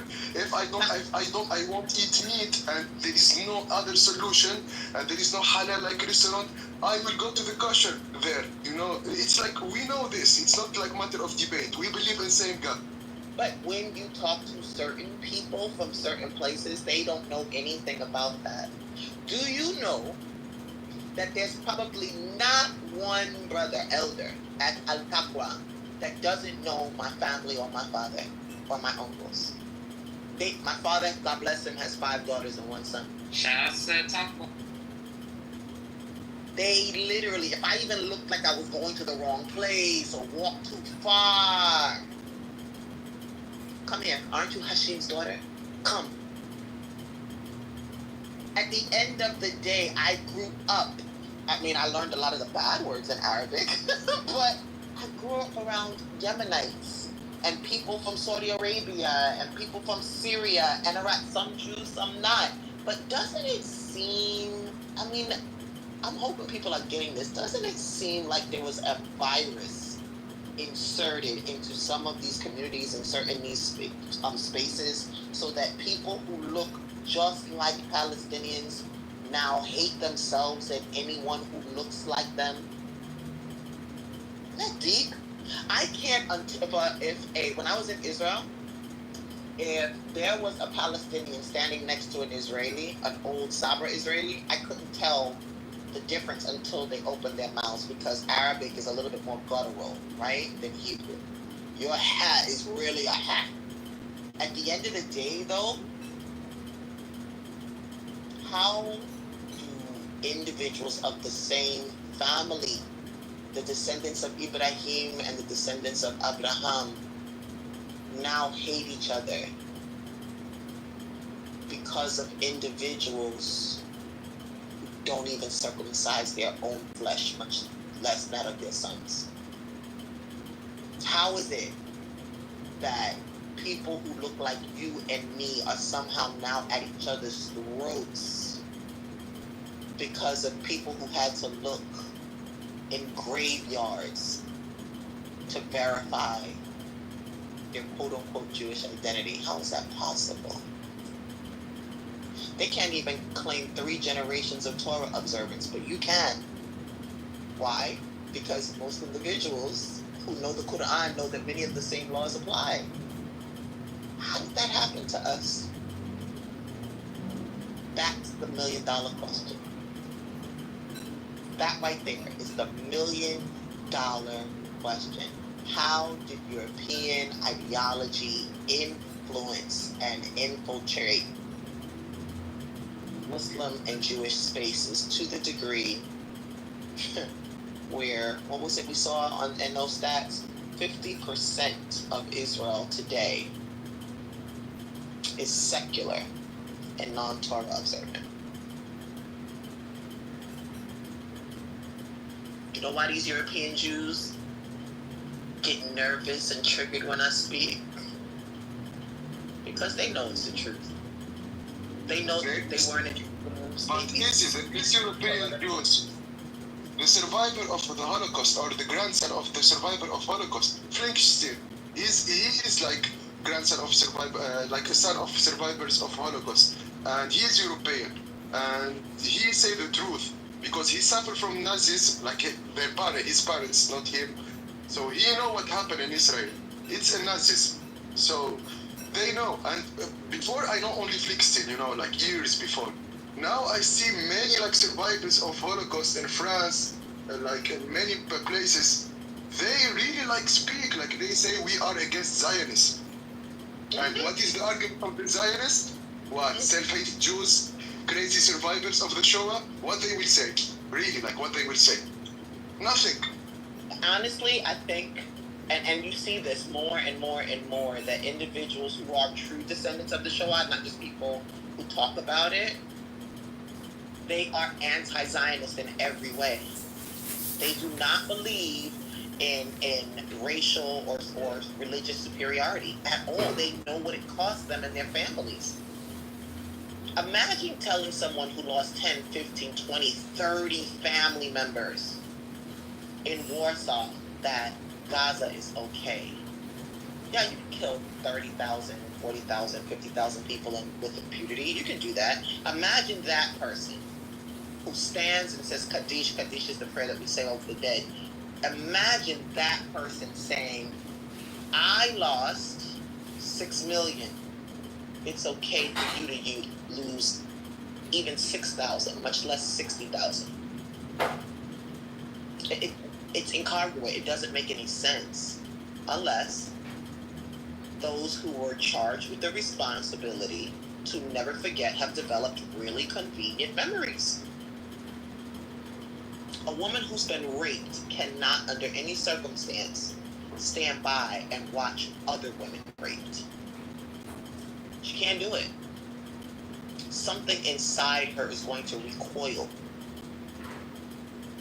just at the memory of her own trauma, much less at the idea of her standing idly by while someone else is traumatized in the same way. This is going to sound horrible to say, and I don't even care because it's my truth.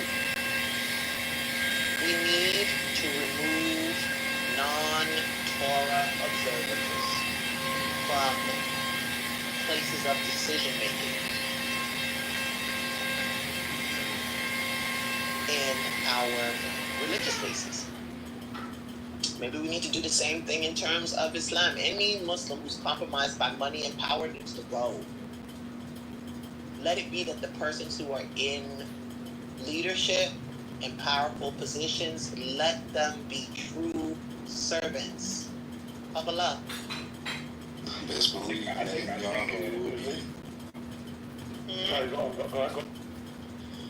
Yeah, I agree, and I think that'll come to show after everything that's going on comes to an end. Netanyahu, the Zionist, will be going to jail as soon as this ends. Know where it's been moved to. I don't know what they mean by that. But nobody was blown up to Kingdom Come.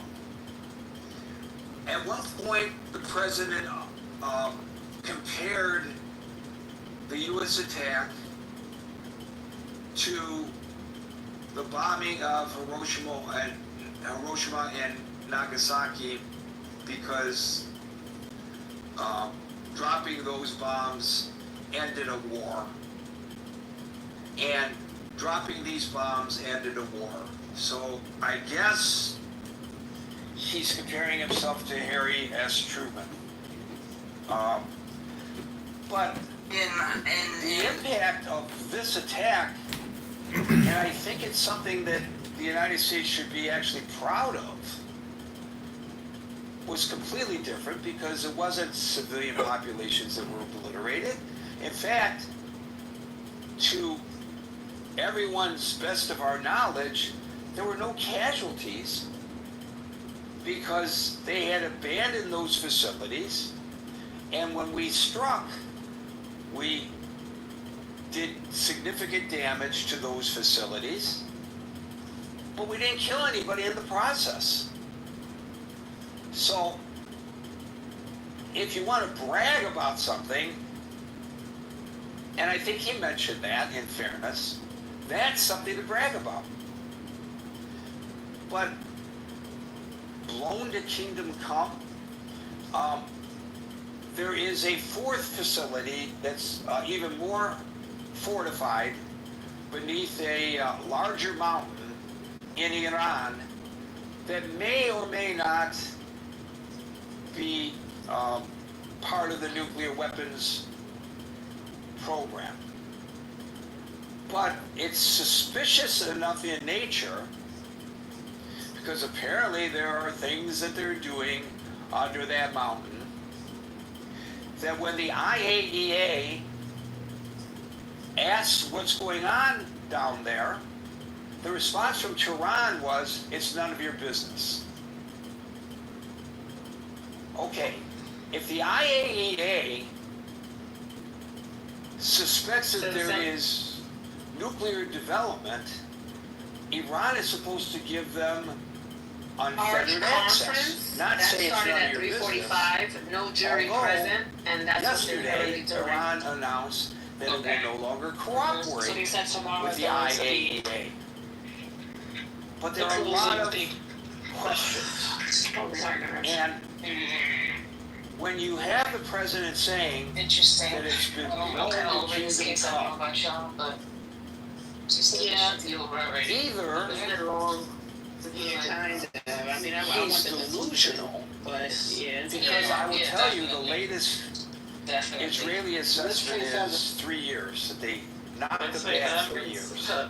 Now again, we're still talking about initial assessments, which would be a major victory to knock them back 3 years. Damn, you think she has a bad voice? And you can always monitor what they're doing and take whatever remedial action you think is necessary if they try to rebuild. Currently, I'm talking about, not back in the days, whatever imminent threat that may have been no longer exists. She sounds horrible. So they try to put her that on in live itself on is a Instagram, success. and I said, please take this lady off the Presuming stage. the please. Israeli assessment is Why you accurate, oh, wow. which is subject to change because it's still initial. Popping her booty and dropping it. I don't know if you guys seen that on Instagram. So one of two things is occurring here. Either the president is delusional or he's lying. Is there a third option here? I don't know. And does it matter? I'm kind of old-fashioned. I kind of think it does matter that when the president addresses the nation and says that those facilities are obliterated,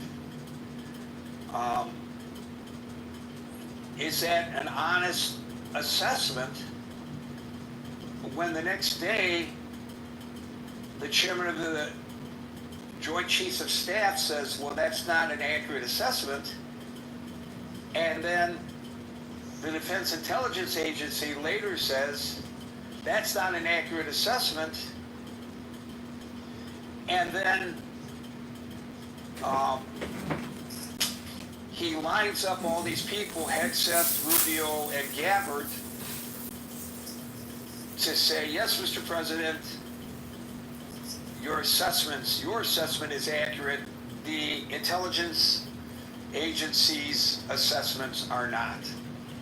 So it's either delusional on his part, or he's just outright lying.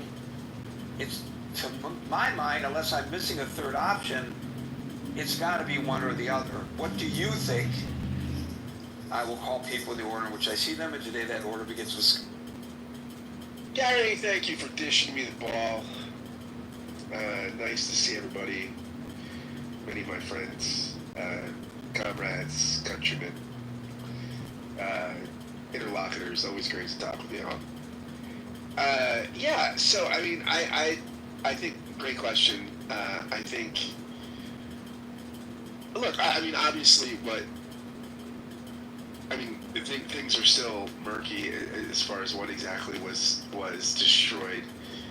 It seems, from what I'm reading, right? I mean, was the enriched uranium moved? Whatever. I mean, I think we're still trying to figure some of that stuff out, which is fine. I mean, this is the nature of intelligence, right? I mean, we're dropping bombs in a foreign country. You know, we're not gonna know everything immediately, which doesn't trouble me. But I mean, I think that troubles Donald Trump, right? I mean, every day is a reality show. Every day is a headline. I mean, the headline, the ambiguity is not a good headline, right? That's just not how Trump lives or how Trump thinks. And Trump has a really casual relationship with the truth. I don't think I'm opining here, right? I mean, that seems like a fact, right? I mean, he's, in fact, when he was in business, his own law firm wouldn't allow him to do depositions by himself with one lawyer, because they're like, he lies to his own lawyers. Like, he would tell us, I mean, the guy just, it's just a default nature, right, in him. And that's not necessarily moral criticism. It could be psychological or whatever. It's just kind of the way he operates, right? And anybody who's been in the New York media scene, as you have, Gary, or my dear friend Norm, or people who know him as more of a more of a staple for years, know this about his character. For those of you who maybe, or Dominic, I'm sure too, you know, is a New York guy. Those folks who just know him from the national scene, maybe know about Trump. I don't know. So yeah, of course, this is I won't speculate on what the reasoning is. I mean, other than this, I mean, I think, you know, Trump likes things to be big and beautiful and very powerful. I will say this. I'll just read quickly. Ezra Klein had an expert on Aaron David Miller, who's, you know, pretty eminent Middle East expert, about, you know, scholar, diplomat. I mean, the guy probably could draw a detailed map of the Middle East in a cocktail napkin. I mean, he's just an impressive guy. And he was saying that, he said this in their conversation about just how this thing happened. He said, there's no question that the negotiation impasse afforded both Netanyahu and President Trump an opportunity to essentially deal with the problem in a different way. But I do not subscribe to the narrative that a clever Israeli prime minister willfully sandbagged a naive president into abandoning negotiations that were somehow on the cusp of a major breakthrough. Trump played an active role in the fiction and the ruse that the Israelis required to implement the first phase of their military campaign, which was the decapitation strategy. Trump's insistence right up until the night of June 12th, June 13th, when the Israeli strikes began, was that there would be a sixth round in Oman. I think the Iranians were lulled into believing that there would be no Israeli strike until after the negotiations concluded. And the president made a judgment that they had succeeded or failed. Trump rode Netanyahu's tiger once he saw precisely how much damage, how much skill, and how much operational capacity that the Israelis had. Fareed Zakaria had described it as FOMO. That's what essentially motivated Trump, the fear of missing out. He wanted some of that. I don't think that analysis is crazy, right? And I think that Trump went in on the big, beautiful success and thought it was, impressive and wanted to be sharing the sort of impressive glory. And maybe to a good end. Again, we'll see. I mean, I think anybody, Democrat or Republican, has to acknowledge that a reduced nuclear capacity for Iran is a good thing for us. It's a good thing for Israel. It's a good thing for the world, right? I mean, but just how diminished it is, remains to be seen. So you did not answer the question: is he delusional? Well, I mean, for a normal person or for Donald Trump, what are you asking, Gary? Like on a normal person's scale or on the Trump's? Well, I think that speaks to the issue. If you or I were to make such pronouncements, maybe somebody would say, "What are you talking about? You're delusional."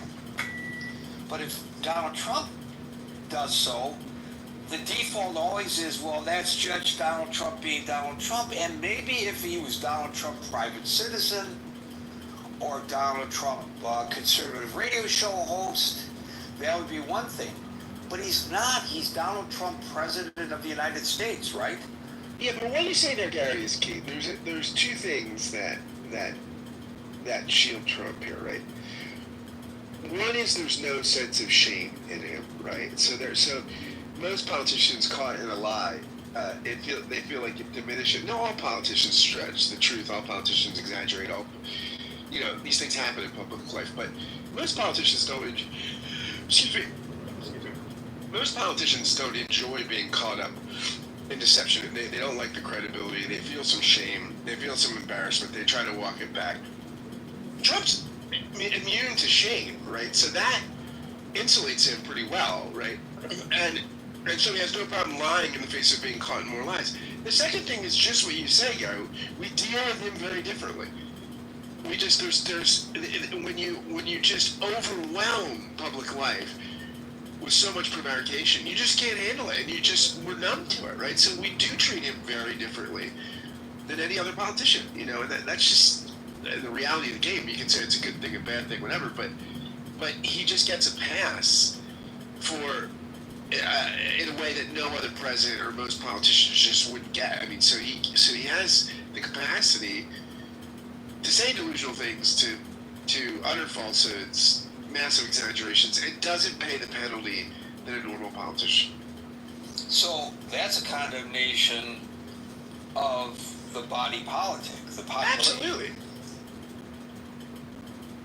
Yeah. I mean, this is. I mean, his supporters love it, and we're fatigued, right? I mean, like people that aren't, in the media. I mean, it's just it's a body politic. It's a complex phenomenon of the body politic, as you said. But I mean, and look, if you were a politician without moral scruples, which I don't think Trump is immoral. I think he's amoral, right? He just doesn't have moral taste. Like people that don't have taste buds can't, or their sense of smell is. He just doesn't have morality. It's just so like people that don't have an ear for music. He just doesn't have a sense of morality, I don't think. It's just not a concept that he registers in, right? And so, if I was amoral and could get away with lots of deception, and why wouldn't you do that? I mean, I don't fault him for if you've got a superpower, use it. Thank you, Scott. Maybe someday we need to do a psychological breakdown of the population of the United States. Why this is acceptable behavior among many Americans, generally half of America. Interesting. Marshall. Because I don't believe the system works anymore. they're frustrated with the lack of, like, partially with the lack of change, or like the pace of change. I think that's one answer to it. Do I think he's delusional? No. I think sometimes Trump just says stuff, regardless of whether it's true or not. I agree with Scott. He gets treated in a way that no other politician does. Is it fair that the President of the United States just says stuff? No, not really. Are we going to stop him from just saying stuff? No, never. We will have to deal with 3 more years of Donald Trump occasionally just saying stuff, regardless of whether it actually means anything. That obviously can have some effects to U.S. credibility, but sometimes the man just opens his mouth, and I don't know of a way to limit that. It's not, I don't know of a way to limit that. I wish it were different, Gary, but no, I don't think he's delusional. I think he wants a win, and the intelligence estimate saying we only set the back a few months is not the kind of shiny win he wants, so he's willing to say that they're wrong to keep the idea that it was more devastating alive. Thank you, Marshall. Ants? Okay. First of all, Scott, if he's amoral, he has, like a man with no taste buds, he can't taste anything. He has no sense of right or wrong. I believe, and I'm not a psychiatrist, but I believe that's called a sociopath. So, legitimate question is, did the American people elect a sociopath? Quite possibly. Quite possible. Yeah, okay, that's a good, hold a room on that, Gary, and let's get all the pop psychiatrists in here and weigh their opinion one way or the other. And it'll, but is Trump, I agree with Marshall, I certainly would not call him delusional. Bombastic, stupid sometimes, just flat out fucking stupid in using his big fat fucking mouth to say things that no president should ever say, absolutely. But I also agree with Marshall that we're going to have to put up with that shit unless we impeach him for the next 3.5 years, because he's not going to stop doing it. Now, I sent Gary an email that just about an hour ago. I am so tired of the negativity, and I'm not pointing just at this room, but the negativity of anything that Trump might think, talk about, much less do, is just heaped with negativity. Except if you get beyond that one DIA report, Defense Intelligence Agency, read a series of articles in today's Washington Post. The Secretary General of NATO, and I didn't, I'm not going to, just, he called him courageous and one other adjective that I've forgotten, but it was a very positive one. And he thanked him for taking the action that he did. Earlier, before the strike, the German Chancellor was thanking Israel for doing the dirty work for Europe. The general tone, I didn't hear anything coming out of NATO or his trip to Europe where they took him on, and they sounded like the American people that just love nothing better than to take him on. I don't like Trump, and I never voted for him. And but he gets some things right. In this case, he ordered a military operation which was brilliantly executed. I think I'm the only one in this room that has made that comment over the last several days. But it was brilliantly executed. And is the war still going on? No. There's a ceasefire. Is the ceasefire going to hold? I don't have any idea, and neither does anybody else in this room. But there's going to be a ton of people that are going to say, the ceasefire won't hold, the ceasefire won't hold. You know, Trump's delusional. He didn't do anything. All he did was set him back for 3 months. Blah, blah, blah, blah, blah, blah. I'm trying to sound like Scott mimicking Trump, which disturbs me from time to time, but I'm not going to take Scott on about that. I feel like I do a decent Trump, Manson. I mean, it's not terrible. Well, but you use that accent tone, you use it just about every day, and I get a little tired of it, but that's not my... I mean, think of what most of the country feels like when they listen to him, Manson. My point is, where am I? I lost it. I had it on my phone, and I can't read it.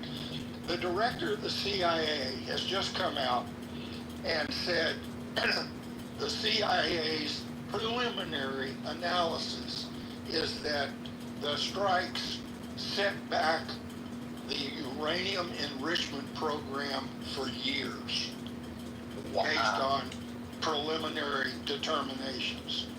Tulsi Gabbard, which you can make fun of her, but she's in the Washington Post and on Fox News saying now that the strike set back the Iranian program for years. Remember, the strike was not to eliminate the nuclear program in its entirety, though Trump, you could take his words that that's what it was. But listen to the vice president. The strike was to eliminate the ability of Iran to enrich uranium. And my assessment, which take it or leave it, and I don't have any expertise in BDA, but I have spent some time at Oak Ridge, Tennessee, walking through the warehouses that had the centrifuges that we used to make enriched uranium for bombs that was then sent to Rocky Flats where the bombs were made. If you shake those centrifuges very hard, it's going to take a hell of a long time to put them back together again. And I believe that that's far more likely what happened. Did we hit every cavern that holds a centrifuge anywhere in Iran? I can't say that, but we sure as hell landed bombs right on top of where those centrifuges were located, as far as we know, and I think we had pretty goddamn good intelligence. You look at the photo or pictures that you can, satellite pictures, there's 3 holes close together, separated by 3 more holes at some distance. That to me says those bombs were dropped exactly on where we knew the underground facilities were. And who knows whether they collapsed them completely, but they sure as hell, I agree with Radcliffe's assessment preliminarily. I think that the program has been set back. The ability to enrich uranium has been set back for years, okay? Did you also notice that Trump was asked by a reporter, if they try to start them back up again, will you go back and bomb them again? Did you read what his answer was? Sure. Okay, is that delusional? Does that scare the shit out of everybody? I kind of laughed at it. Because, who knows? 2 years from now, if there is sufficient evidence that there is massive uranium enrichment going on in Iran again, will Israel go back in and the United States? But that's years in advance. I believe my faulty judgment, and it's not because I love Trump, it's not because I love the GOP, I do love the United States of America for all its warts and everything. And I say thank you, Mr. President. It was the right decision, a bold decision, and we can all keep our fingers crossed that we can carry through and sustain the conditions of no war between Israel and Iran and no ability to enrich uranium, therefore no ability to build a bomb for the foreseeable future. And that also goes to your question, Gary, of where is the 900 pounds of uranium, 60% enriched uranium. Okay, we can argue about that. Nobody really knows except some Iranians, and they're not going to tell us. But if they have 900 pounds of enriched uranium, they have no way in hell right now of enriching it to bomb-grade material. And that is a victory as well. So thank you to the airmen that conducted the strike and also the submariners.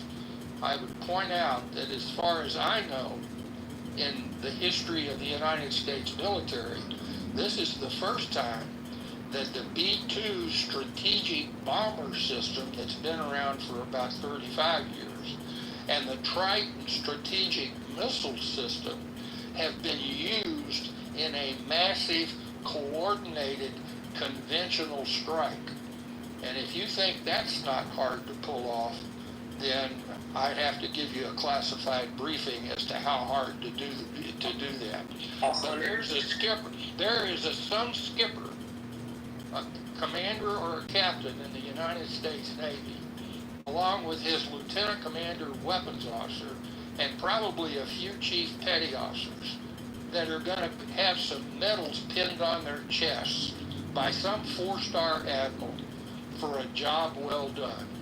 And I say to those bomber pilots, and also in the Post, Trump spoke with some of the airmen that flew those missions. And at least the Post says they said they were really pissed off because some people in the country are claiming they didn't do their jobs. How do you think those men and their wives, men and women, there could have been a female pilot on one of those B-52s, I don't know. But how do you think those men and women feel when somebody says, no, you didn't do the job, you missed the target, you didn't do it, you only did send back 3 months, you guys wasted your time, go do something more important. Bullshit. I'm tired of the negative. So it's not a question. It's not a question of negativity, and there was no presupposition that this should not have been done, nor is there any presupposition that they didn't do their job. The question has nothing to do with that. The question has to do with whether the president's assessment, which he announced to the nation and to the world, is accurate, and if it's not accurate, is he lying or is he delusional? That's the question. And so I understand that you may feel, maybe because of your military service, that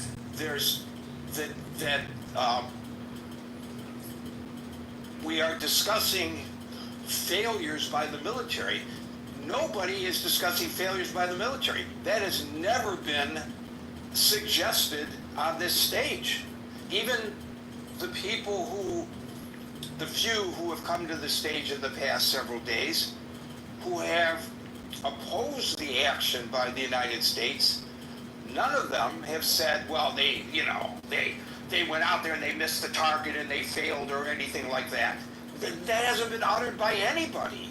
And so I think that that's not a deliberate misdirection, but a misdirection from where we are. That's absolutely not the discussion at hand. The discussion at hand is the president's pronouncement, assessment to the world. I want to know, everybody wants to know, can they reconstitute? How badly were they set back? how long will it be before they potentially rebuild and start all over again? That's not a failure by the military. They were given the mission, and they completed the mission, and I happen to believe it was a good mission. And I also believe that if in the minds of the military, both the United States and Israel, more needs to be done, then they should have been given the opportunity to do more. But that's just me. It is what it is, as they say. But nobody has questioned the military action and criticized it, not once on this stage, Hanson. Well, I would then ask you and Scott, is it within the realm of possibility that one or both of you can say right now, thank you, Mr. President, for ending the war, for getting the ceasefire, and thank you for doing your best to eliminate the nuclear threat from Iran? Well, can anybody say that? I'll say thank you, Mr. President. I appreciate it. Gee, he's not asking you to say it. 25 separate aircraft across 2/3 of the globe. I'll tell you, he's most impressive to me is they did it all without talking to each other, all in the middle of the night, all getting gas together. 125 separate aircraft. Imagine how hard that is. Nobody. I know exactly how hard it was, but that's beside the point. Anson, I'll say thank you, Mr. Trump. Thank you. Thank you. That's all I'm trying to get the point across. Okay, thank you, Hanson. You know, you can be appreciative and thank the president for what he did, and also question whether the information he is giving us post-operation is accurate or not. They're not mutually exclusive avenues to pursue, and they're not married to one another in the manner in which I think you're trying to suggest. Infinite. Hey, Gary, everybody, how's it going? Yeah, you know, like I said, I'm happy to say thank you, Mr. Trump, for bombing Iran. I lived in Lebanon for 10 years. I played professional basketball there. My family's from Lebanon, and I've been to Iran a couple times for basketball. And you know, so just to say, I have a little, you know, a little bit of experience and history and friends in Iran for basketball and in the region. And I was there in 2006 when Israel bombed Lebanon, and it was very uncomfortable, you know, kind of, you know, not being in any way supportive of Hezbollah, but also really being uncomfortable being so close to bombs. And they blew up a radar installation, you know, within viewing distance in one of the ports in Lebanon from where I lived. And it was the loudest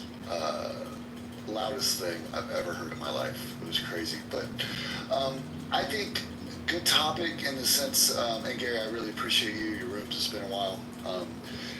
Your professionalism and your consistency, and the topic is great from kind of like, I think, getting attention and getting you know, obviously so many people are interested in discussing, listening to it. But on the other hand, I kind of feel like it's noise, to be honest. I mean, Trump did something that has been talked about for forever. By all accounts, it was extremely impressive and hard to pull off, and pulled off well. And, you know, getting caught up in did he exaggerate? Is he delusional? You know, are his words, you know, this or that? I think this is the point. You know, Trump, in this case and in many cases, is kind of shown to be a no nonsense, no bullshit kind of guy. And that's the only thing that works in that region. And,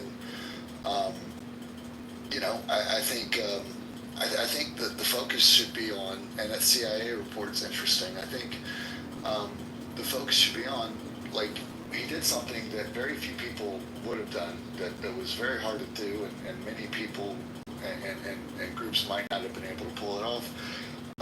And I think we need to focus on what's next, not like what is the minutia of the BDA, or what's this stupid, low confidence intelligence quote unquote report that, the facilities in a mountain under, I mean, they're messed up. And I think years at least, I mean, anything can be rebuilt, but years at least is that's pretty much destroying something. So I think it's noise. I don't think he's delusional. And I think rather than wasting our time and energy on this kind of thing and being kind of like, just swayed by these leakers and these, disingenuous anonymous sources, let's focus on what's next. That's what happened in Iraq. We got distracted. I said at the time in Iraq, and I'll finish right here, Gary. I said at the time in Iraq, it's the right thing to do. It's going to be very, very hard. But if they can do it, having a free capitalistic society in the heart of the Middle East would be transformative for the world. That's not our goal in Iran, and I agree with that. But it was a great thing. Iran wants to talk, and they know our president, at least this president, isn't messing around. And I'm worried about, if there's a regime change in America and the schizophrenia and the 180 that can happen so easily, but not delusional. Very happy about it. And I just hope we can focus on the future, what's next for that region and the world, rather than this kind of distraction and noise. I just point out that arguably we would not be having this problem with Iran today if Saddam Hussein was still in power in Iraq, because he served as a counter measure to the mullahs in Iran, as we all know. Do you think, hold on, Scott. Do you think that, Saddam was like evil and terrible and not saying that he wasn't evil or terrible. I'm not saying that. I agree. I agree with your point to a degree, but Iran would still want nuclear weapons. We would still have to deal with it, and we couldn't trust Saddam to do it. But Saddam, like I said, it was the right thing to remove him. We needed to be aligned and not divided and have Democrats just try to hope for Bush's failure and vice versa if it's politically motivated. But it was very hard. I don't think Saddam would have anything to do with Iran's nuclear capability, though. It would only increase their desire to, and we'd have to deal with it. Israel would have to deal with it anyway, right? I would just add, because apparently some people think that the question is being raised because of some kind of predetermined distaste for the president. No, I can't speak to other people's positions, but personally I am just, as I've always been, seeking the truth. And I know, as Jack Nicholson pointed out, and a few good men, you want the truth, you can't handle the truth. And maybe, in some cases the government doesn't tell us the truth because you and I can't handle the truth, but I'm always seeking the truth. And I would ask the same question of the people who got us into the war in Iraq. Since you brought it up, it has nothing to do with Trump specifically, except it does given the current circumstances. But I would ask, if we were having this discussion here on Clubhouse, if it existed back then, whether they were delusional or were they lying, because there were no weapons of mass destruction, and we all know that. Yeah. And Iraq had nothing to do with the 9/11 attacks. So were they lying or were they delusional? I don't know. So I would ask the same question then, if I had the forum to do so, as I'm asking now. It's not that I say, oh, here's a chance to get Trump. All I want to do is get Trump. I can't give Trump credit for anything. That's not the point. The point is, they lie. I had a conversation with my son today, and he says, I can't even listen to anybody in government anymore. I just can't listen to it any longer, because I'm tired of them lying to us. Because I asked him the question, said, hey, Daniel, here's our discussion today. And I said, are they, is the president delusional? Or is he lying when he says he knows for sure the assessment? And he says he's lying. He's not delusional. They all lie. Don't trust anything any of them say.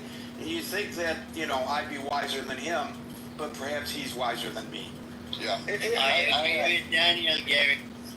Can I just ask you? I mean, are you saying it's noise and a distraction to ask whether and expect the citizenry to ask and expect that the president be truthful about an assessment of a military attack? No, I mean, is that what's noise? Well, then what's the noise and the distraction? No, I'm saying that we all know, and we've all learned that's paying attention to this. That BDAs take a while. So the focus on exactly what happened, it's like it's disingenuous and it's politically motivated, and so that's what I feel about it. What was exactly your question, Scott? Yeah, but I mean, wouldn't we be in a different position if Trump wasn't making claims that? The position we're in, that's irrelevant right now. Let's wait. Right now, it's irrelevant. It would be irrelevant if Trump had said we're waiting for further. Yeah, we'll give further assessment. Like if Trump was honest, it would be relevant. This is what I'm talking about. This is what's a distraction. Like, let's wait. Yes, I think Trump's dishonesty is just a distraction. It was delusion. Yes, you're right. It's a distraction. You're right. No, we can. I couldn't agree. Scott. Yeah, we can argue about semantics now and later. There will always be semantics. Sorry, what did totally destroyed me? Did it mean 3 years? Did it mean forever? Nothing's forever, so nothing can be totally destroyed. So he's full of shit. Like, it's all semantics that we want to argue about. And certain people, I think you, me, Gary, and most people here are good faith. But I think we get kind of caught up, and we get hoodwinked by people that aren't good faith to be arguing about this right now. Like, it was clear, Scott, yes or no? Did we? And I guess you can't know for sure. We can't know for sure. That's the point. But I mean, it's pretty clear we pulled off an unprecedented strike of immense difficulty and immense proportion. Now, what that proportion ended up being, actually, we'll see.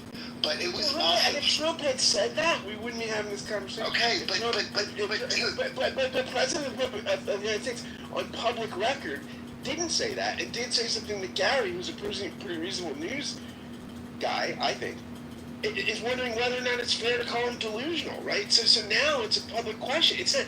We're not having this discussion because we're obsessive. We're having this conversation because Trump said something that forces the conversation. Where if he had just been responsible, we wouldn't be having the conversation. Okay, but his critics are not responsible. So he's not playing. He's playing in a pigsty. So he's got to use tactics that are appropriate for the environment. And I'm going to take my own advice right here.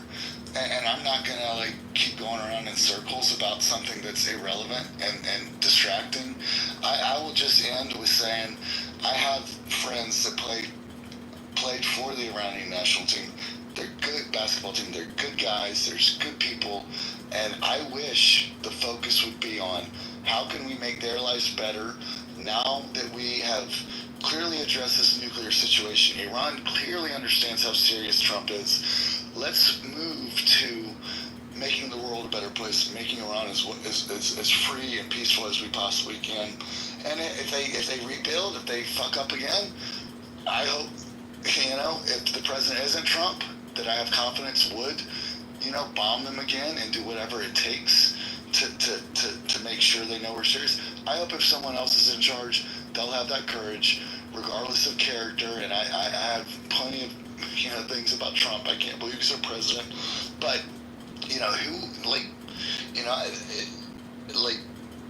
who else? I mean, it's hard to be president, and and it's unfortunate that any president of ours in the foreseeable future is gonna have a flawed character.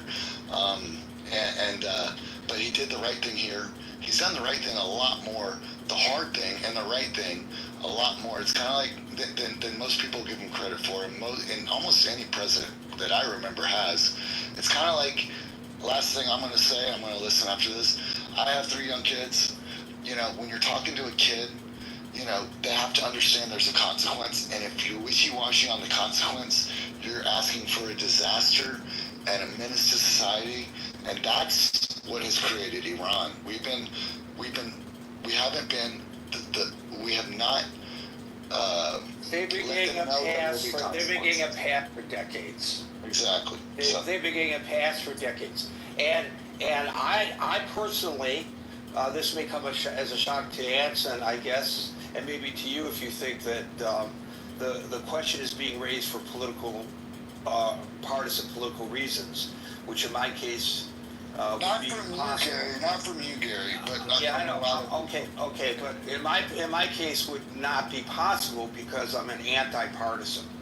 So you know, a friend of mine who I came out with professionally on the streets of Detroit with, he is a patrolman. He is a young reporter, and then me growing into being an entity as a reporter on the streets of Detroit, and he. Eventually becoming chief of police, Ike McKinnon, Dr. Ike McKinnon. He always liked to say, "We are equal opportunity. We are equal opportunity lock 'em uppers." He didn't care the color of the skin of the person. If you were a criminal, the only color that mattered was blue, the uniform, and he was going to go after them. And he was highly respected, and I consider myself that my philosophy is similar to his. I'm an equal opportunity beater-upper. I don't care whether the person is Republican. I don't care if the person is Democrat. If they're wrong, they're wrong, and I'm going to beat them up. And I'm going to ask questions. And I think if you're going to make the argument that if somebody, and I know you say not me, but if somebody's going to question whether the president is delusional with his commentary about the success of the attack, is by asking it, that's for partisan political reasons, is what you suggested. Yeah. Well, then I will ask, well, is his assessment the night of the attack that it was a complete success? He used the term obliterated. Before there were even any satellite images, I think, of how successful it was. Maybe they had them, I don't know. But at any rate, was that politically motivated? You know? So, yeah. You know, I just think it's a little. Again, I think it's just missing the point just a little bit. It's kind of like I was watching The Last Dance, Michael Jordan 10-part series, and to make a basketball analogy, they were playing Utah in this 6th championship. They lost a game or something, but then they came back and they got up 2-1 with they won by 40 points. They 96-54, the lowest point total in NBA history. NBA history, not just playoff history. And it's kind of like if Phil Jackson said, "Oh, we've totally demolished them," like, you know, and they're like, well, you know, they can still win the series, you know, but okay, yes, but that game, they got fucking destroyed. And they ended up coming back, they won the next game, and then the Bulls won in Game 6. So, but it's kind of like, Trump, we fucking demolished them. We won by 40. We blew them the fuck out. They didn't even get a shot off. They didn't even take a plane. A plane didn't even land. Like, what happens in Game 2? And we'll see. But we beat the fuck out of them. We demolished them. We totally, quote unquote, destroyed them in that sense. And then now we're back to semantics. But the question is fair. I just think it's kind of missing the point a little bit. And I hope we can focus on what we can do for Iran and the world. Unfortunately, it's going to take patience. It's going to take focus. And what these kinds of conversations and questions do, I think it's good for someone like you to moderate them, Gary, because you are fair and you are an equal opportunity beater-upper. But we're also, you know, maybe giving a little too much attention to people that want us to focus on this instead of focus on other things that I think are more practical and more important and take a lot of patience and focus. So. Yeah, so as example, just yesterday, I pointed out the hypocrisy of Chuck Schumer now when Chuck Schumer attacks President Trump by calling the attack unconstitutional, but the multitude of unauthorized by Congress attacks that Obama ordered in I can't even remember which the number of countries that I mentioned yesterday when I was looking it up. It was a bunch of countries in the Middle East, and he remained silent. That's politically motivated, for sure. And I called him out on it yesterday. Okay, we're now already at 5:57, which means we will no longer be inviting people up onto the stage. But for those who are on the stage, we are now going into extra time. For those who are patiently waiting an invitation on the stage that they will not get because of the time constraints, please feel free to click on the link above and join the very vibrant chat that continues during, before, and after our sessions here on Clubhouse at the Critical Thinking Forum Facebook Messenger chat site. We have two Allens on the stage. We are going now to Alan Yoli. Thank you, Gary. Thank you for having me on. So I think I'm in the minority here, but I think that his assessment was delusional. You know, I listened to that the news report that you that those 3 paragraphs. I read it actually before you were talking about it, and it really sounds delusional to me. So you know, I don't have the report in front of me, but each of those paragraphs is just loaded with stuff that it's not just lies. It's, you know, in a way, is he a liar or delusional? My answer would be yes. I think it's both. I think he's a liar and he's delusional, and I'm worried about it.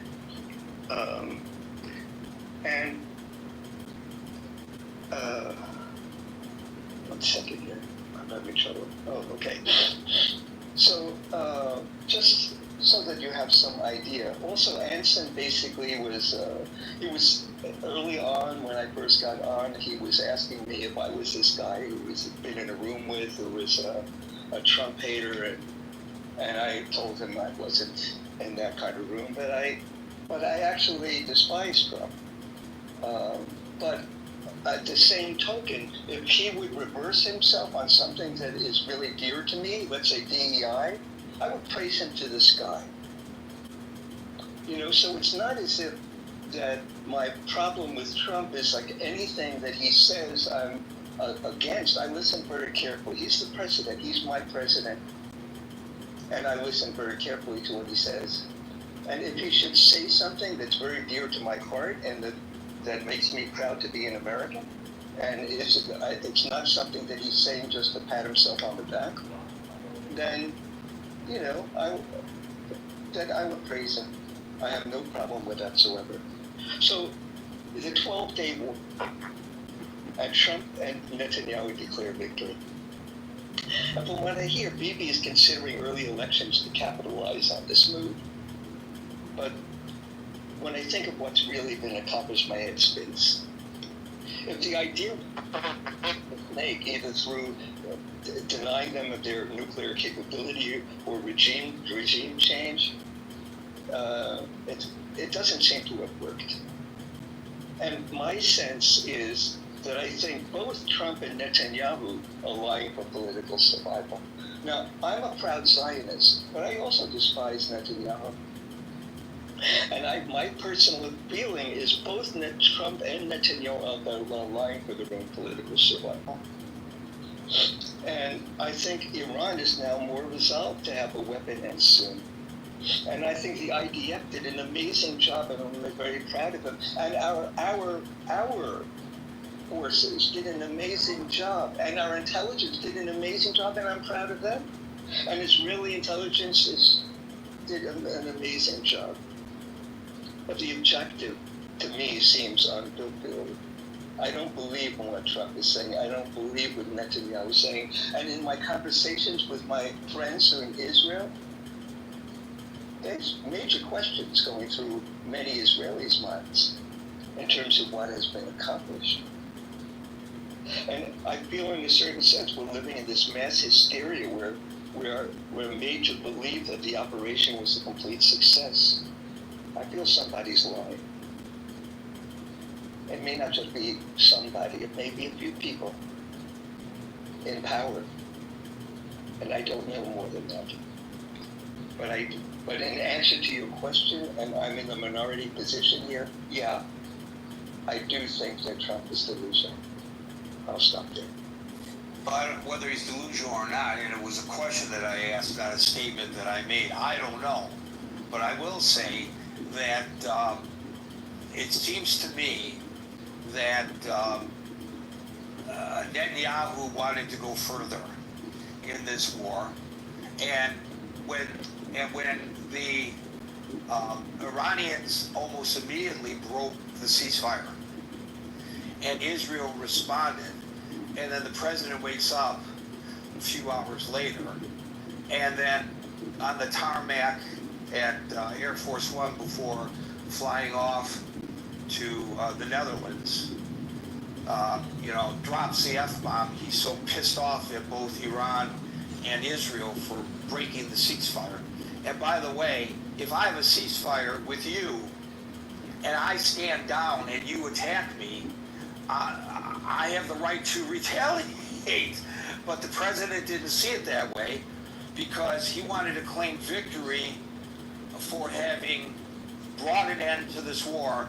By the way, he gives no credit to Qatar for its involvement in this, which may very well have been more so than the president's. I think Qatar was speaking with Tehran and Washington was talking to Jerusalem.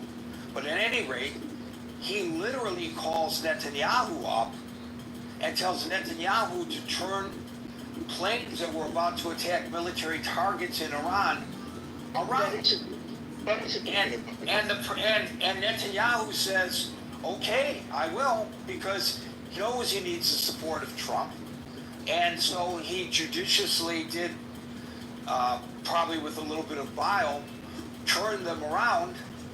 And then, instead of being critical, which I understand why he was not, he claimed we accomplished all of our goals. I don't think they did accomplish all of their goals, but fine. That's where we're at today, and I think that leads to the frustration, Alan, that you just... All that accounting is through Trump's mind, We don't really know through the fog of war what really happened there. We don't know, right? And the thing is, by recounting all this is doing an injustice in a certain way, even though I have a high respect for you, Gary. But in a certain sense, the more we repeat as if that it really happened just because Trump said it, is dangerous. Well, there's that. So I should have qualified this by saying all of what I just said is a recitation of Trump's expression of the events. Trump said that he called Bibi and told him to turn the planes around. And Trump said that the planes did a little wave to the people of Tehran with their wings and came back without dropping any bombs, which could just be hyperbole on his part, that part of it. And I'm not being overly critical of him if that's not exactly accurate. But I haven't heard anybody in the Israeli government suggest that it's not true that they stood down at President Trump's insistence. And I don't think that's far, the exact details of that, okay, maybe we don't know them, and maybe the president isn't being as forthcoming as we would like with the exact details, but I think that's basically what happened. I think it's been documented that planes were on the way and that they turned around. I believe that's been documented. So it's not just, me reciting what the president said. I think there's documentation for that. Thank you, Alan. We'll go to Les. One quick thing, if I may. So one thing that's been on my mind is like, what do the Israelis make of all this? Not only us. And there's a wonderful podcast called For Heaven's Sake that's available on a lot of podcast mediums. And it's hosted by Yossi Klein Halevi, who's a great journalist in Israel, and Daniel Hartman. And these are very, very thoughtful Israelis who are trying to make sense of what's happening in Israel. And it's an idea, it's an opportunity to really get a sense of what do Israelis make of all this, which is us who are interested in getting a balanced view of this, that might be helpful. So it's called For Heaven's Sake, and it's a podcast, and it's available on many different platforms. And since you seem to have at least as much and maybe more understanding of the Israeli mindset, I will just remind you that even before the current situation in Israel, which is not dissimilar from the political situation in the United States, a house divided with Netanyahu, the lightning rod, the same as Trump is the lightning rod here. Even before that, for decades, there was a saying, you ask 2 Israelis their opinion and you will get 3. Less. So if you're, first of all, I think Trump's audience, for what he's saying, he's not just talking to lefts and trying to inform lefts what's going on. Whatever he says goes into the public and goes abroad. And, so I don't expect him to, give out the secret of what we think is really going on or whatever. And I really am, and this is just such mouse nuts compared to if we had elected, a Democrat. God knows I voted for one, but if we had elected a Democrat, we would be facing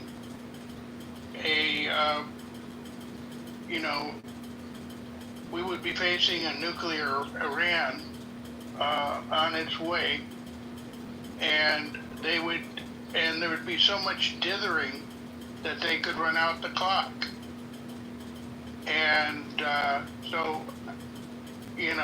and you still have these Democrats that are saying, oh, we shouldn't have done that, blah, blah, blah. But, you're going to have to confront these guys sooner or later. And I'd rather have it where, they're not nuclear armed and they can't use blackmail. So otherwise they'll just take these proxies and have them do all this crap. And Israel has to be concerned that they've got the nukes. In terms of, at first I was thinking, well, we should get rid of the Iranian regime, but we don't know what's going to come after it. Maybe it's just the best that it be, weakened. We'd like to help out the people there. God knows how many people have been killed, that are not the right kind of Muslim, or, all sorts of folks got killed, and, where I live. Now all of a sudden, everybody who is a dissident that they can identify as an Israeli spy, and they get about a 5-minute trial, and they're sentenced to death. That's what's going on right now in Iran. And of course, there were over the years there have been a ton of people that have been killed. I had a friend that was a Baha'i, and she was explaining what was happening with them, and then the Zoroastrians, right? and there are all sorts of minority groups. It's a mishmash, 60% Persian, and then other ethnic groups just kind of put together. The actual boundaries just set up by France and England after the war, without really seeing anything other than just a map. And but you just can't. We tried that with Iraq, where we kind of got rid of Saddam, and then we ended up with Iran controlling much of Iraq, and we're not better off. And just to get back, and I'm repeating myself here, President Trump's audience for what he's saying is not just less, but for these kind of statements, they're for the world's consumption. And if Iran can make people believe that they have the weapons of mass destruction, or we have to worry about that, then they can hold us over a barrel. And that's what Mr. Saddam was doing too, right? He misled people to think that he had these horrible chemical weapons or whatever, because he was like the old old lion that had lost his teeth, and he was afraid that he would now be vulnerable. Thank you. So last quick question. There are a lot of people on the stage, so we have to be quick with this, but I want to ask you, does it matter whether the president gives us and the world a correct assessment of what happened, of the success of the attack, so that we can all collectively ascertain the proper response to that in the future, or what to be concerned about? Or is it better off that we just don't know? Again, you can't handle the truth kind of thing. Well, I gotta say, I would like to know, because I'd like people to evaluate what happened, but and to know, like, if a future another strike is required, that it was required or whatever. By the way, my feeling about this bombing was, I read this on the back of a shampoo bottle, kind of bomb and then repeat, you just kind of do it until either your hair is clean or the desert's clean of the ability to make bombs like that. Thank you. Thank you, Les. No, but I think you're thinking about it, so that's a good thing. All right, we'll go to. Hey, Gary. If you will grant me 15 seconds of latitude. Yesterday, when you were going back and forth with Dominic made the statement that, the CIA had said something about Trump being a Russian asset. And I don't think that's actually true, and Dominic's down on the stage, and maybe he can correct me later. What the CIA did conclude was that Russia did try to interfere with the election, but I can't find anything anywhere that said the CIA accused Donald Trump of being a Russian asset or anything like that. Now, on the briefings, right? So, what do we know? We know from the previous administration, and even Politico did a report back in March, right? Donald Trump does not read the president's daily briefing.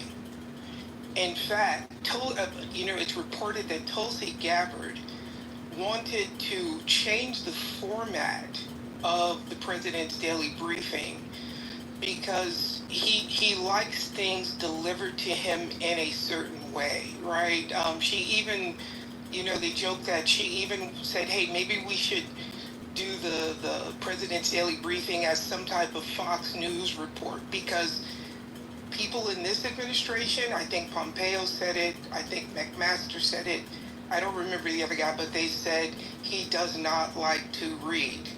So the question becomes, when he made the statement, the options to your question are, is he lying, is he delusional? But maybe a third option, is he just misinformed because he's not actually reading the information that's being prepared for him daily by the collective intelligence agencies?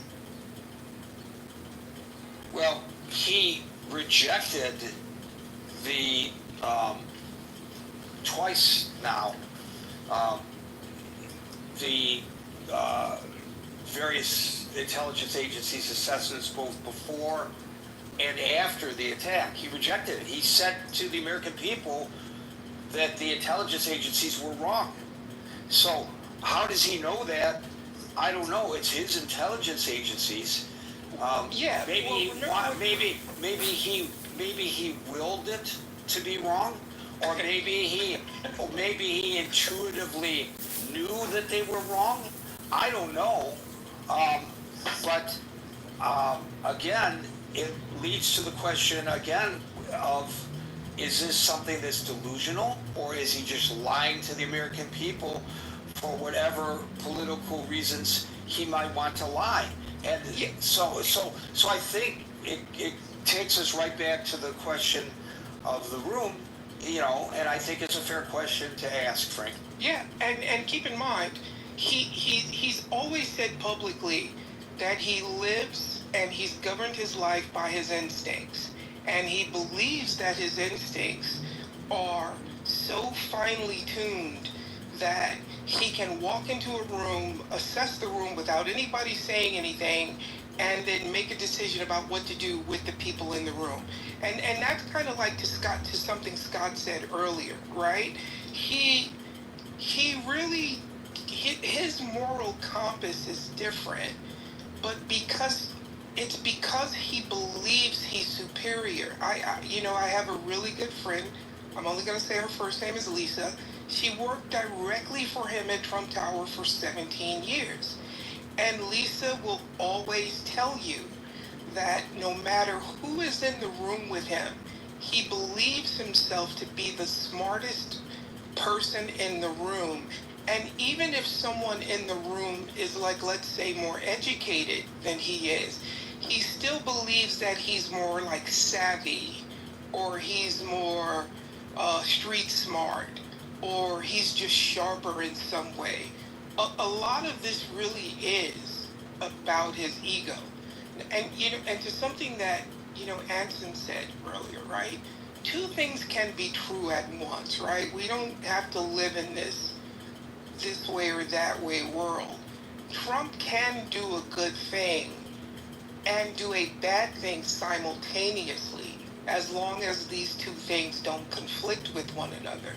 And he is perfectly fine living in that type of ambiguity. And again, a lot of this goes back to his sense of just being superior to everyone else. He doesn't have to answer to us because he's better than us. And that's not, before someone says that's a negative thing, that's just what it is. I don't think he sees it as being good or bad. I believe he just sees it as, I am superior to you, and therefore I don't owe you the truth, and therefore you should just listen to what I say and get in line behind me, And lastly, how much of what's happening, this is my opinion, but how much of what's happening is what we would call theater, right? So yesterday, Trump goes on Truth Social,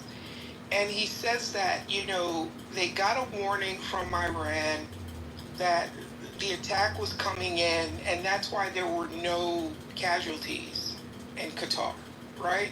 So how much of what's happening front facing, meaning front facing to us, the public, and how much of what's happening behind the scenes, the phone calls, the interactions, maybe the Zooms, whatever you want to call it, how much of that is what's really happening? And how much of what we see is technically political theater? You know, I don't believe that at any point Iran wanted conflict with America. You know, Iran, the largest opponent to Iran in the Middle East is not Israel. It's actually Saudi Arabia, right? So Saudi Arabia, Jordan, Oman, they've all designated Iran as an enemy of their states. But what are the carve-outs that they've given Iran? Like agriculture. They still, Iran is the farmer's market of that part of the world. And we have to be able to kind of say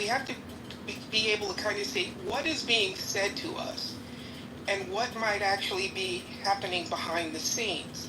You know, the idea about the enriched uranium, right? So those are the buzzwords. But Iran has had a nuclear program for quite some time.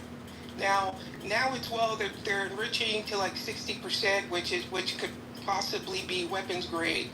But the idea that Iran does not have nuclear capabilities in some way it's false. You know, they do a lot. I think they use 20% enriched uranium in their medical studies. Iran actually uses nuclear power for electricity, all of these things, but the way the message is being taught is that we don't want Iran to have nuclear power in any capacity. I don't think that's accurate. I think it's been clearly delineated, even by the Israelis, that the peaceful use of nuclear energy ought not to be impeded. They did not attack those facilities at all during their raids, purposely. What's the buzzwords about enriched uranium about that? Weapons grade. It's always weapons grade. It's always weapons grade. Yes. Do you think, I guess my question, if I can just engage with you for a sec, do you think the average person distinguishes between weapons grade uranium? Yeah, I think people understand that nuance, yes. You have more faith in people than I do, Gary. Well, it's been presented. You said it hasn't been presented properly, and it has been properly presented. If people have trouble delineating the difference, well, that's, yes, I know we shortcut on everything these days. Ever since Twitter, it's 140 characters. Now we know everything. Sort of like the president's briefing, intelligence briefing. Yeah, and I go back to that. Is he actually reading the briefings? I doubt it. Because most of the people in his administrations have said he doesn't read them. They're trying to figure out new ways to deliver the information to him so that it is concise and it is delivered in a method in which he actually wants to engage. But for the most part, it seems like, at least with regards to the intelligence agencies, they're struggling to get him to get on board with the way the IAs communicate with the American population or the American public. And to something you said earlier, you said something to the effect of, is the indictment on the president or is the indictment on, the citizenry of America where we are now? And I think that's a good question, and I think that's something that needs to be discussed further. I agree. Thank you, Daryl. We have David's on the stage. We will go to David G. Well, Gary, great room, and obviously the title is asking us to get into the mind of the president and whatever is going on in there from a standpoint of processing reality or his own delusion, as you alluded to what he perceives as his grand victory here, which is obviously feeds his love of media attention, his love of being the center of attention. But this is not something to be diminished or looked at from a standpoint of this is an absolutely serious pronouncement that he's making with regard to the lives that are involved, the regime that's involved, and the people that want the regime gone. The really people who are the receiving end of the volleys of missiles, as well as the soldiers and men and women who are risking their lives to go over there overtly and potentially being ratted out. Mossad agents, they're saying, are being found and potentially on trial to be executed.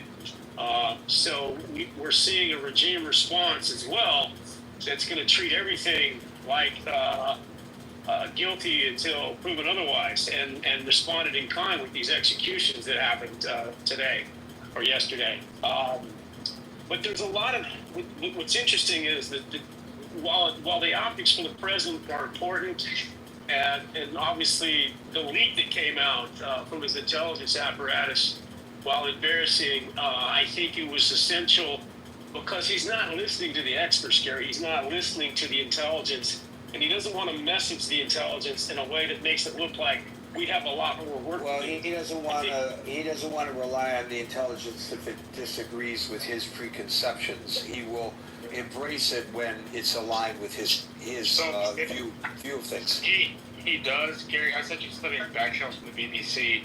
You might want to take a look at it. It's the only news source I found that's reporting this so far, but the chief thing, it's from June 24, 2025. Where's the author? It doesn't have the author's name, so it must be a wire report from the BBC. CIA says intelligence indicates Iran nuclear program severely damaged, which tends to contradict some of the early battle damage assessments, which is that it was not as serious as first thought. Granted, that conflicts with what the chairman of the Joint Chiefs said at his... but that was early on. That was early on. Yeah, we get more information every day. Yes. Well, he noted early deviators. He noted the battle damage assessments would change. So I'll say way. So you have it.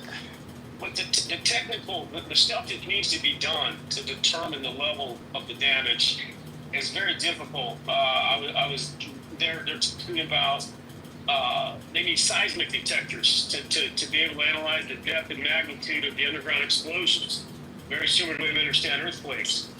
They're talking about sniffers to look for radiation, which international inspectors say they have not seen.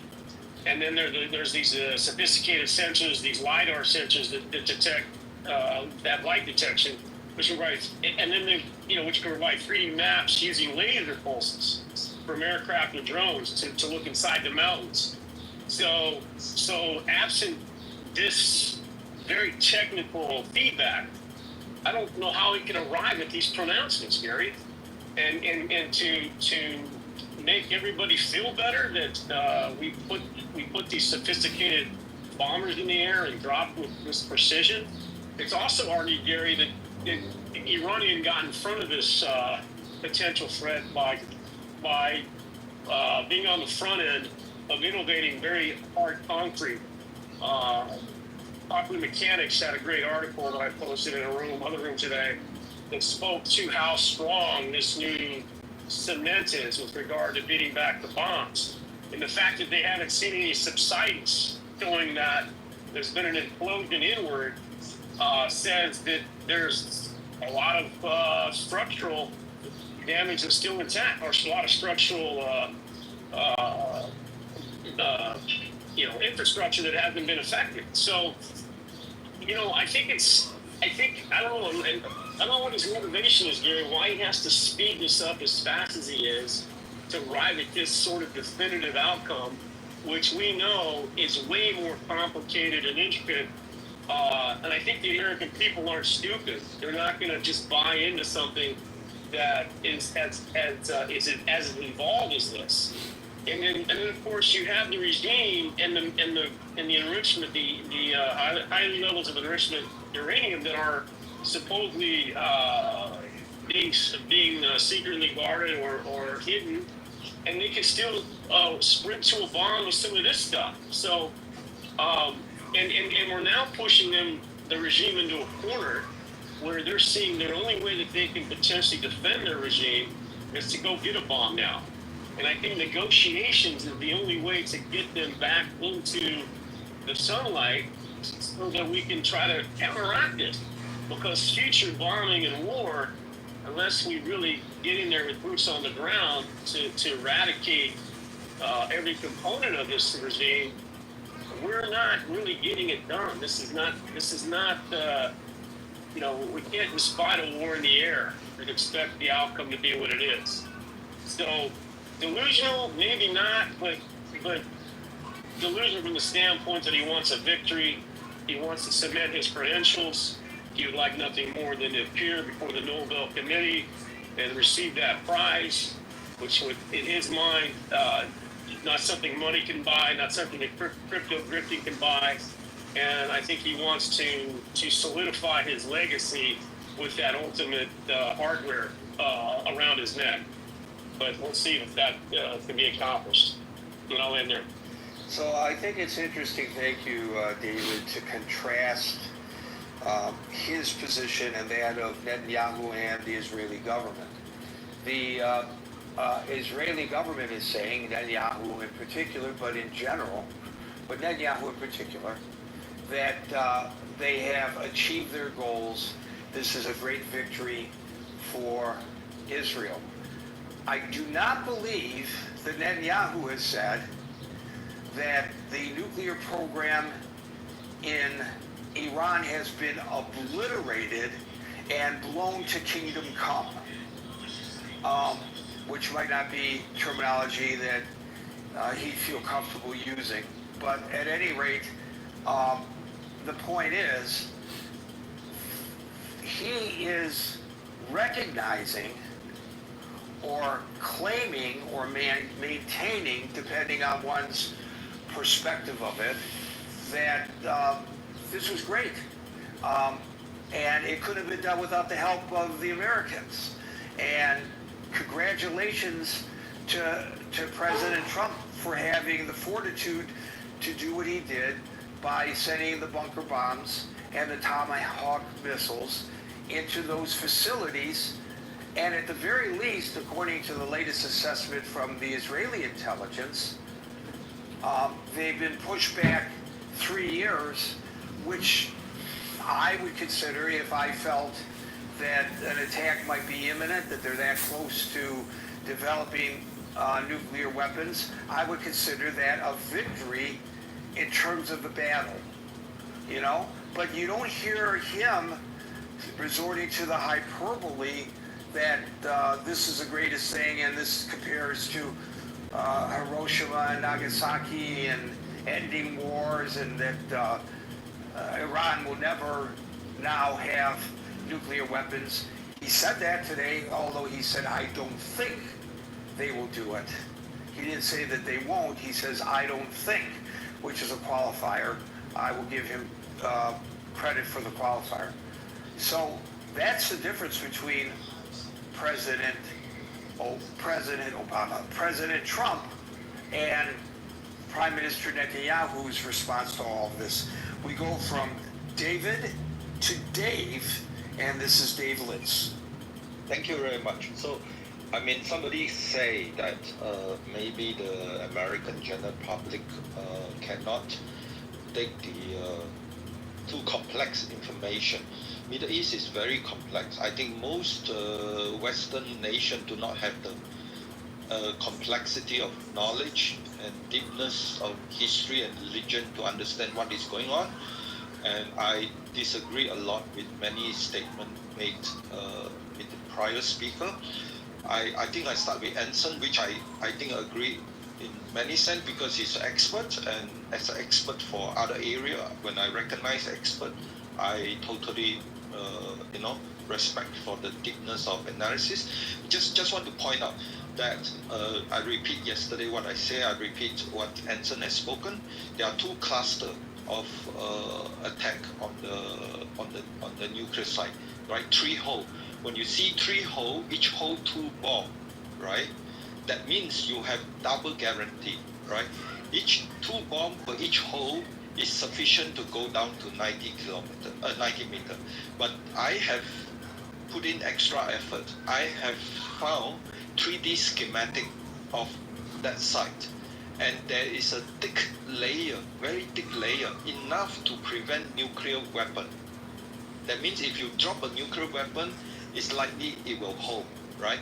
And therefore, I think the expert understand this, the military expert understand this. So they punch through the 90 meter, and then they put another hole, punch through another 90 meter, and then they put another hole, punch through the 90 meter, and all these 3 explode below all the thickness that is enough to prevent damage by nuclear weapon on top of it, right? So therefore, based on that kind of extra precaution, I would say that it's likely that whatever below is totally damaged, yeah?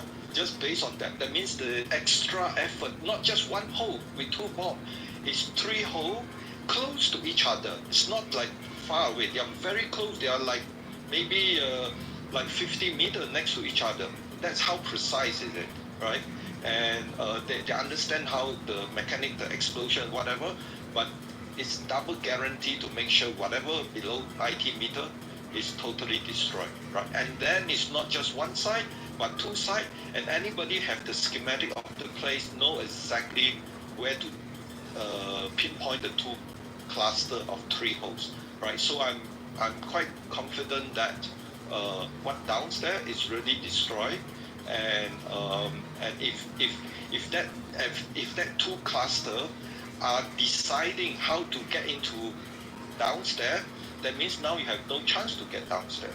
So this is my assumption, but I hope this is the case. And the other thing I want to get to is like, look, there are people come here and try to listen from Middle East, come here to listen. How shallow, how stupid some of the remark here, and they will say, oh, this guy is a good candidate to be recruited as a useful idiot to weaken United States society. So this is not just any forum. This is a forum where not only you get to hear very intelligent things, but you also get to hear people who are easily misinformed and decided to choose certain direction with no critical thinking, no basis, and they are primed for recruitment or for useful idiot. This is war. This is how enemy look at United States. For people still think that what is enemy number 1 of Iran is Saudi and all these things, they are totally disillusioned. Because today, in the parliament in Iran, they're still chanting death to America, death to America, right? So really you have to understand the history, the religion, the motivation, 1,400 years, all these things before you can really know how the people there behave. I think one of the guy, I can't remember his name, Limit or whatever, he played basketball and he said correctly, this is the only way the people in that region understand strength. You want peace, you first show the strength, you show the decisiveness, you show no compromise, no nuclear weapon mean no nuclear weapon, right? So that's why Anson said, a reporter said, what happened if they develop again? Then Trump said, bomb again. That kind of decisiveness is exactly will lead to peace. And if you wishy-washy, right, talk like crazy and impeach Trump president or whatever, and you try to push for further weakness in the American society, then the enemy of US will still think about, we still have another chance to anger, to weaken United States further. That's why what go on here is very important. We must emphasize critical thinking so that we have a chance to help others who still not sure to find the truth. this is a platform we must push for truth, or we not have the peace, even we have all the military might. Thank you very much, Gary. Thank you, Dave. Howard. Hey, Gary, how are you?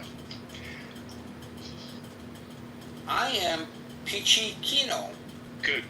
I know we're short on time, so I'm going to be really brief, and I'm sorry that Anson's not here, because I did have some feedback from my perspective on, I felt somewhat of a myopic and kind of antiquated Cold War 1970s worldview. You know, it is possible that uranium can also be used for dirty bombs and suitcase-sized bombs. It's not like that they're all only going to build big missiles with a delivery system, so I just wanted to point that out.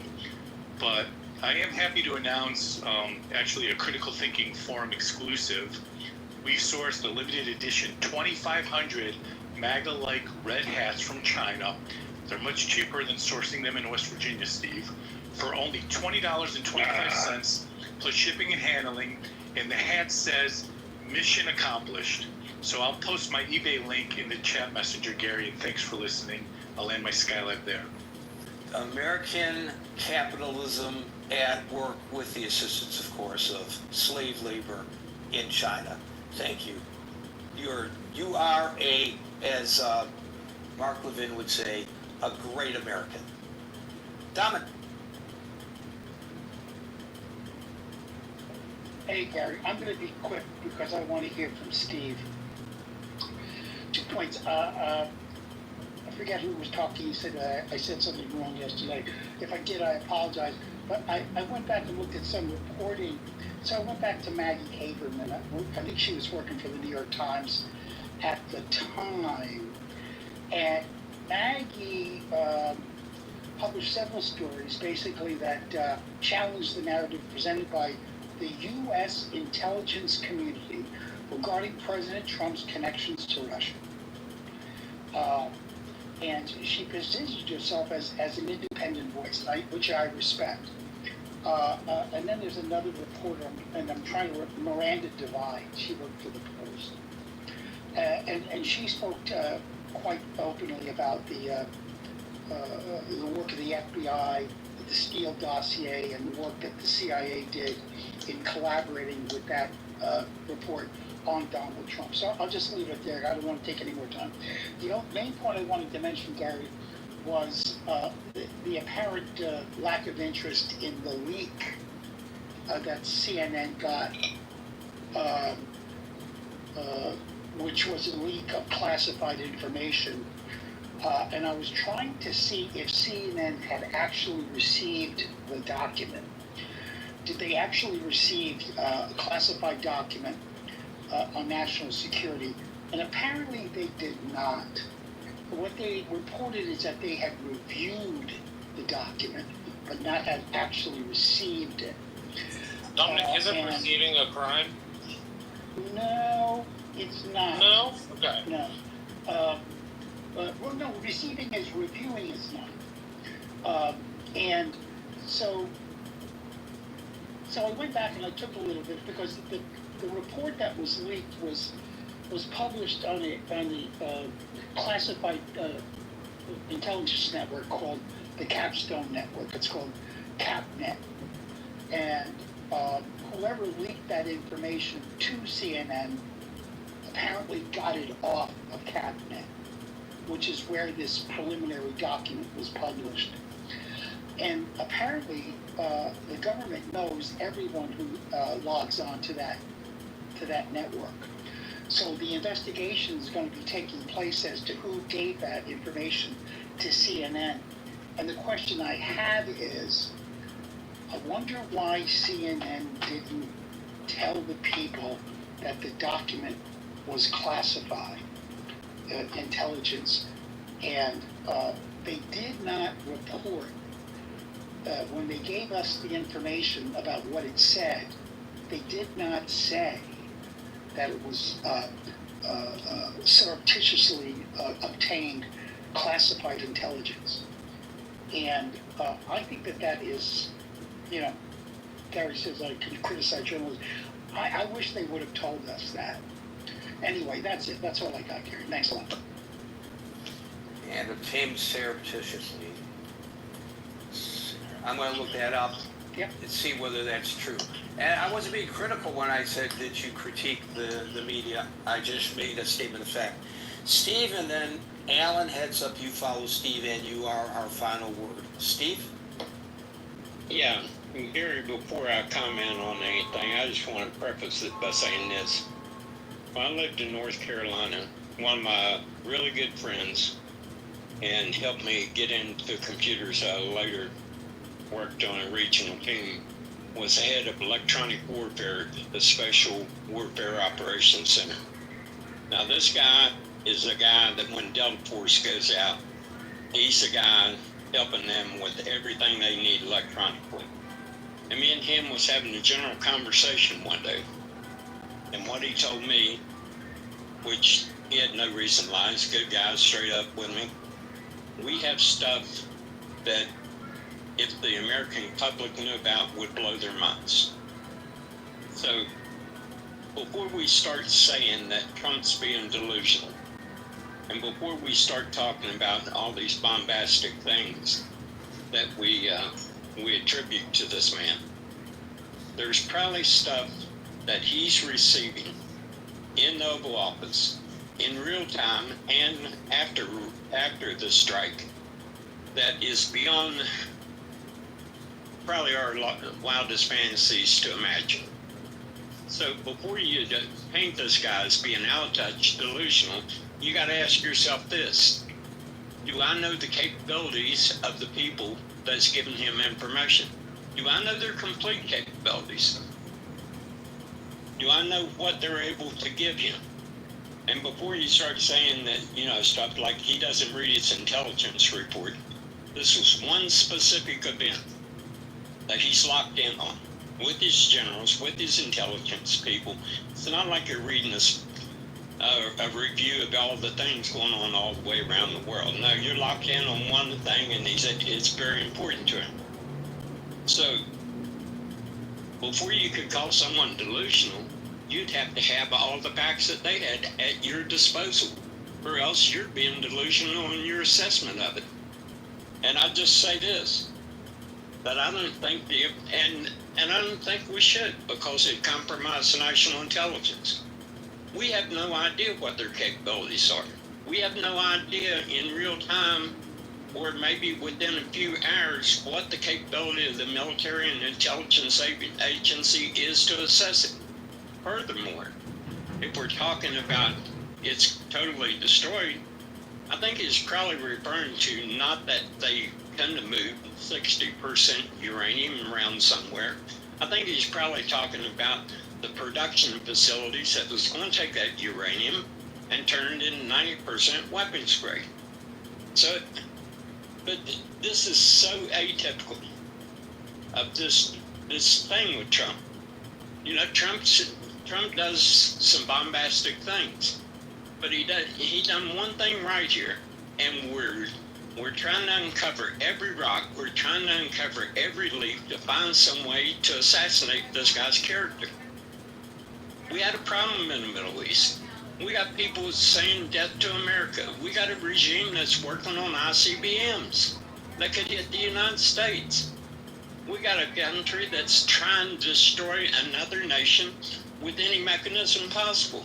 And we finally had a president that said, instead of dancing with the guys and sending them money and trying to placate them, said, look guys, you're going to do this or else we're going to take you out. And that's what he did. So I think before people pronounce that all his words are delusional, you might want to just consider that. Do I, as someone that's trying to evaluate someone else's speech, have all the access to all the facts that he has? And if I don't, then maybe I'm being delusional in my assessment because I'm coming to a conclusion without the facts. And I'll leave it. Thank you, Steve. I'm happy to put Dominic's mind at ease. This is how CNN described it. They cited anonymous sources, and they said that those anonymous sources told them the assessment was classified and that it came from the DNI and the DIA. So they did acknowledge that it was classified information. They also, by the way, repeatedly called it early intelligence assessments. In fact, even today, they are referring to the intel that's coming in as early. So you use the term surreptitiously.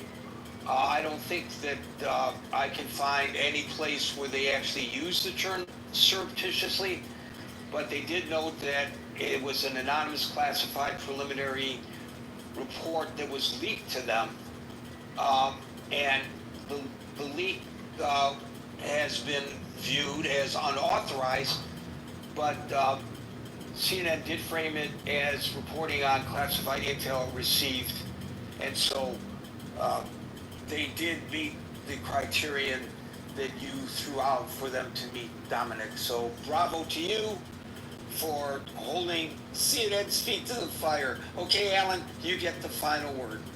Well, Gary, first of all, I'm really eager to be on topic, so I'm going to answer your question first. And I want to make sure that you agree that I've actually answered it. Yes, absolutely he is lying. Secondly, he probably is also delusional, but if it's a radio button where you have to say yes or no, he is absolutely lying. Have I answered your question? Well, you answered it directly and to the best of your ability, and whether people agree or disagree is another matter. But yeah, you're addressing the... Thank you. Secondly, I have great respect for Anson and for Steve and for many others on your stage. But Anson raised the question of saying, thank you, Mr. President. It's kind of like saying, thank the arsonist who put out the fire. We had a nuclear agreement which allowed us to monitor the Iranians, and Trump tore it up because he wanted to be the star of the show. That's a huge problem. And so I say, I'm not going to say thank you to the arsonist.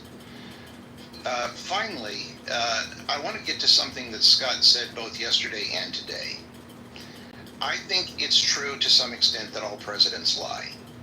But there is no doubt that this president has brought lying to such an extent that Scott says he's amoral, which I agree with, and that everybody knows he's lying. We have never had a president who everybody knows he's lying. Truthfulness is the foundation of any relationship, whether it's a marriage, whether it's a working relationship between two people. I don't know how you can have any kind of a useful relationship when there isn't some level of trust. So to me, this is really why I believe that Trump has brought us to a new low level that just can't even, I never even imagined we would see. Thank you.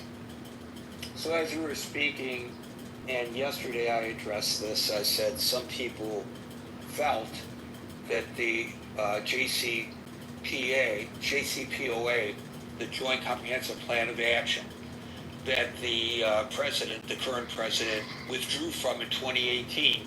Some people felt that it was working, and some people felt that it was just giving Iran time to use the term that Dominic used, surreptitiously continue developing its nuclear weapons program. Since I made that comment, I decided to do a little bit of research.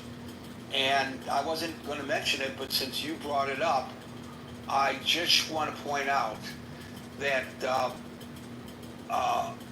not only independent experts and U.S. intelligence agencies, but even the Trump administration's own assessments at the time found that the JCPOA was effective in restricting Iran's nuclear program when the president withdrew from it. Now, I'm not arguing in favor of his decision or in opposition of his decision. But I was pretty ambivalent about it yesterday, and maybe I'm still ambivalent about it today. But I thought it was, for my own edification, I would do a little research, and that's my little synopsis of the research that I did yesterday. That even his own administration agreed with you, in spite of the fact, I guess people in the administration agreed with that. And we know that that administration was different than this administration. There was dissent within the administration that is not being tolerated this second go around. I get it. But I think that both Barack Obama and George W. Bush articulated very well the value of a president listening to diverse points of view and then making a decision after giving those diverse points of view careful consideration. In this case, I think the opposite is happening, and the reason I feel confident in making that observation, and this brings us full circle to where we are today, the topic of the room today, is Tulsi Gabbard changing her position on her assessment as the Director of National Intelligence to come in alignment with the President when the President's assessment diverged from hers. So it's sort of like the tail wagging the dog, I guess. Or maybe that's not a good analogy because it's the President and the President isn't the tail. But you get my point. Thank you, Alan. I get your point. I thank you, and I do want to say one last thing. Next Monday, we're going to talk about, in my brain trust, we're going to talk about Johnson to Trump. And a lot of it's based on McMaster. Yeah, it's going to be very interesting. So I want to invite anybody to come to that. Thank you, Gary. And you have to say when that is. That will be after your room on Monday afternoon. It'll be at 4 Pacific, 7 Eastern in the Brain Trust. Well, you better hope that I get out of here by 7 o'clock. And so that I can actually... I won't come so that we don't talk too long. Thank you, Gary. Okay, thank you, Alan. Well, it is about almost 7 o'clock. So with fingers crossed, we are here Monday through Friday from 5 to 6 p.m. New York time. So until 5 p.m. New York time tomorrow. For the next edition of the Critical Thinking Forum, everybody be safe, be well, and peace out. Oh God, is she finna stay here watching someone? Let's go get back. Do what's wrong.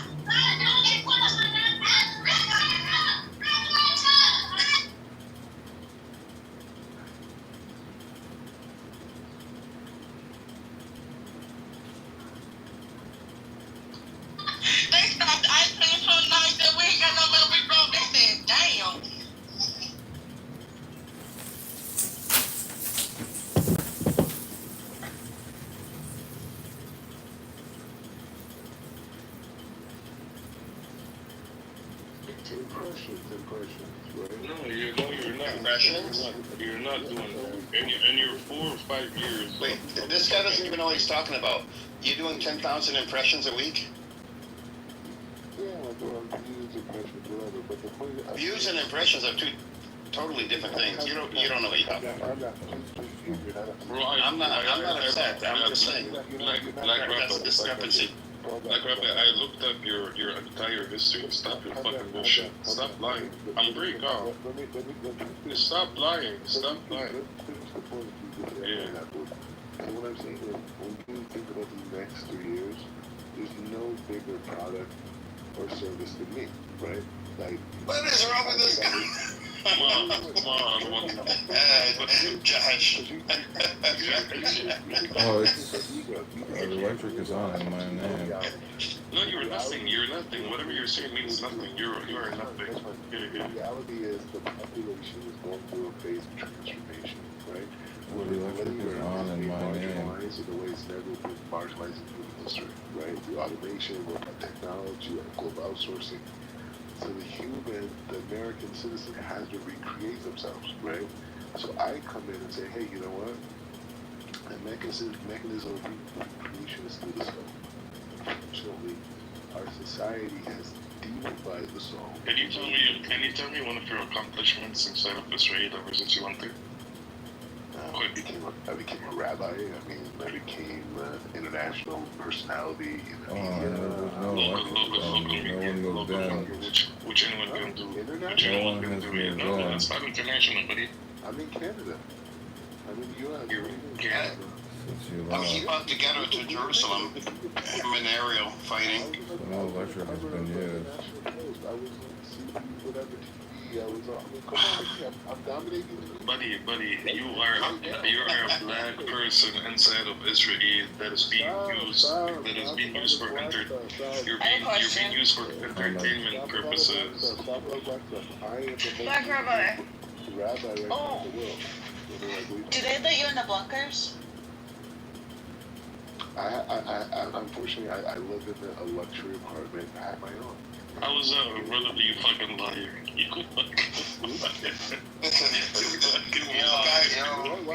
I'm serious when I say he's not in the same reality as the rest of the world. Rabbi, what's your most The viewed video to date? off the building shortly after you left. That's a good question. I think I did a video with Dr. Abramson, who's the dean of Touro College. I think we did something. I think we did like 150,000 views or something. So it's on YouTube.